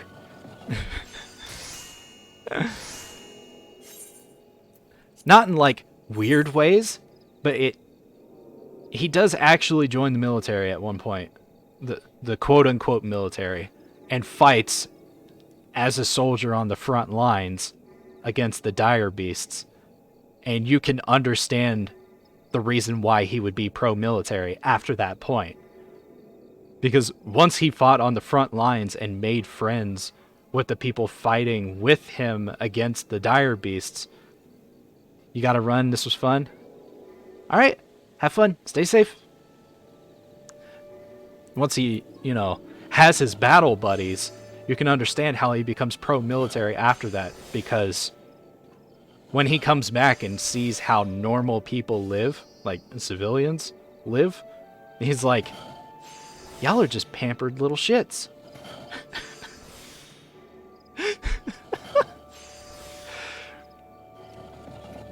You know? I have personally never been in the military. I have a wife that is, or well, was, but she's definitely still part of that. So, from an outsider's perspective looking in, I can see how the parallels run, basically. I can understand where things are coming from. But anyways, back to the story. So he ends up joining the Myriad Star Academy, whatever you want to call it, because it's the only one where you can buy your way in. You just have to be like a grade 4 or higher martial artist, and you have to pay 1 billion won to get into the academy. And then once you're in the academy, you have access to all of its resources, classes, and so on and so forth. It has its own currency called points, which you can exchange real world money for points. It's 1 million won for 1 point. You pay 1 point to go to each class, so on and so forth. It's literally a school designed around rich kids and milking the money out of the rich kids, essentially. That doesn't mean it's not a legitimate academy. It does teach legitimate martial arts and all that fun stuff like that. It was made to make money off the rich kids. So he starts going there and he trains for a bit.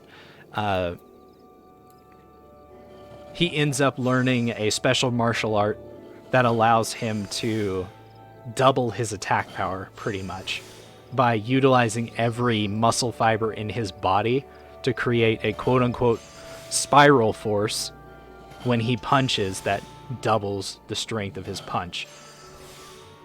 And at that point, he realized that he's broke as shit.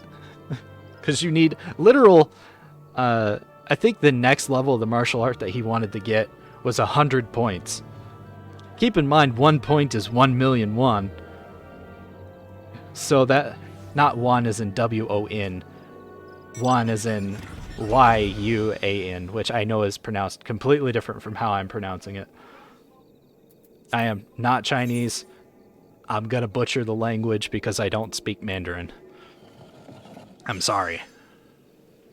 But he's like, I don't have 100 million kicking around, and I can't just ask my parents for help, because the guy he knocked across the room, as it turns out, is the nephew of a very powerful inhuman who is now very pissed at him, so is putting pressure on his parents' company, where they could basically go bankrupt at any time. So he doesn't want to ask his family for money anymore. So he's like, okay, I need to make money. The only way I can make money is if I do some missions. So he looks at the missions and he finds a good one that's worth 3 points. All he has to do is protect this family for a couple of days. The family is being targeted by a very strong martial artist who wants to kill them, because when he came back from the front lines, he basically lost his goddamn mind. Because, you know, he came back from the front lines to find out that his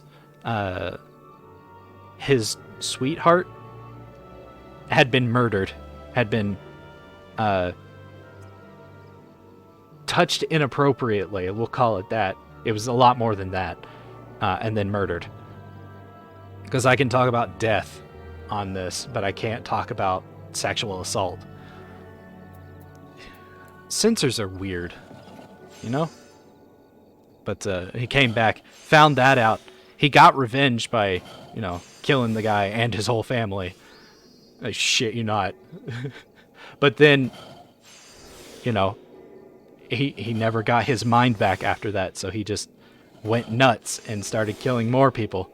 Mostly targeting very rich families to kill. I don't know why, but he did. So, the main character was hired to protect his family, just in case. Like, they weren't really expecting the guy to show up because they weren't exactly the richest of families. But they were making sure, pretty much. The dad of that family had connections to the military, so there was a guy from the military there that was protecting him, but was only protecting him. So they wanted to hire another martial artist to protect the rest of the family. So they hired the main character, Lin Feng. He shows up. It's all pretty much cool for like about 2.5 days. And then on the night of the third day, the last day he's gonna be there, the wall gets knocked down. And the martial artist dude, the psycho, comes running in and tears the head off of one of the members of the family before she can even finish being like, what the hell? Just straight up rips her head off. So the main character slows the guy down by just fighting back. And once they realize this is the guy, the dude with the bounty on his head, the guy who's been going out and killing people, he's like, dude from military, come on. Don't just stand over there. Help me kill this guy. If we stop him here, he can't hurt anybody else. So that's what they do. They fight him, and the main character gets the last hit in, literally blowing a hole in the guy's chest with his fist. After that, he collects the bounty, which is 50 points, and he also gets the 3 points from the family for doing the job. Apparently, they don't count that one chick who got her head ripped off as being part of the family, so he still got paid for it. And then they gave him extra money just on top of that. I don't know why, but they did. And then he also gets some extra money from a friend of his, which he made once he joined the Myriad Academy, because that friend of his fiancée was part of that family. So when he heard about it, he was like, oh, thank you, man. And he just spotted him money. So the main character was able to buy one of the martial arts that he wanted, but he realized he was going to need thousands of points, literal trillions of won, to get the next martial art that he wanted. And he's like, there's no way I can get this by making 3 to 5 points at a time. The best place for me to earn points would be to go to one of the bases and fight dire beasts in the Outlands. So that's what he did. Except that before he could leave, his best friend, who had just spotted him like 11 million won, gets the shit kicked out of him by another guy who was just a pompous, arrogant asshat because he was a rank 9? Yeah, a rank 9 martial artist. That was it. That was all. That was the only reason. The guy was a rank 9 martial artist and was arrogant and pompous. So he kicked the shit out of this dude, not realizing that, this dude was the main character's best friend at that academy. You don't fuck with the main character's best friends if you want to live. So he shows up, main character does, grabs this guy by the arm, and snaps it like a motherfucking twig. They're both grade 9 martial artists at this point. Because by practicing the martial art he just bought, it was enough to push him all the way up to the edge of being a rank 9 martial artist. So, snaps the guy's arm like a motherfucking twig. They might be the same grade, but he is way more powerful than that dude. That's main character syndrome and plot armor.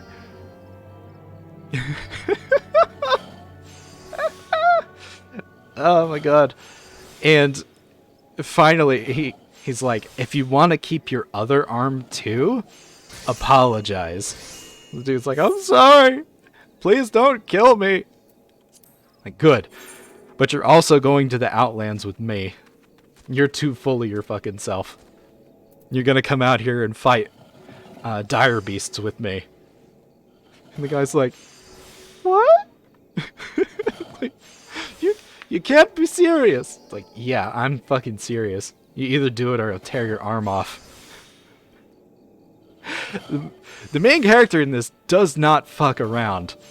He does not fuck around. You mess with him, he ruins your life. He is not nice. But it's all justified. As long as you're nice to him or leave him alone, if you're neutral or nice, he'll leave you alone. But if you antagonize him in any way, he comes at you like a nuclear warhead.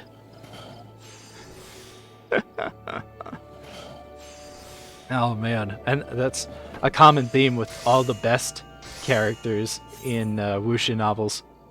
You don't mess with them, they don't mess with you. You mess with them, they kill you and your whole country.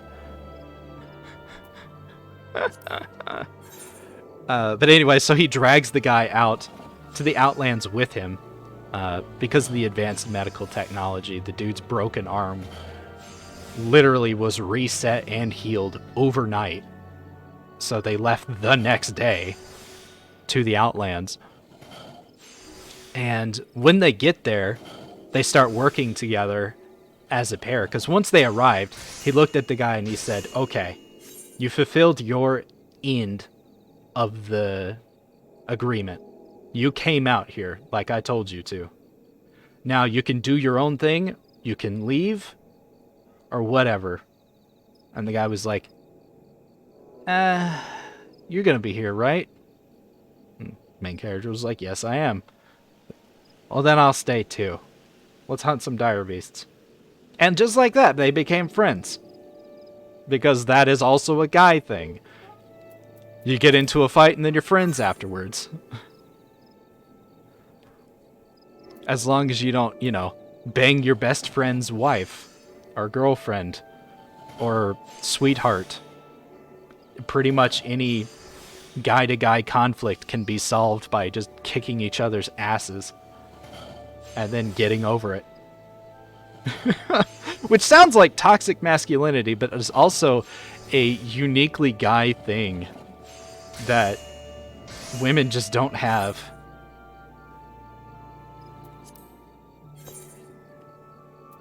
And with that said, women have a uniquely female thing where they can be best friends with somebody and also talk absolute toxic shit about them behind their back.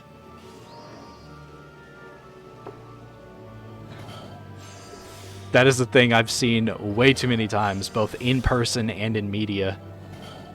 It's crazy. I knew those kinds of people growing up and going to high school. Best of friends. Talk absolute toxic waste behind each other's back. And anyways, they're like, yeah, let's just kill some dire beasts together. So they spend 3 months together just fighting dire beasts. In this time, the main character absorbs more dire beast DNA. He grabs one. It's called a proboscis beast. It's basically a woolly mammoth without the wool. So not quite an elephant. Well, kind of an elephant, just bigger, with no tusks, pretty much. One of the many reasons why you're particular about your female company? Yeah. Level 35!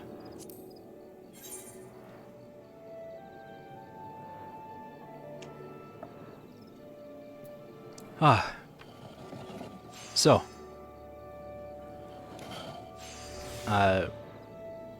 They're fighting together on the front lines. They find out that normal dire beasts are worth 0.1 points. which is essentially 100,000 won each. Dire Beast Elites are worth 1 point each, which is 1,000,000 won. I wish I could make $1 million off of killing what is the equivalent of a ferocious animal. You know? If it was that easy to make $1 million, I'd be out there all day.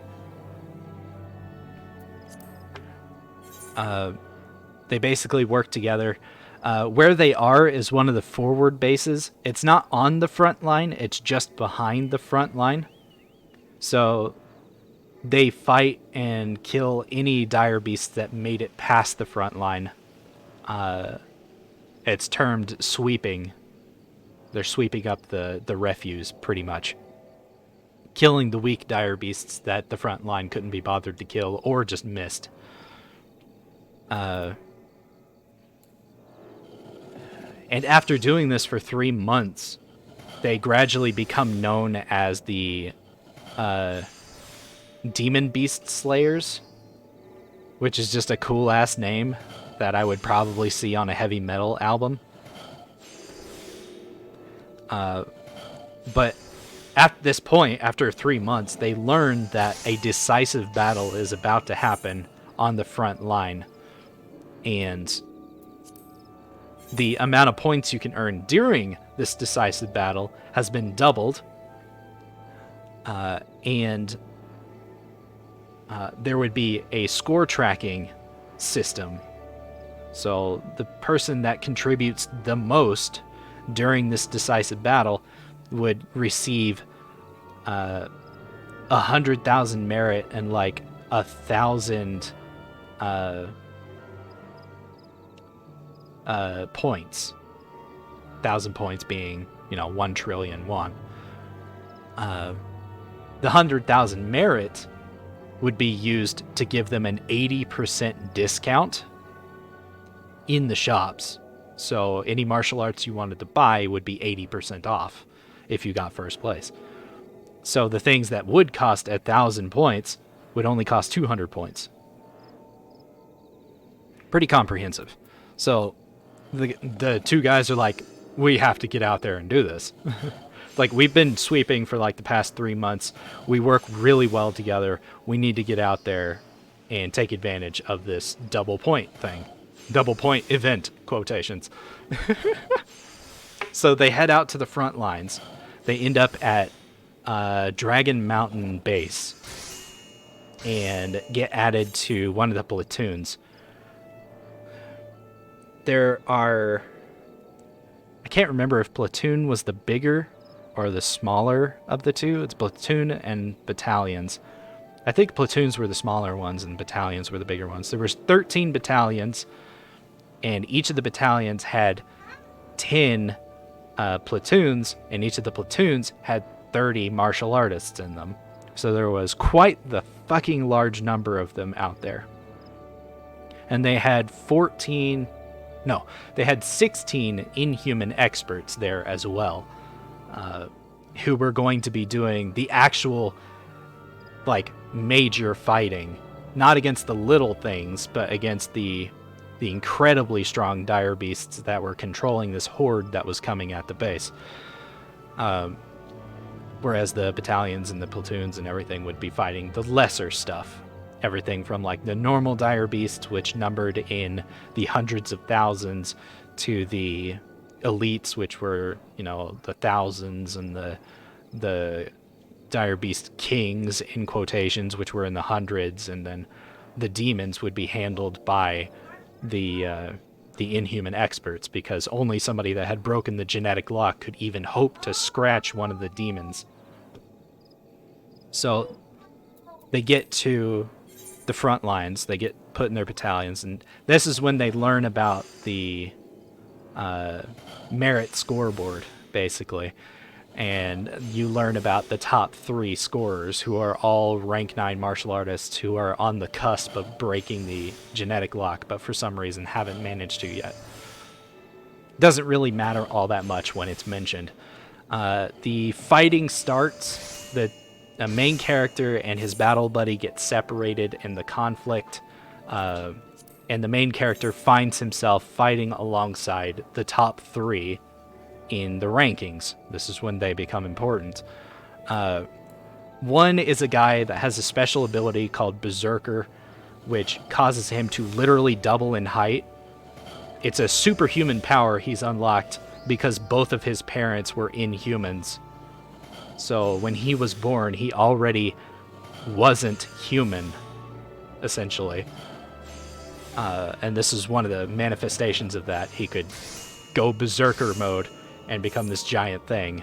He fought with a pair of hand axes and would fight and kill dire beasts and stuff. He was the second ranked guy. The first ranked guy had the ability to, I think he had telekinesis. Yes, he had telekinesis. No. He had crimson wings. Essentially, he could turn his blood into wings. Again, another child of an inhuman parentage. It made him very fast and very dangerous. The third rank guy named Yu Shan didn't have special abilities, but he was very, very, very fucking smart. So he had mastered hundreds of martial arts. And that's how he was keeping up with everybody, with the other two, who were, by definition, not human. He was able to keep up because he just was that damn good on the battlefield. The main character ends up fighting alongside these three, and they encounter a previously unknown dire beast demon, which is a step up from the dire beast kings, the thing that only inhumans can fight against and win against. They encounter this thing that wasn't supposed to be there. There was only supposed to be 6 demons in that entire horde. Turns out there were 12. Their information was wrong, and 6 of them were this new, previously unknown species that looked like giant flesh worms with tentacles. So they end up fighting against it and trying to hold back the dire beast kings that came with it. And they can't. They're struggling so hard. They can't retreat because if they retreat, the people that are weaker than them around them will all get killed. So they're having to fight for their lives because they can't run away. Which would be the smart thing to do, running away, but they were the only thing preventing the hundreds of martial artists around them from dying as well. So they're fighting for their lives, and the main character realizes, I still have some genetic capacity. I could absorb one more thing. So he decides to absorb the DNA of this demon into himself, this flesh worm demon, as they were calling it at the time. Later on, its scientific name would be screwworm. And I 100% believe it was because if you got infected by this thing, you were screwed. Anyways, so he starts to absorb the DNA of this thing after getting his ass literally pounded into the ground by it.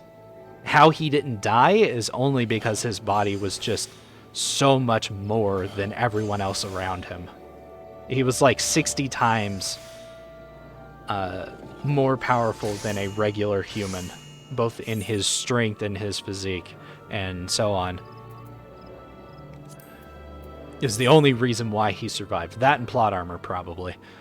But he had touched the thing, so he technically had some of its DNA, so he decided to absorb that into himself to make himself stronger, because, you know, very strong demon, it's probably got strong DNA, it'll probably make me stronger when I absorb it. That was his thought process. So he asked them to hold it off.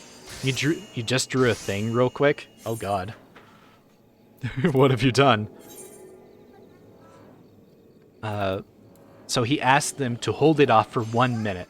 And they're like, what is going to happen in 1 minute?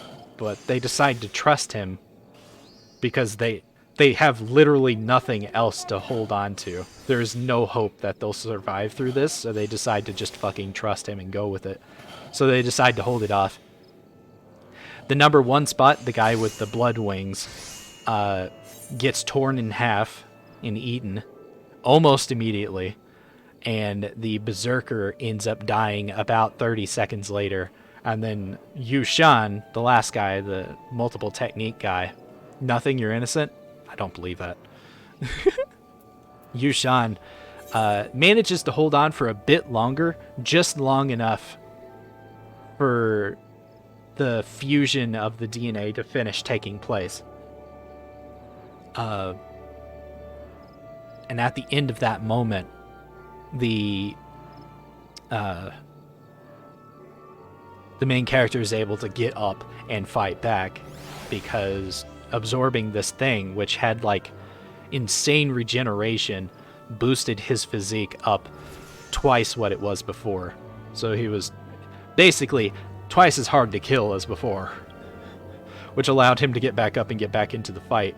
But by this point, Yushan had been knocked away, his legs completely destroyed and torn off, and he's like on the verge of dying. So the main character fights back against this thing. He manages to kill the Dire Beast kings around it very easily, and is able to hold this thing off until a sage shows up. I have no idea who this is. They just suddenly appeared next to me. He manages to hold it off long enough for a sage to show up. The sage, a sage, there's only 9 of them in the whole world, but they're so insanely strong, they can literally walk through the air. Don't ask me how that works, but they're so powerful they can walk through the air, as if they're strong enough to defy the laws of physics, basically. The sage shows up and swings his hand down and wipes the battlefield clean. Kills literal millions of beasts with a single move of his hand. And this demon that had been basically owning the shit out of everybody was instantly erased, turned into dust beneath this casual wave of this guy's hand. His name is the Invincible Fist Sage. Yes. He's a fister. Cosma? Kyrie? Cosma. But anyways. Saves the day, all that fun stuff. Main character wakes up in the hospital. Because he passed out after the sage showed up. Wakes up in the hospital. He's fine, pretty much. And he realizes that he's seen the genetic lock. In his mind, he has seen it, so he's at the cusp where he's going to break through, but for some reason it won't allow him to. According to everyone he's talked to, he should have broken through the lock when he saw it, but he didn't. So he doesn't know why, so he's being sent home.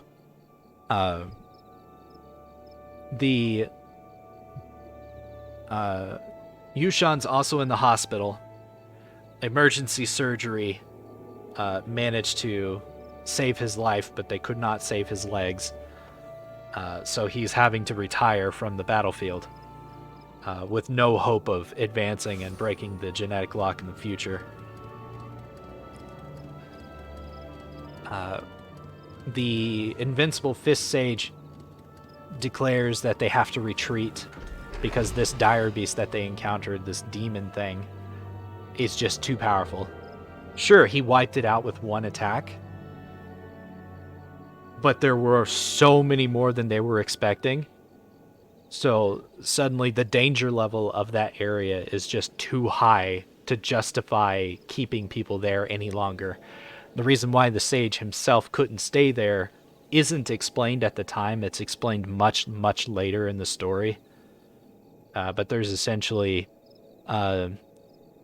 the Sage Realm equivalent of dire beasts out there, and he has to stay in a specific area in order to keep it in check, to keep it from leaving its territory and wiping out humanity. He has to, so he can't leave for very long.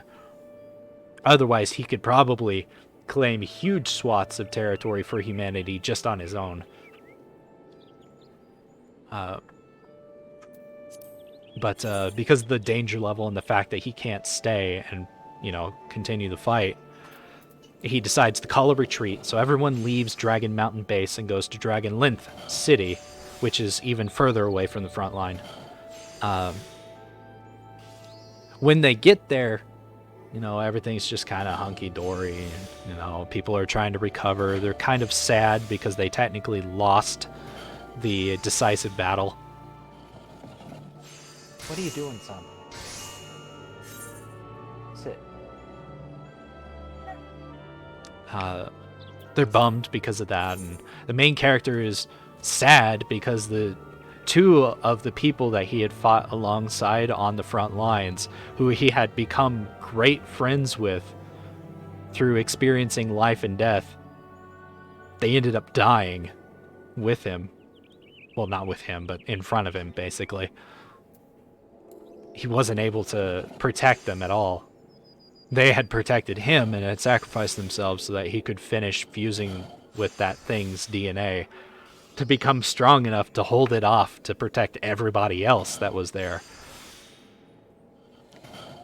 Well, he's in the hospital for just a tiny little bit, just to give a checkup, and then he goes to an apartment. Or not an apartment, a hotel. He goes to a hotel to stay the night. He's trying to decide if he wants to stay on the front line or if he wants to go back to Myriad Star Academy. And that's when shit starts to hit the fan. At the hospital, a patient's having a normal conversation with the nurse that's, keeping an eye on him and stuff like that. And then all of a sudden, his eyes roll back and his head explodes. And one of those fleshworm dire beasts comes crawling out of his body and attacks and kills the nurse and starts going on a rampage. Everybody that sustained injuries during that decisive battle, other than the main character because his DNA is weird, were infected by this parasitic monster. And it goes nuts. It's awful. Hundreds of people just die immediately because these things just break out of their bodies, and then even more die as they get attacked by this thing because they were in a civilian city. They left the front lines as in retreat and came to a civilian city to recover before thinking about going back and retrieving their base. So thousands of civilians start dying, getting infected, breeding more of these things. And they have to declare martial law and quarantine the entire city while they try to figure out what this thing is, how it's infecting people, and how they can stop it from doing that, and how to cure the people that have been infected. So they quarantine the whole city. Before this point, Yushan had already left. Thankfully, he was never infected. Thankfully.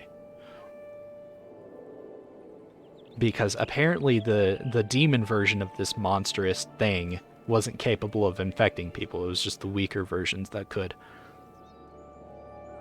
But the main character is having to face this sudden, just wild anarchy and craziness.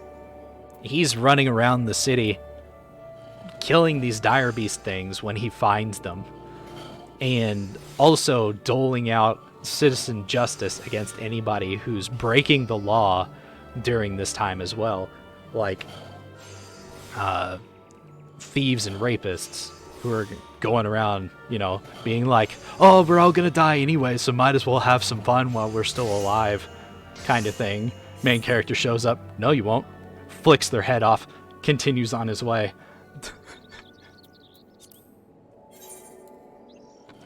And he's doing this, and then in the process of this, they find out there's a colossal horde on the way towards the city from the front line. The massive army of dire beasts that the sage had wiped out was the tip of the iceberg. And when they retreated, they left a massive hole in the front line, and these things just came pouring through.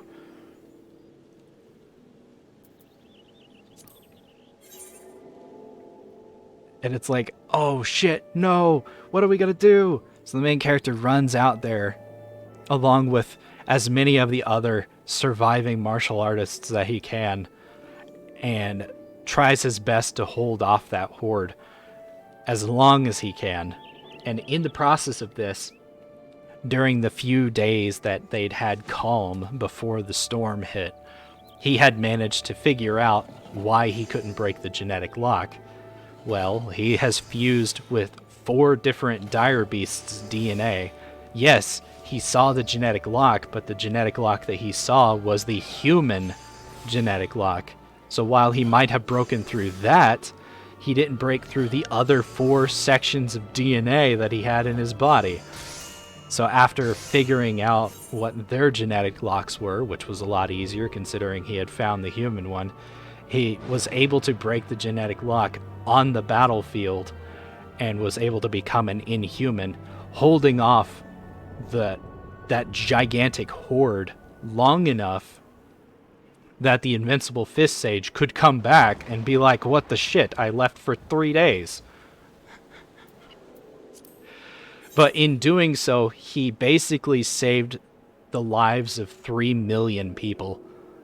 So he was awarded with a medal called the Hero of Humanity medal, which would give him a permanent 20% discount on anything ever for the rest of his life.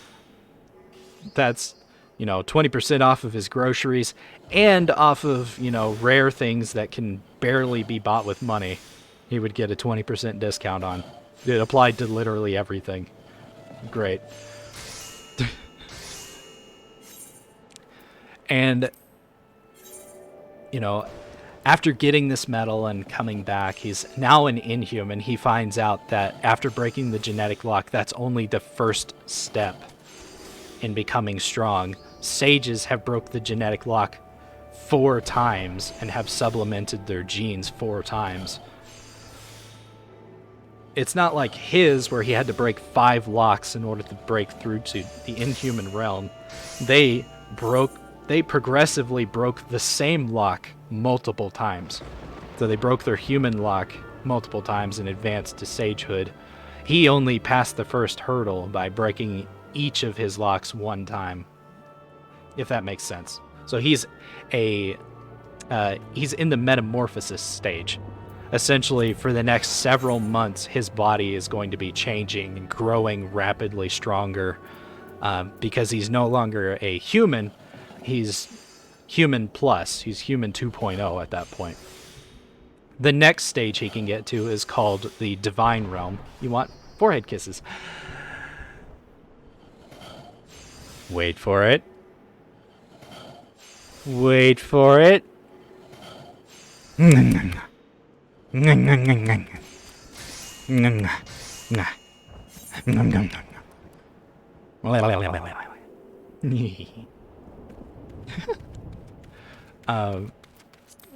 next realm is called the Divine Realm. It's when you break the lock the second time. In order to do that, you have to start absorbing what is essentially solar radiation. Basically, you're absorbing the power of the stars into your body and condensing it into physical matter rather than, light waves or, electromagnetic energy. It turns it into physical matter. It turns energy into physical matter inside your body. This is the process of that.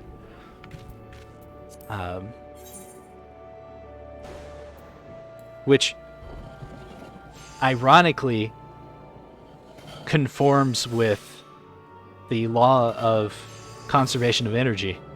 The same amount of energy exists in the universe at the same time. It's just this was solid rather than ethereal. The energy was still there, it was just solid inside of his body now.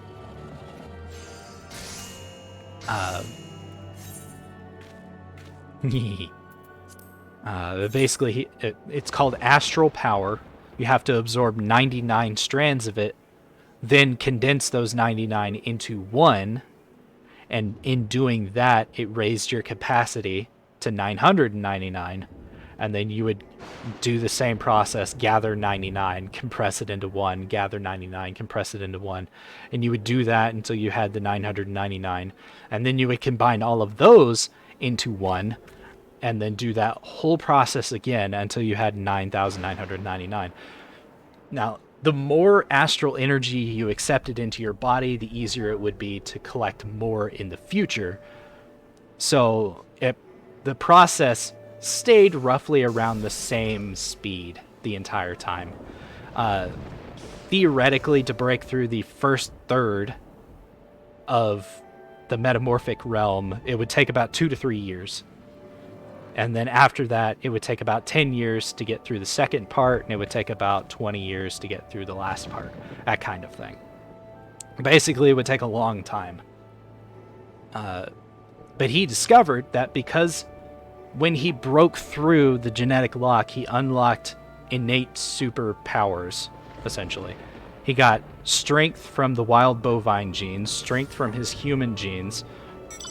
He got the ability to manifest very strong and hard horns from the unicorn genes, a kind of bio-organic metal armor from the proboscis beast, and then he got a insanely fast regeneration, basically an undying trait, from the screwworm DNA. So he could create armor, he could create weapons, he was insanely strong, and he basically could not die unless you incinerated his entire body. Those were the superpowers he awakened, and I'm like, now you're a main character. Now you've got plot armor. Like, before, your plot armor was basically like tissue paper wrapped around your body. Now you've got adamantium wrapped around your dick. There's nothing killing you now. So he discovers that his undying trait that he has makes it so that he can basically continuously absorb astral power. The reason why it takes so long to absorb astral energy is not because it's a difficult process. It's because it hurts like hell and destroys your body in the process. It's basically remaking your body on a cellular level to fit this energy inside it. But because he has the undying trait, which is insanely fast, like faster than Wolverine kind of regeneration, which you can see literally recovering on screen when you watch the movies that has Wolverine that gets hurt. You see his wounds heal on screen within a matter of a couple of seconds. His is faster than that. 37. So he discovers that this undying trait makes it so that he can basically, as long as he ignores the bone-shattering pain, he can absorb astral energy continuously without any negative side effects. So he's like, fuck it, I'll do it. So for 3 days and 3 nights, he just constantly absorbs astral energy until he has already put together 66 strands of it. What would have taken 2 months, he accomplished in 3 days. And when he finishes, when he stops, because he realizes, oh, if I break through this first hurdle right away, it's going to freak out a lot of people, and they're going to ask a lot of questions I'm not going to be able to give an answer to. So he's like, I should probably stop for a little while. I'm not 50 yet. I did get to halfway to 47 on Conjurer. I made brand new Conjurer accessories. I got Goldsmith and Miner to level 40, and I'm working on Weaver right now. I'm just making linen yarn until I run out of flax, and then I'll make linen cloth until I hit 40. It's not going to be too hard. I'm actually doing story time right now, talking about permanent martial arts. If you Google search permanent martial arts, you'll find the Chinese web novel that I'm talking about. So he finds out after these 3 days, there's a message on his phone. When he goes to check it, it jumps backwards in time. Sadly, we're not in the same server. Yeah. I found out that one of my other viewers, Sola, is, and she was nice enough to come out here and beat the shit out of an A rank hunt mark that was basically camping the mithril nodes. I wouldn't have been able to get to any of them to mine. So she's like, I'll come out and kill it. And I'm like, oh, well, you know, this might be a solo challenge, but I can't control what other people do. And proceeded to do some goldsmithing in Gridania while they went and killed the shit out of the thing. Like 5 minutes later, they managed to kill it, and I was able to go back and get mithril. I still have some mithril left over, too.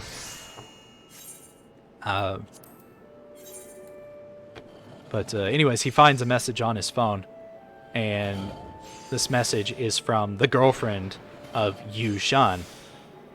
Jumping backwards in time, after Yu Shan left the Primal Ultros. Nice. I don't remember the name of the server that I'm, or not the data center I'm on. I think it's the Aether server. I'm not sure, but I am on Corel server. Crystal. It's the Crystal server, and I'm on Corel. But anyways, when Yushan left Dragonlance City, this was before all the shit hit the fan, because it took like a day or two before the shit hit the fan. He goes home because, you know, he lost both of his legs in the war, and he's not exactly happy about it, but, you know, he comes home, and he goes into a rehab center that's going to teach him how to use a wheelchair and stuff like that, because guy doesn't have legs, and he used to be a martial artist. He's kind of fucking depressed and trying to live through that. Kinda. He took a dire beast demon to the legs rather than an arrow. It ripped them fuckers right off. So he gets checked into a hospital, you know. He's slowly recovering. The nurse that's helping him is really sweet and very pretty, and she really likes to talk to him about his time on the battlefield. Did it make a pop sound? Probably. They end up falling in love, basically. She falls in love with him, and he finds hope and happiness and, you know, hope for the future through her. So he decides that he's going to start a company, a transportation company, with some of the money that he's been sending back home, because he had been on the front line for years. He had been on the front line for years and had sent home billions of won in money to support his family, because his family had been dirt poor, and he decided to... It's called permanent martial arts.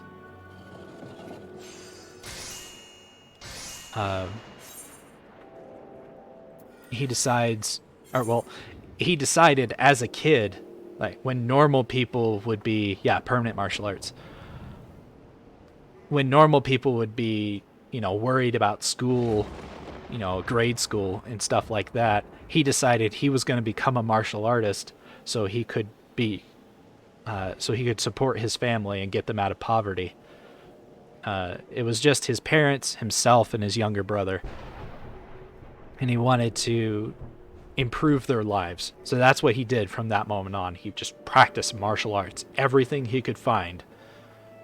Worked his ass off and eventually ended up on the front lines, making a ton of money and sending it home to his family so they could live. You know Power Ranger? Yes.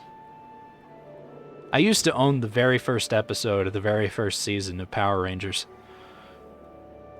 I had it on VHS. It was red. It was a red VHS tape. Go-Go Loser Ranger? Might. And all that. So he decides that he's gonna, you know, talk to his parents, get some of the money that he had been sending home. He wouldn't need a lot, just some starter funds. He would create the company, and he'd be able to create a future for himself and this woman that he loved, who he, you know, looked right in the eyes and was like, I'm gonna go home to my parents and start a business. Would you like to come with me and meet my parents? Which is the equivalent of saying, would you like to marry me? And she's like, fuck yeah, I do. So they go back, they meet his parents, but he feels something is off. They're really shifty. They won't look at him in the eye. He's very confused, but, you know, he's also blinded by love. So he's like, hey, this is my plan for the future. I just need a little bit of the money that I've been sending back to you guys. I don't even need a lot, just some, to get my business started. And they're like, well, we can maybe scrape together a couple of million for you. And that stops him right in his fucking tracks, and he's like, what do you mean a couple of million? I've sent back tens of billions over the years. How did you spend tens of billions of won in just a few years? He can't comprehend the fact that they've squandered so much money, or at least that's what it sounds like at first. And then his younger brother opens his mouth. And as it turns out, he's been conning his parents out of his brother's money to invest in his businesses so he can launder the money into his name. The little fucker was so jealous of his brother that he wanted to steal his whole family's wealth for himself. Yeah. If the older brother hadn't have been crippled, he would have fucking snapped the guy's neck right then. Not only did he fuck over his parents and his older brother, he screwed a retired veteran, basically.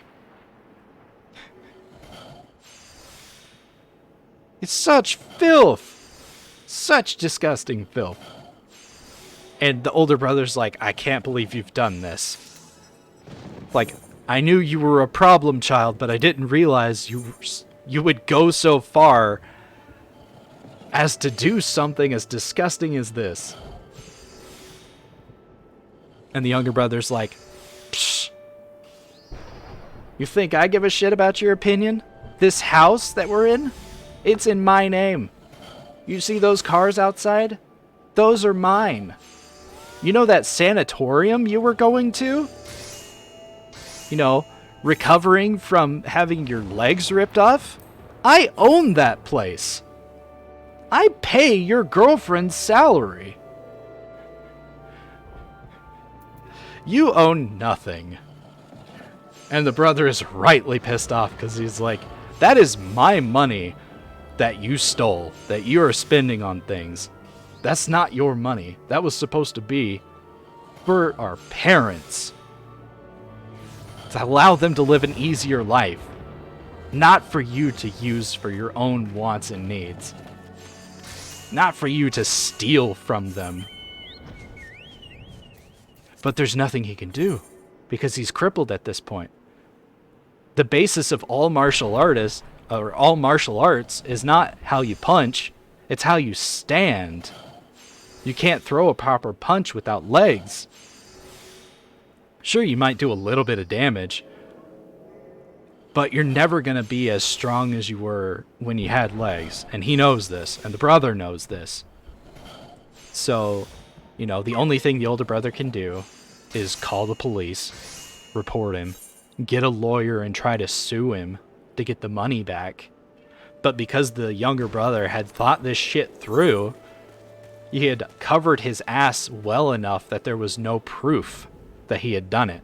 Even though any normal person would look at that and go, yeah, he fucking stole every penny of that. Because there was no evidence, like solid concrete evidence, that said, yeah, he did that, they couldn't do anything. Or rather, they chose not to do anything. Because every time someone started to do something, the younger brother bribed them to stop. There would be a huge paper trail, but he was smart enough to hide that. He laundered it through so many hands, through so many little businesses. Even if there was a paper trail, it was his money at that point. There was no getting it back. So, the older brother, Yushan, gets depressed.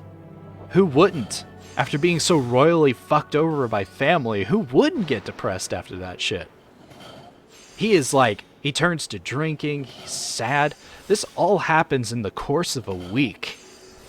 Not even a week. Maybe 5 days, 5 or 6 days. Yeah, over the course of 5 or 6 days, he goes from being the happiest man he's ever been because he met the love of his life to being a depressed alcoholic because his brother fucked him so hard. But, is it really? Well, that was fast. Is that season 3? That's season 1 again. Do you want to watch it again, or do you want to watch something else? Oh, hey babe. I thought I heard you, but when I turned around, I didn't see anybody, because Jazargo's big head was staring at me like, you've been ranting about a book for 20 straight minutes. Or an hour, however long it's been. Story time with Air. I will be right back. Minx is about to go get our kid from school, so I'm gonna see her out the door. Be right back. Sir, flamboyant is what I'm asking. Flamboyant? Okay. Daddy! I'm ready to be your Humpty Dumpty sitting on your wall. Yes. Let me drink my pumpkin spice latte. Ooh. Nothing like...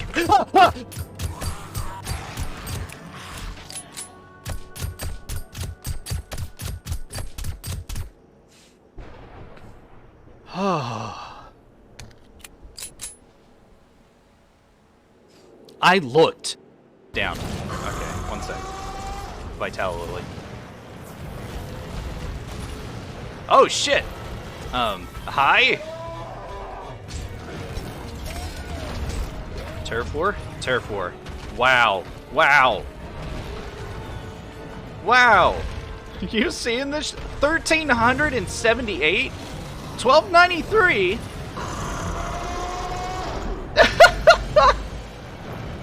Fucking what? And Devil's Joe runs from... That's how it should be. Motherfucker. God damn. Okay, gotta run. Gotta run. Gotta run. That was amazing. I think I finally figured out one of my self-defense mechanisms. Well, if I flirt with somebody heavily enough, it'll desensitize it'll desensitize. Fuck it. I'm not gonna word anymore.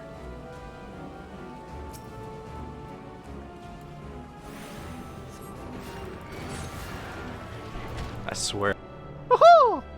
I want to stroke Xenos' silky hair with my fingies until he ooh-woos like, oh whoa, Mansa, he really is. Woohoo! I can't believe you made me say that.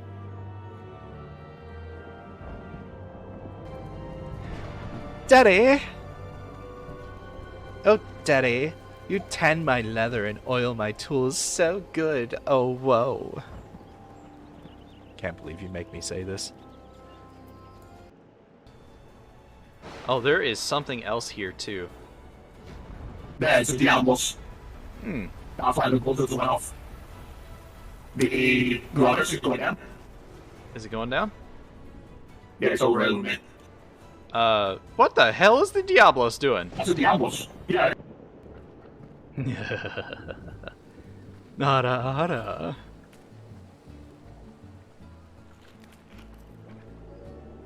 Oh shit!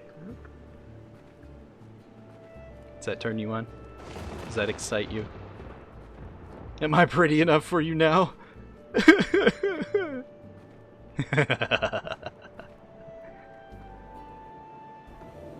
My money! Bean paste. Milk. I'm a milk drinker. Sushi said. Nice! Sushi said, fill up a lot. Oh my god! No, you don't. He fucking backhanded me, and I flew across the alley.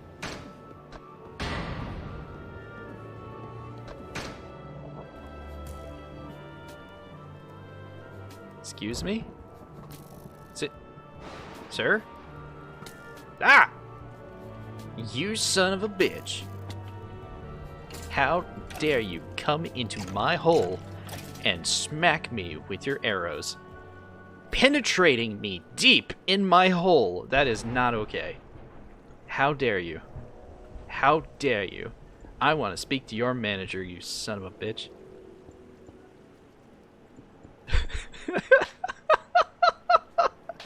I can just hear Minx laughing upstairs. Oh, this is... Come here. That's right. Come to Daddy. Explosive finish. There you go. Wow. Come to Daddy. I just...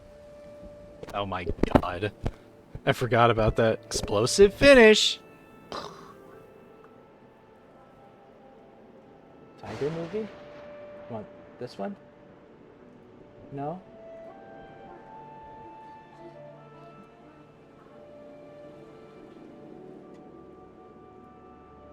P-A-Y-R. This one? Thunder and Horse Magic? House of Magic?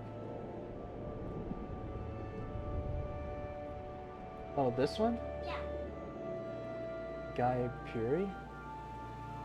Sure. Gay per A.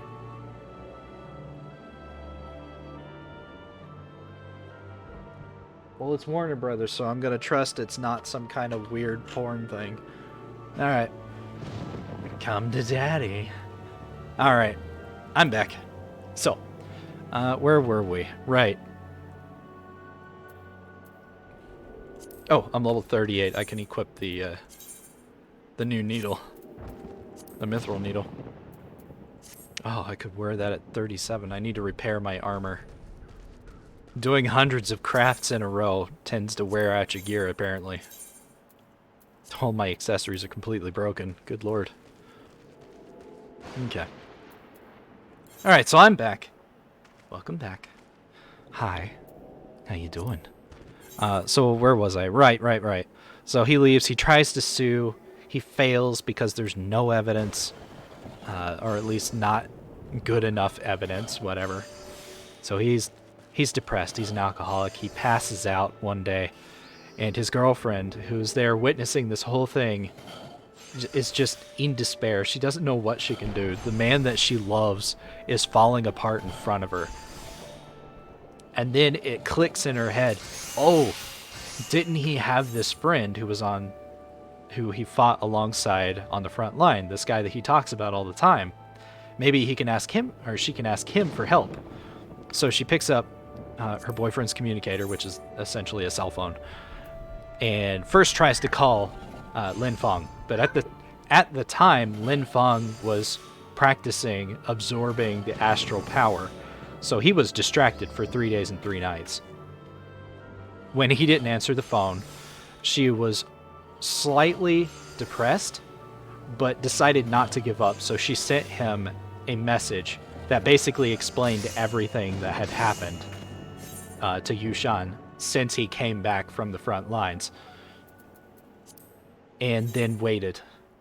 And that was the message that Lin Feng found on his communicator 3 days later, was the message from her about that.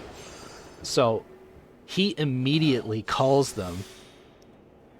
When she answers the phone and introduces herself, he says, "I'll be there as fast as I can," and then hangs up and immediately leaves his hotel room. He goes straight to his commanding officer and he's like, "I need to get back."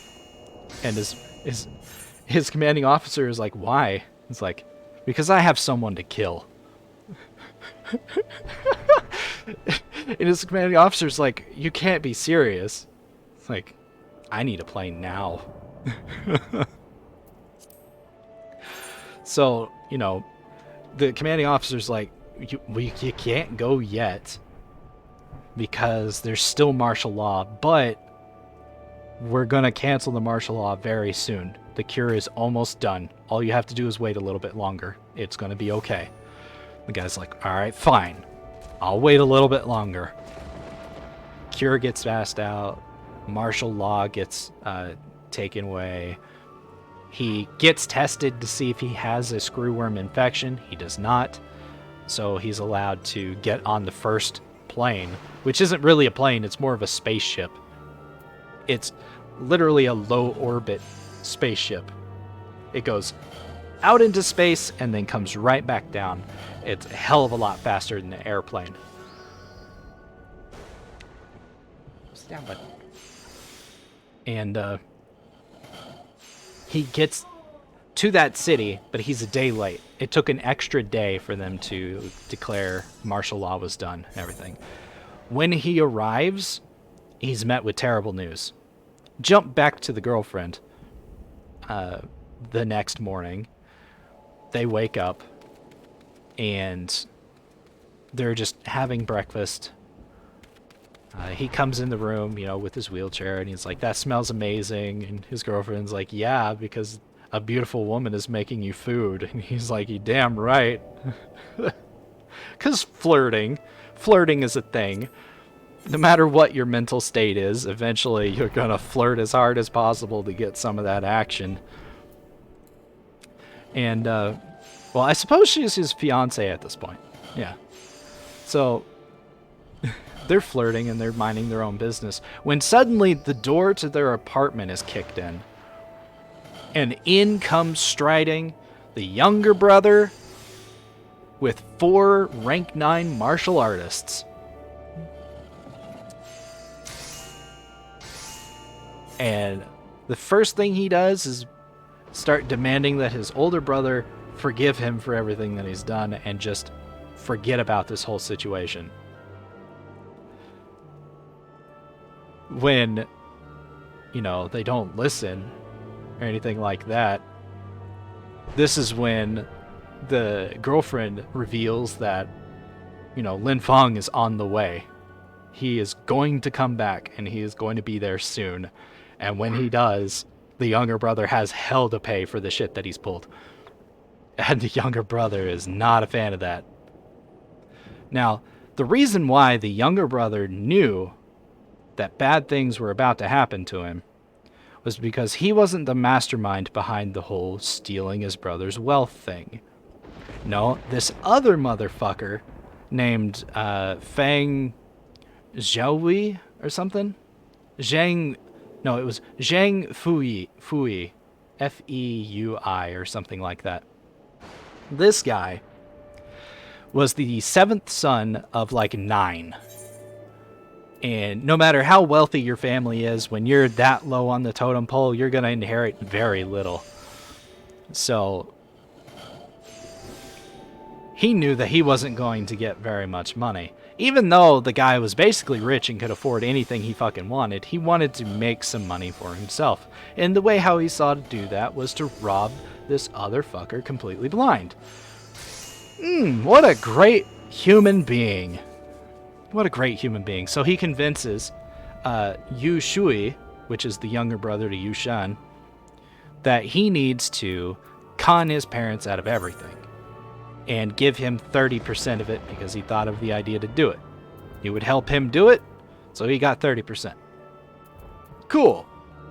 30% of tens of billions is still a lot of fucking money.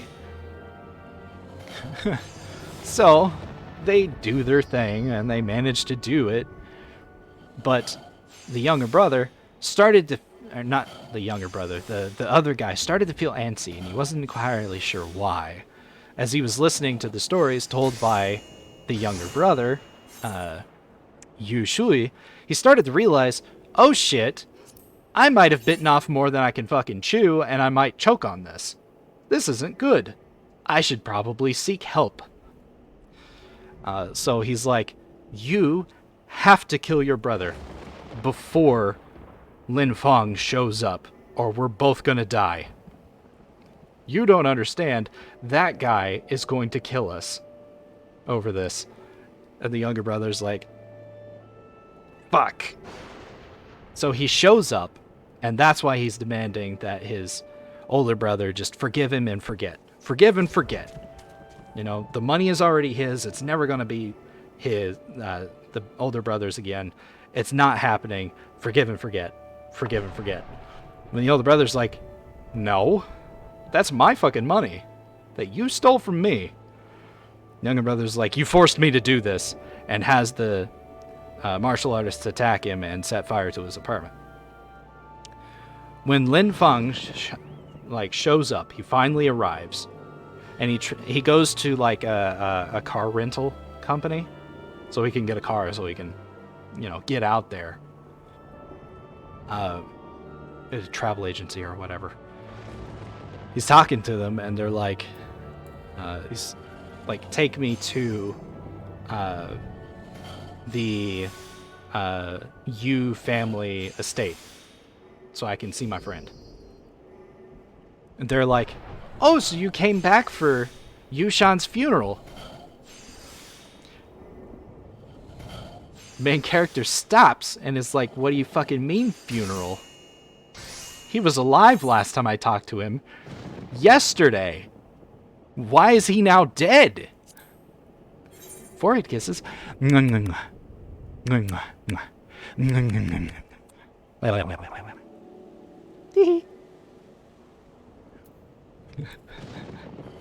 So now he is absolutely furious. Like, setting fire to the air around him kind of furious. Not literally, he doesn't have fire superpowers, but he was very angry. And the guy's like, what, you didn't know about the funeral? No, take me there now. So they bust their asses. I'm gonna take a drink. To get him to that funeral as fast as fucking possible. It is a big affair. Huge affair. Everybody's there. The entire family, all the influential family friends, the neighborhood police, you know, all the important figures. And Lin Feng shows up. And it goes dead silent in the room. Because who doesn't recognize him now? His heroism was broadcasted live on television as he saved millions of people's lives. Everybody knows who the main character is now. He walks quietly all the way up to the coffin. Or not the coffin, because it wasn't a thing. It was a memorial service, so it was just a photo. He takes a stick of incense, he lights it, he plants it in front of the photo. And then he turns to the younger brother and says, "You're gonna die now." Just as calm as can fucking be. It's like, you caused his death, you're gonna die now. It's... Good God. I'm gonna give you another set of forehead kisses. Or did I do them before? Fuck it, you get more.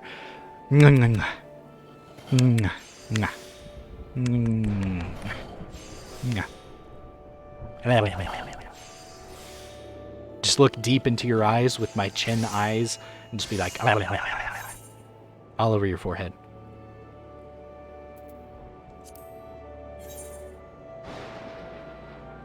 If you don't walk away absolutely soaked in multiple areas, I haven't licked you enough.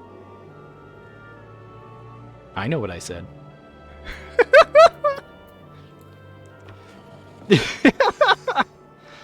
Anyways. Story time. So he starts to stomp over to the younger brother, and the head of the police is like, hey, stop. That's against the law. You can't do that. You're an inhuman. You signed the inhuman agreement. You can't attack normal people.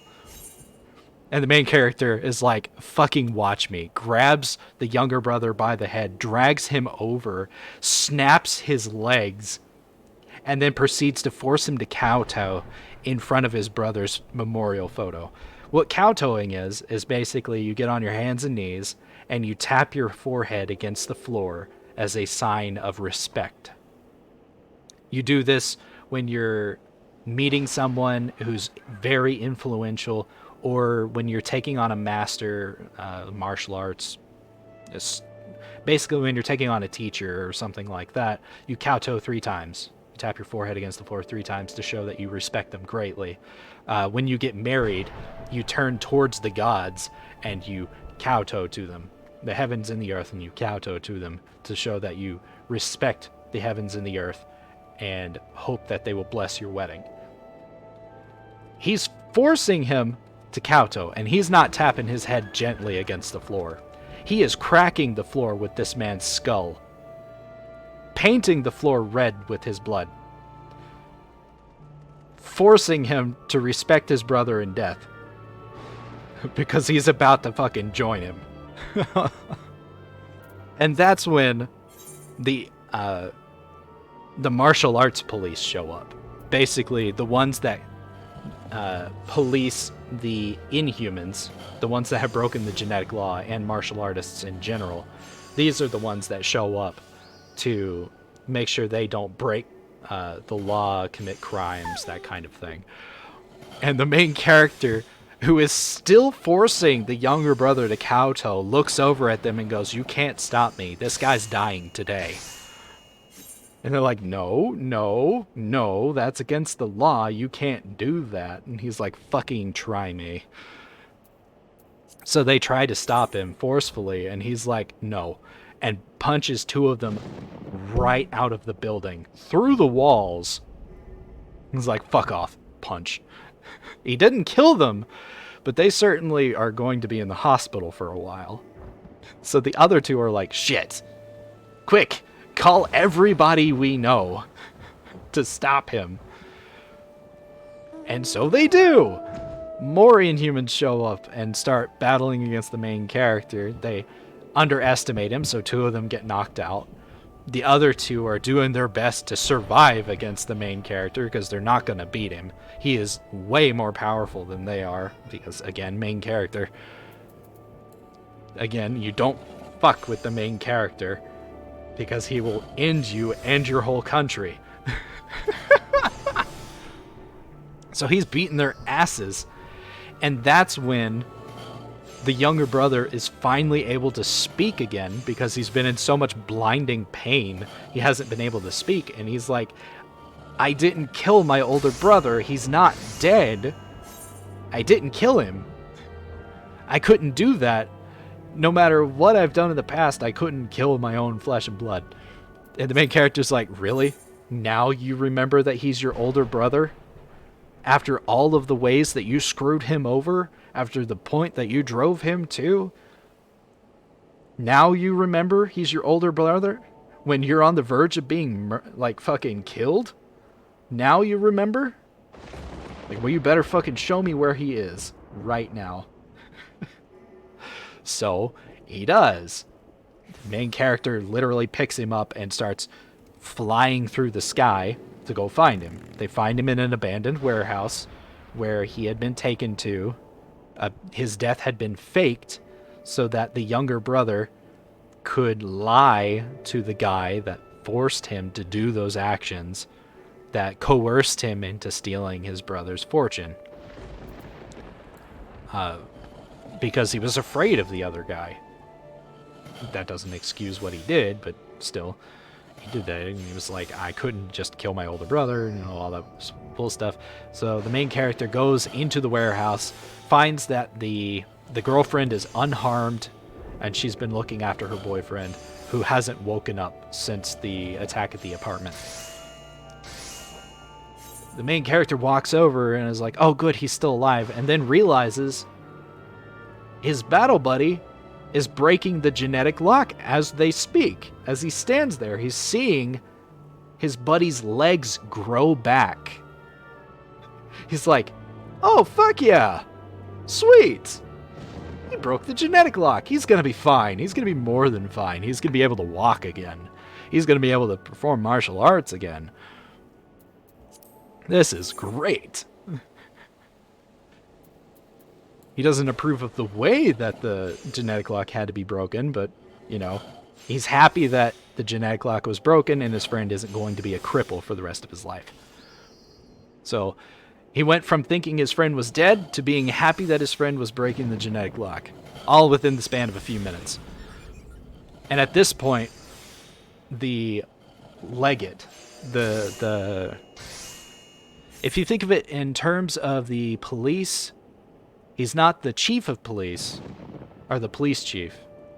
He's the guy above that. The one that's like in charge of all of the police and the entire county. Rather than the chief of police, who's like the chief of a department. He's the one in charge of all of the chiefs. Like the commissioner, yeah. He's basically the commissioner. They call him the legate, but he's basically a police commissioner. He's also an inhuman expert of the divine realm, so he's one step higher than the main character is right now. Because that's the only person in existence who could possibly threaten the main character at this point, is someone who is an entire stage higher than he is.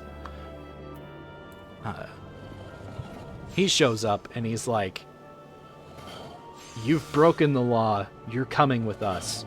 And the main character's like, no, I am not. Because now I know who caused all this problems, I'm gonna go kill him. At this point, Yushan had woken up and had joined him. They were like, we're gonna go put an end to this prolific little shit who thought he could manipulate my best buddy's family into the ground. No, fuck that nonsense. This guy's gonna die.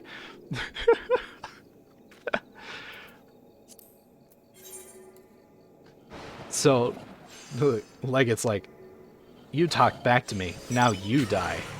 Completely ignoring the fact that the main character is a hero of humanity who saved millions of lives. He's like, no, you're dying now. Public execution because you talked back to me. Legitimately, because he talked back. He was about to get murdered by this police commissioner, this legate. Legate. And as this is about to happen, the main character, up to this point, had already, like when he was waiting for his friend to wake up, he had texted an entire message onto the local chat boards, which was used by the martial artists that worked on the front lines. He explained the entire situation in detail of everything that happened, from Yushan sacrificing his legs in order to buy time for Lin Fang to fight back against that demon, to everything that happened to Yushan after he left the front line. All the ways he'd been screwed over, the attempt on his life, the faked death, and now that he was broken the thing. And this pissed off so many people, because every single one of them were people who fought on the front lines. They could not imagine the atrocity, the fucking cojones of someone who would steal the money and fuck over somebody who fought tooth and nail to earn every little penny, fighting for their life against just literal monsters on the battlefield. They could not imagine being in his place of getting injured and coming home thinking that you're going to be fine because you made so much money and sent it home to be saved, only to come back home and find out that all your money had been stolen and that you had nothing.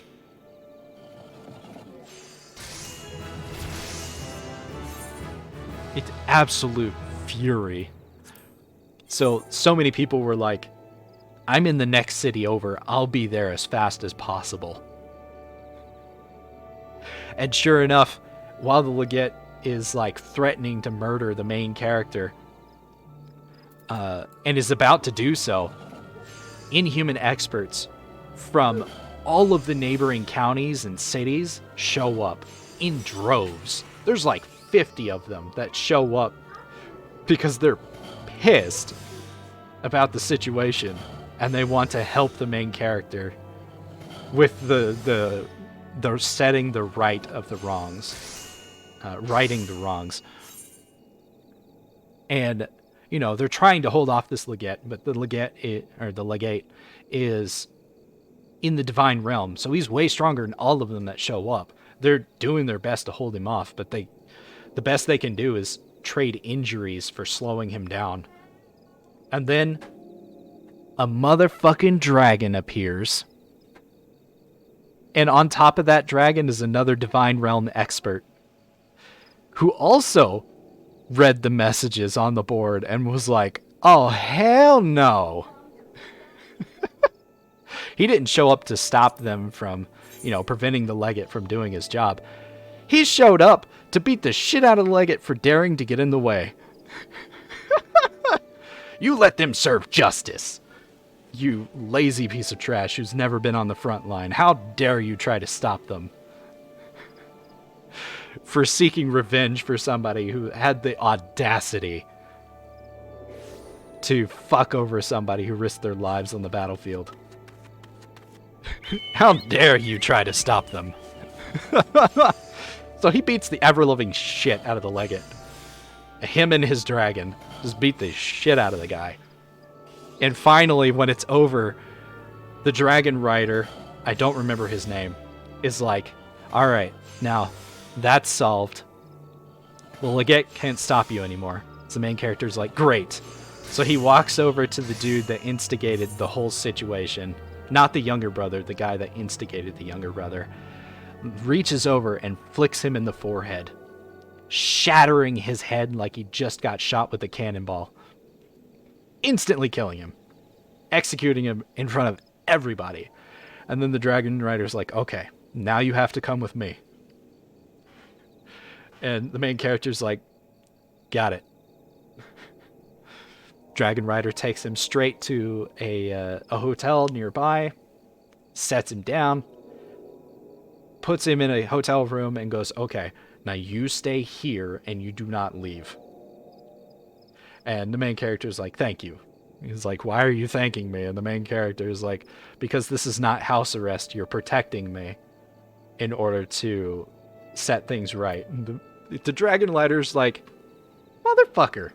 Can't you let me have like my 5 minutes of pretending like I'm angry at you?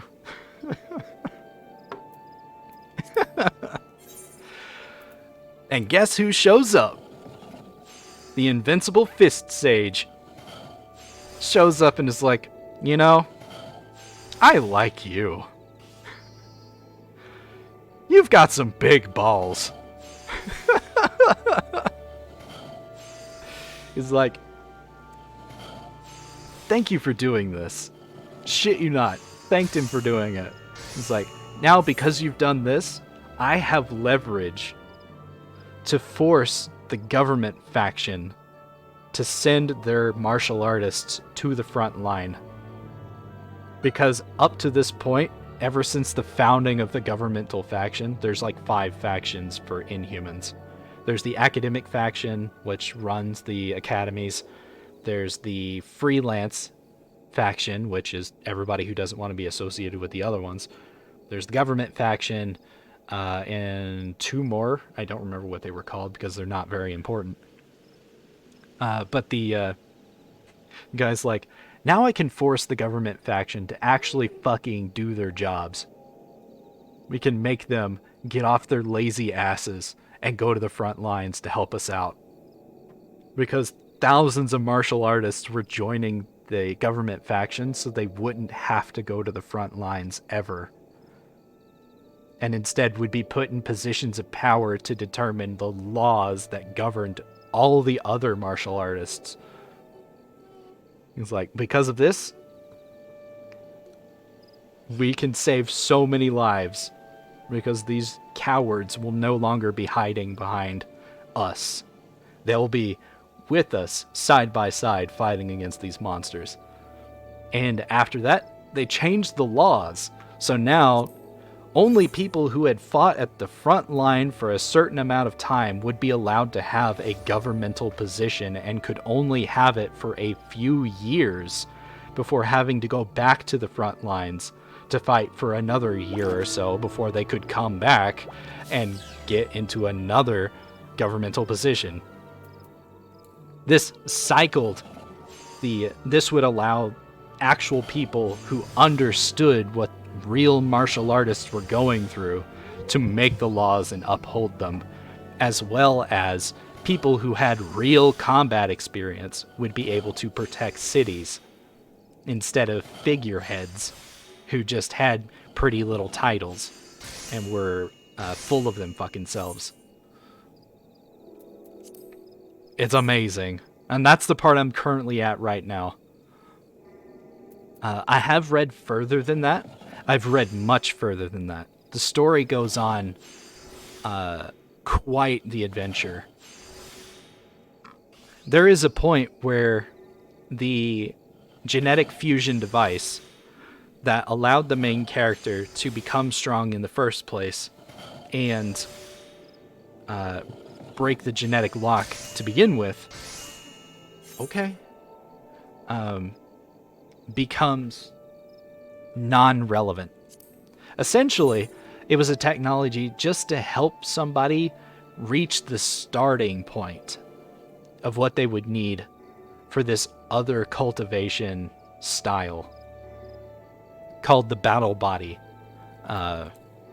cultivation art, which is how cosmic martial artists gain their strength.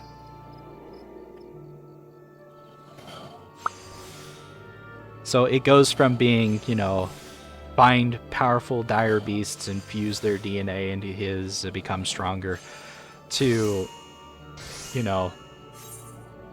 exploring the cosmos, learning how to do the battle body, cultivating a battle body, and meeting...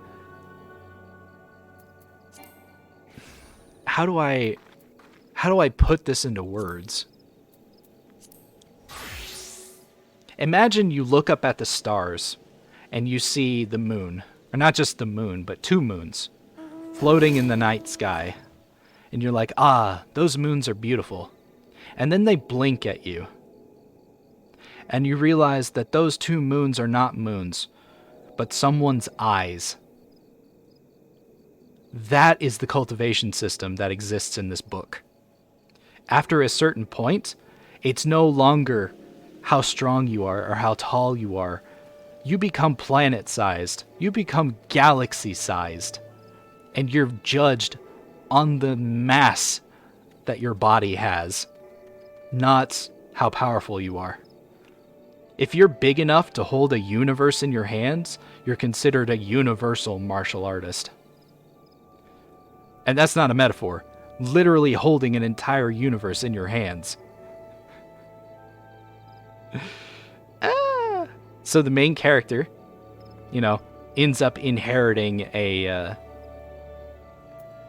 thing, which basically allows him to go to what is the equivalent of a universal academy, where the ruler of this universal academy, I shit you not, is a galactic-sized entity.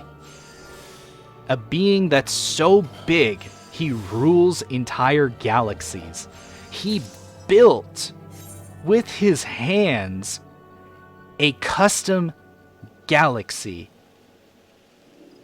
to act as the academy where his students would learn how to become as powerful as him. He built a galaxy to train people. You know how you can walk into a school and think, wow, this school's really big. It's got a couple of floors. It's got 100 classrooms, all that fun stuff. Imagine an entire Milky Way galaxy. More stars than you can count in your entire life. More planets than you can possibly fathom. And that is the academy. That is the school this fucker built. So people could learn to be as strong as he is. There is no way to comprehend that properly, other than to think of it as someone using grains of sand to build a schoolhouse.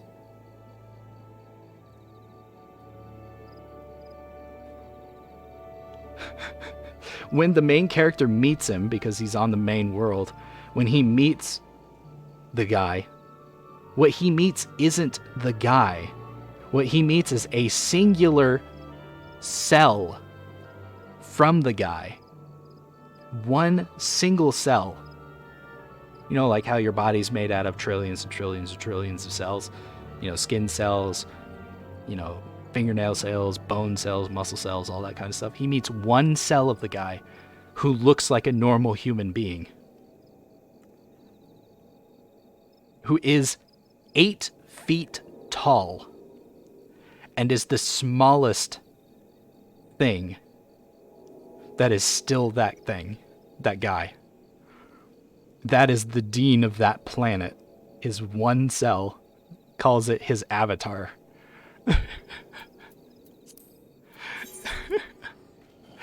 And that's the new power system that the book shifts its weight to.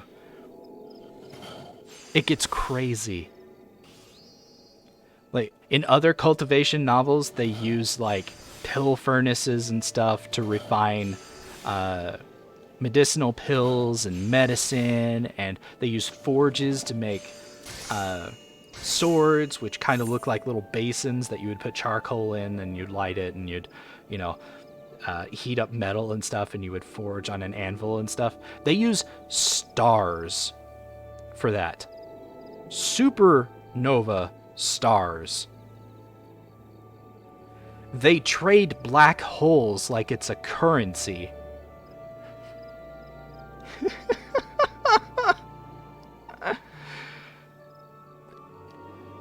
It gets mind-boggling, but it's all a matter of scale. When you're the size of Jupiter, a star is just a hot ball of fire.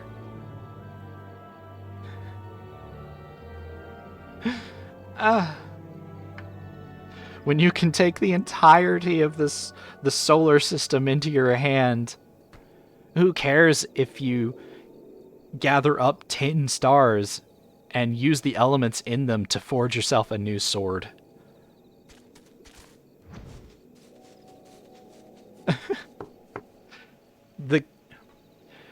In normal martial arts, in normal wuxia novels, there are the good factions and the bad factions. You got your factions of justice, who are what you would normally read about, and then you have your demonic factions, who are pure evil. They'll basically sacrifice human lives in order to make things work. Their cultivations revolve around drinking blood, raising corpses, massacring entire towns, that kind of thing. In this power system, those factions still exist. The guy who built this entire galaxy is part of the good faction. The evil faction, they have a name, I don't remember what they are, but basically they go around to populated planets with life on them, sentient life, and they devour that planet to make themselves stronger. Because at that point, that's how much resources they need. They have to swallow an entire planet like it's a medicinal pill in order to gain strength. And they do that. They swallow entire solar systems, entire chunks of galaxies, I don't remember what the book refers to them as because I haven't gotten back to that point yet. The last time I read this book was 2 years ago, and I'm only just now getting back to it. But the main character ends up taking missions like, you know, a regular sect member would. What are you doing, son?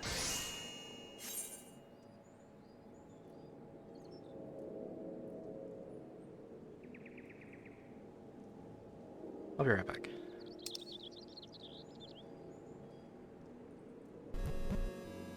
Under Papa's watch, you quietly went to sleep, and then he suffocated you in your sleep. His words ring out through your head as you lose consciousness.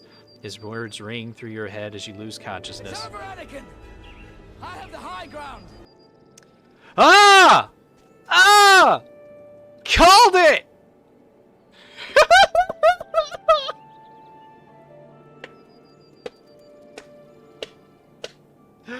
Called it! Suffocated. I said 69 times, okay?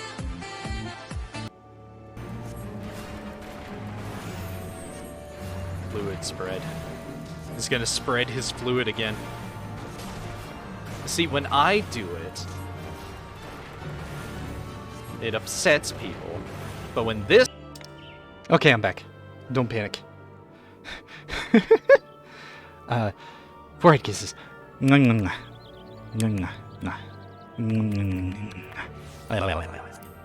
Drive safe. I love you. I'll see you when you get back. Have fun, Remington. Stay safe.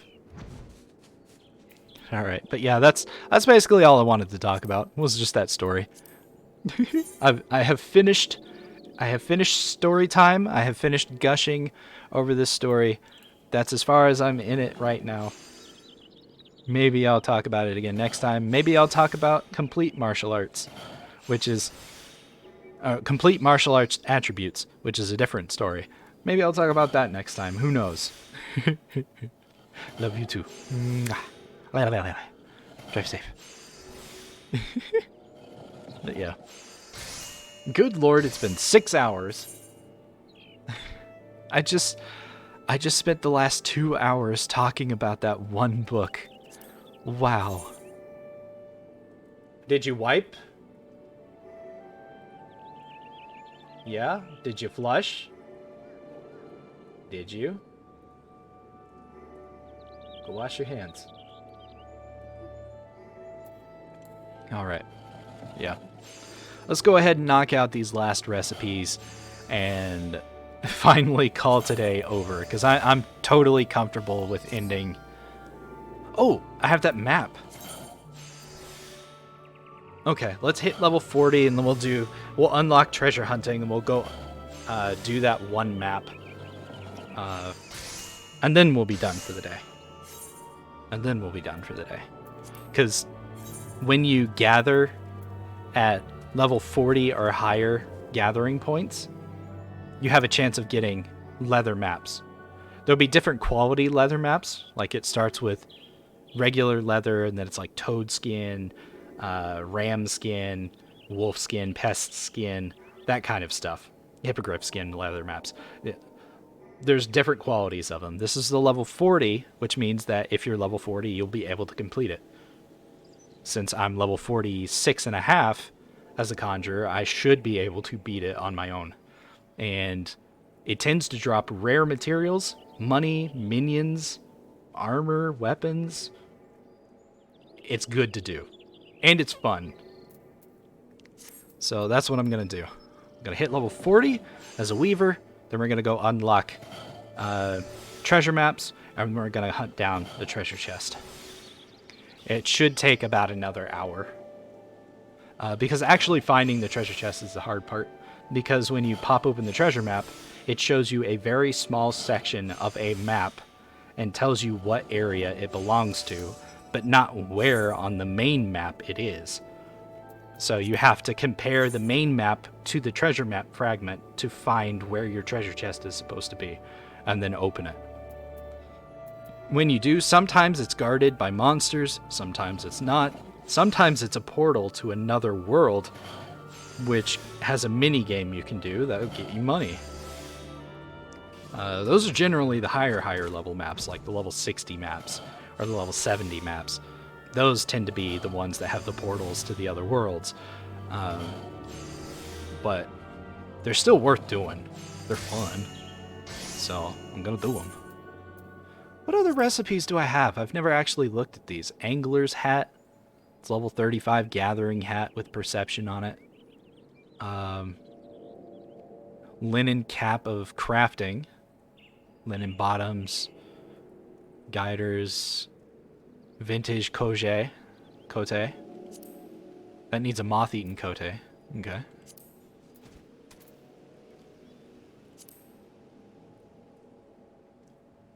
Ah, linen cote of crafting. Electrum. Level 38. Linen short gloves. Okay. Okay. I'm not going to craft any of this today. It's just nice being able to see it. Woolen yarn requires fleece, and fleece is from the curricles that are just outside of Camp Dragonhead. Okay. Is that going to require... No, it just uses linen.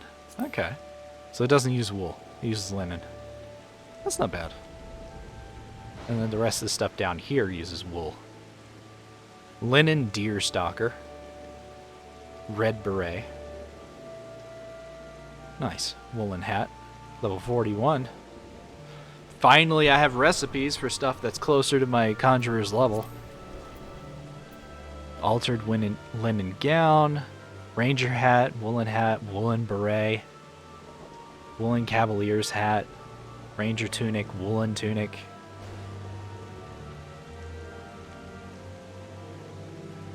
Woolen balaud. That's closer to the level that I'm at. Felt coif. Woolen deer stalker felt hat. What is that made with? Undyed felt. Undyed felt. Fleece, snarble tufts, and natron. Ah, I haven't found natron yet. Vintage jester's hat. There it is. That's the thing I've currently got.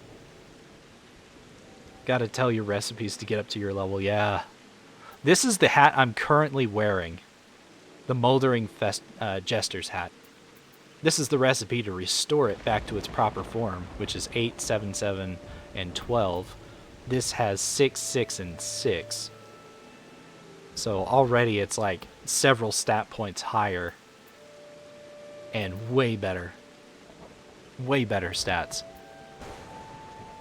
So at 45, with some woolen cloth, I can restore that hat that I picked up into something much better. That's very cool.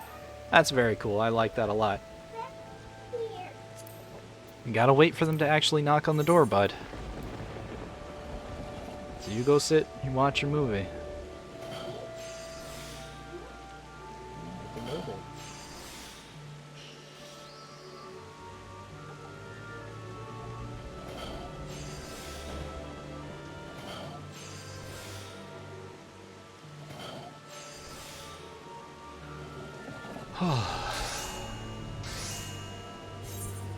That's right, the girl gets out of school an hour early. Right, I forgot about that. On Thursdays she does.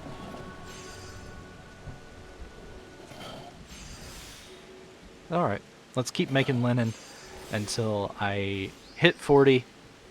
Then we're gonna go get a treasure map. Or, well, we have a treasure map. I'm gonna go unlock the ability to decipher them and to dig up treasure. And we're gonna do that to round off today.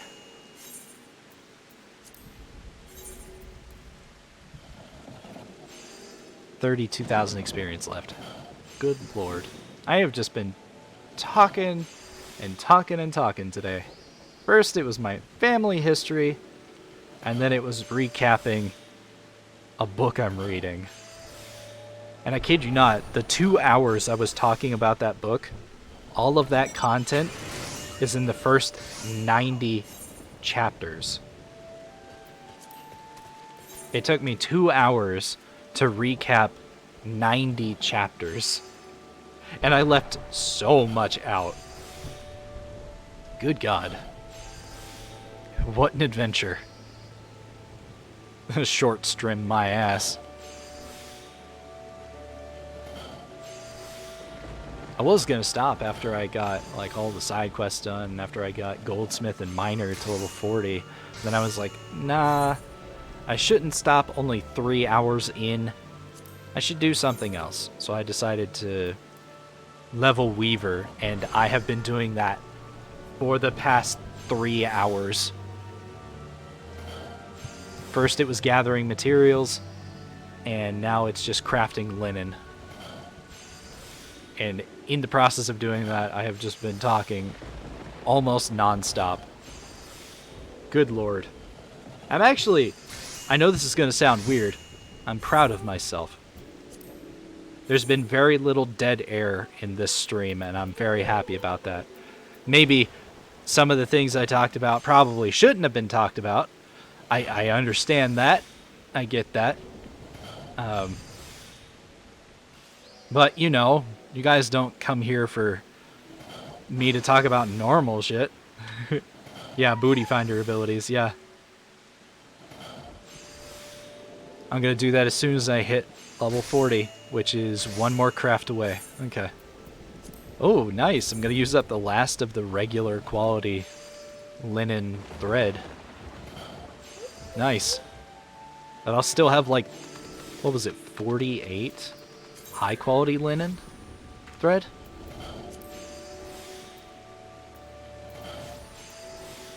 No, 218 high quality linen yarn. I'll be right back.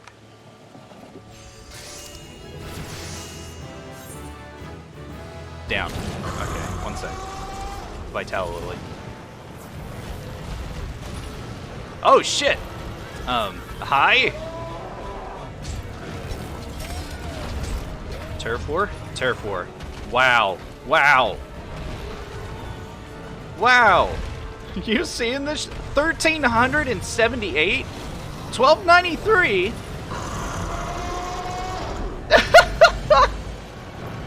Fucking what? And Deviljho runs from... That's how it should be. Motherfucker. God damn. Okay, gotta run. Gotta run. Gotta run. That was amazing. Daddy, waddy, ooh woo. Let me use my cursed handy-wandy to work hard and harvest all the hardwood, because that's what I'm good at. And later you can harvest my berry bush like it's totally normal. In Stardew Valley, of course. Ooh. I can't believe you fucking made me say that. My whole body hurts. I cry. I roll around on the floor and cry. Sir Flamboyant is what I'm asking. Flamboyant? Okay. Daddy! I'm ready to be your Humpty Dumpty sitting on your wall. Yes! Let me drink my pumpkin spice latte. Ooh. I know! I impress all the ladies with my milkshake. Yeah, it's worse when it's faster. Look at this. Look at the jiggly ass cheeks of doom. They clap louder than the desert sands move. It's so majestic and terrible, and I look like I'm hypnotizing you into believing that that is true. Stare into my glowing eyes of doom.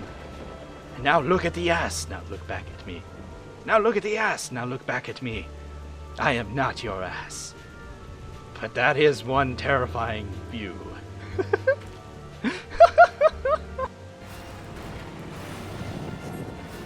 I think I finally figured out one of my self-defense mechanisms. Well, if I flirt with somebody heavily enough, it'll desensitize. It'll desensitize. Fuck it. I'm not gonna word anymore. Okay, I'm back. Don't panic. It's just me, Sanic. Alright. Oh. I hit 40 right as I, like, left that screen and went to a different one. Alright. So that's done. I have a brand new needle to equip. The Wolf Fang needle. There we go. And now we can swap to Conjurer. And change the map. And we're gonna go to Wineport. My clips of ass clapping? Yeah, I've got some of the weirdest clips.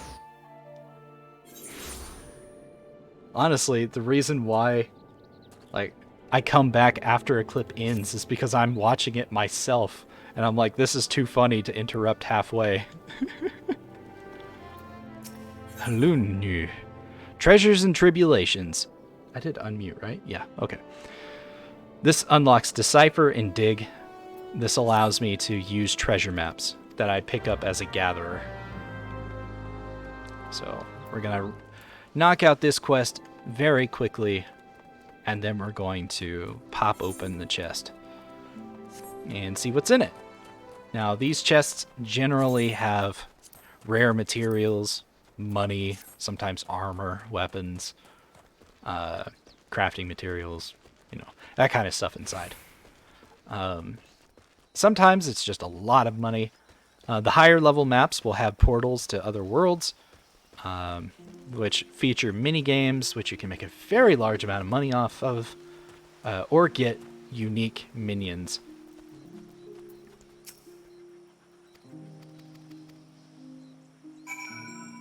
Speak to...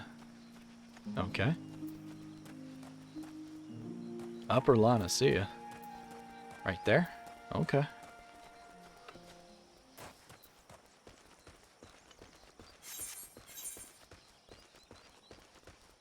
I'm almost halfway. So I was wrong. I wasn't exactly halfway, I was almost halfway.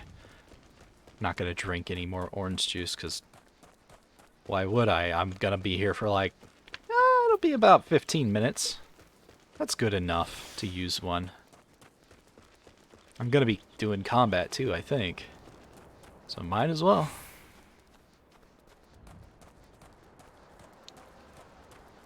Let's get over here.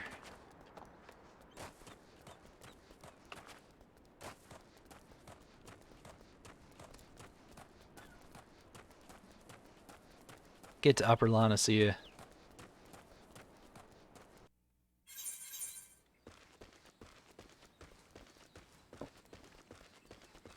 To Bronze Lake of all places. I think that is the person I need to talk to. Yep. Eldwine.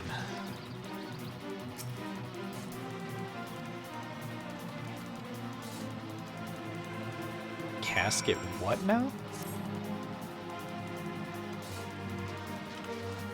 Shabby casket?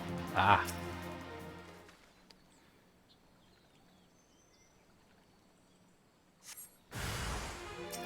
There we go. So this is generally what happens when you go treasure hunting. Sometimes there are monsters that are protecting the chest. Trap springs and powerful musk is exposed into the air. It calls monsters over to you. It's not a very hard quest to unlock this. If you're over level 40, you'll be able to beat it easily. Some raptor sinew, very nice. I know raptor leather is a level 50 specific material. I think. Oh god. Right. It's a two-way fight.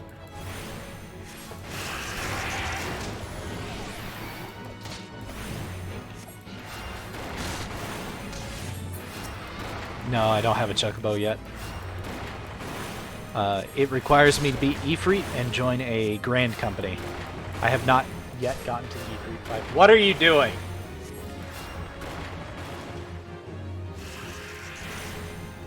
Get back in here, son. You do not flicker the lights. Sit down.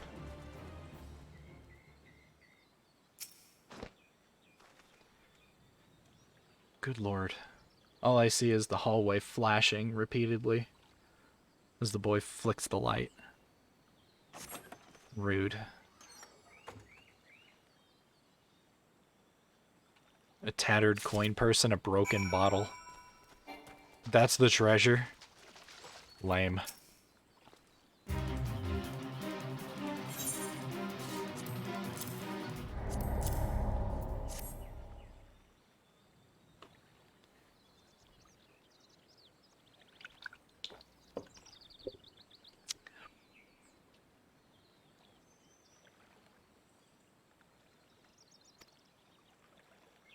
Is a trap, that was what it was.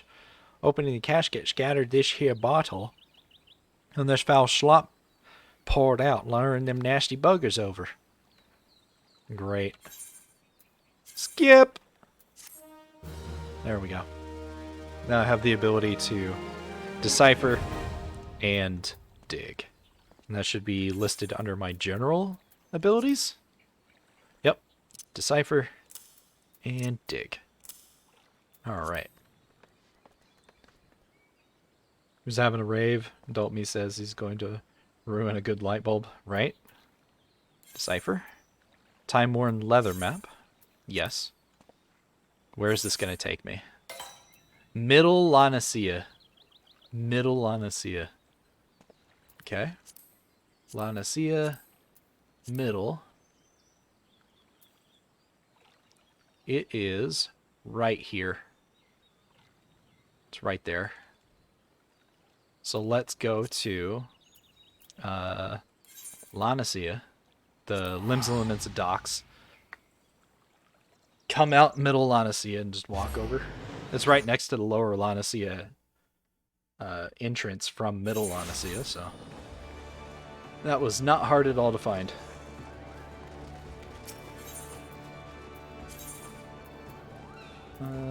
Middle Lanacea. Yep. Yep. The ones that take place in the Shadowbringers expansion are a lot harder to decipher. Holy shit. And they come in single-person maps, and they come in party maps. Party maps meaning that it's recommended to have 8 people with you. 4 to 8 people with you in order to safely kill the things guarding the map. Now, where I need to go is right about here. And then we hit dig. He looks around. And if I'm in the right spot, which I am, the treasure chest appears. And then we try to open it. Calls monsters, and we attack them. Sometimes it doesn't call monsters. Sometimes it's unguarded. Sometimes it just poisons you. Sometimes it just explodes. Admittedly, they stopped doing that bullshit later on, and you'll either encounter monsters or you'll encounter a portal that takes you to a treasure place. Not that difficult. Or is it monsters every time? And then once you open the chest, it either gives you a reward or opens a portal. I can't remember. The full party ones are the ones with portals. Okay.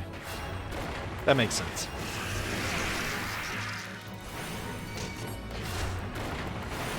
You only get a couple of minutes to defeat the monsters associated with the chest, but 5 minutes is more than enough time to kill 4 enemies, unless you're absolutely underpowered for the fight.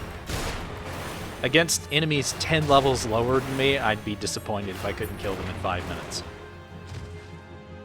They're dead, and then you get 10 minutes to secure the coffer, which is to open it.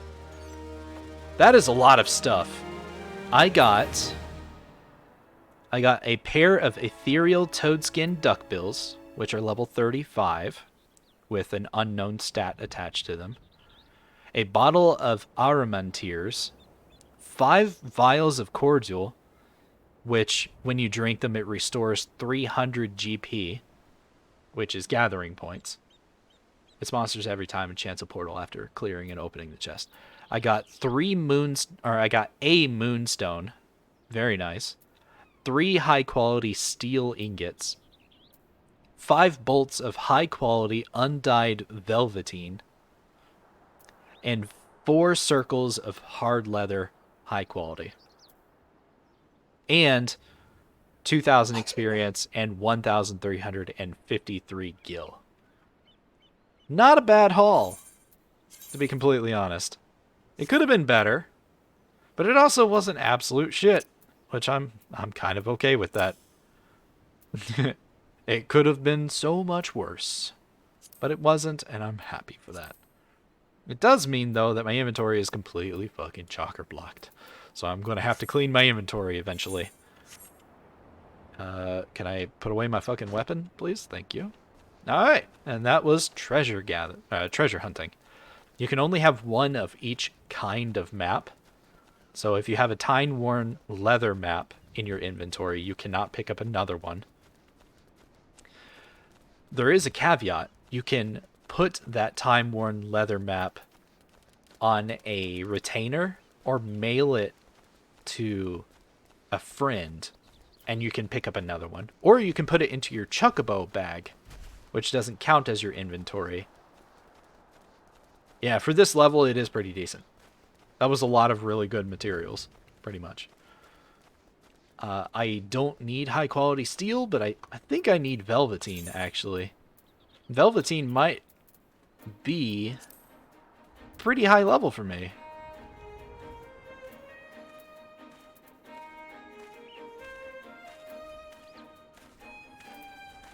No, it's around the steel level. I was able to make it already, so it's fine. If you decipher, you can get another one in your backpack. Ooh, I didn't know that. But yeah, you can only hold the limited number of these. I think it's like a maximum of like one per retainer, plus your chocobo bag, plus your bag, and then apparently if you decipher one as well, you can have an additional one in your bag. So that can be 5 to potentially 8. I think you can have a maximum of 4 retainers. 4 or 5 retainers. Actually, I think it's 5 is your maximum for retainers. You get one, like 2. You get 1 for free when you join the Scions, and you can buy a second retainer for in-game money. And then if you want more than that, you have to pay for them. It's like an additional $1 per retainer for your account. But it's only for a specific character. It's a microtransaction that you pay monthly for, basically. My character, Little Master, has a 3rd retainer, which is the retainer I had put all of my best gear on before leaving Final Fantasy for quite a while. So when I came back via a game time card, I didn't have access to any of that, which really made me unhappy because he had 3 million gil on that retainer. Stop. There's no reason for you to be squealing like a pig. Stop it.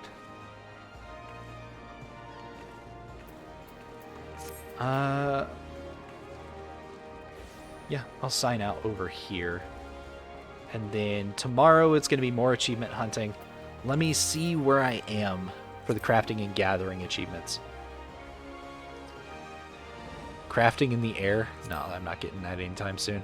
So I've got the 1 to 10, 11 to 20 of Carpenter. Blacksmith, I still need the 11 to 20. It's quite a ways off, so I'll probably do that one. Armor, also missing 11 to 20. Goldsmith, missing 11 to 20. Leatherworker, missing 11 to 20. Weaver, got it. Alchemist, I'm also missing it. Culinarian, got it. Miner, I'm missing the 11 to 20 and Lanacia. The Black Shroud, but I do have the Thanalin one. Botanist, I've got up to Lanacia. I've got the Black Shroud, and I've got Thanalin. Okay. So I'll probably focus more on Miner and getting the crafters, the 11 to 20. So Blacksmith and Armor both need that. 11 to 20 is...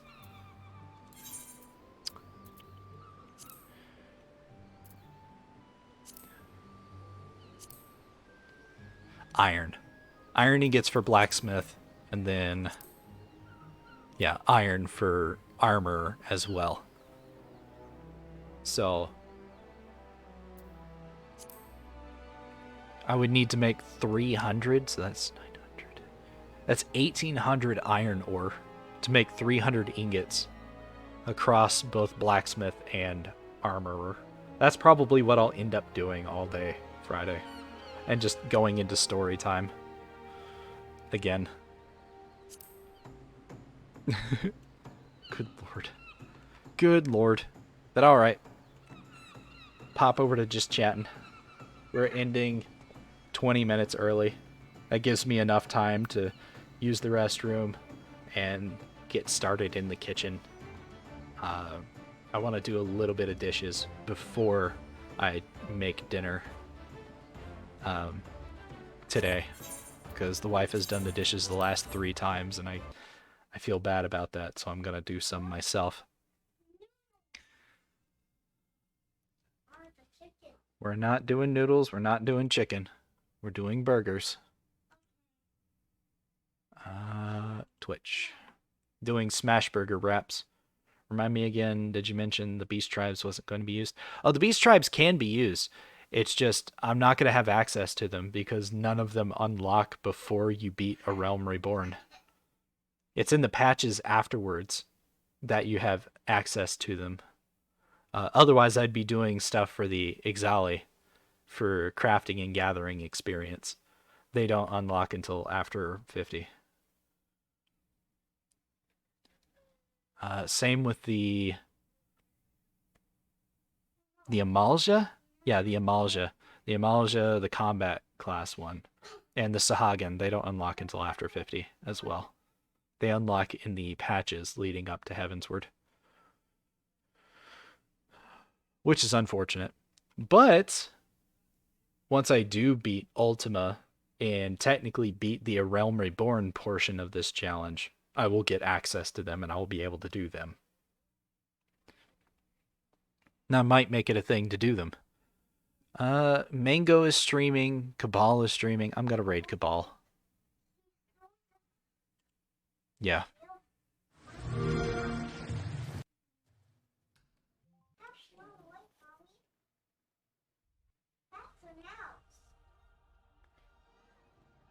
So, once the ads end, we'll raid Cabal.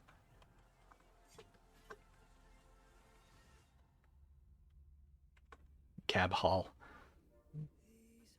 Alright. If he even notices the raid, he's probably going to be upset that somebody raided him. Somebody smaller than him raided him. Because, quote unquote, he doesn't need the raids. Or was that... No, that was Kemrai and Taka that talked about that. Never mind, it wasn't Cabal. Because nobody looks at free viewers and goes, I don't want that. But alright. Thank you guys so much for watching and listening to me just ramble on and on and on about too much information about my family and then too much information about a book you've probably never heard of. Anyways, thanks for watching, peeps, and I will see you next time. Bye-bye!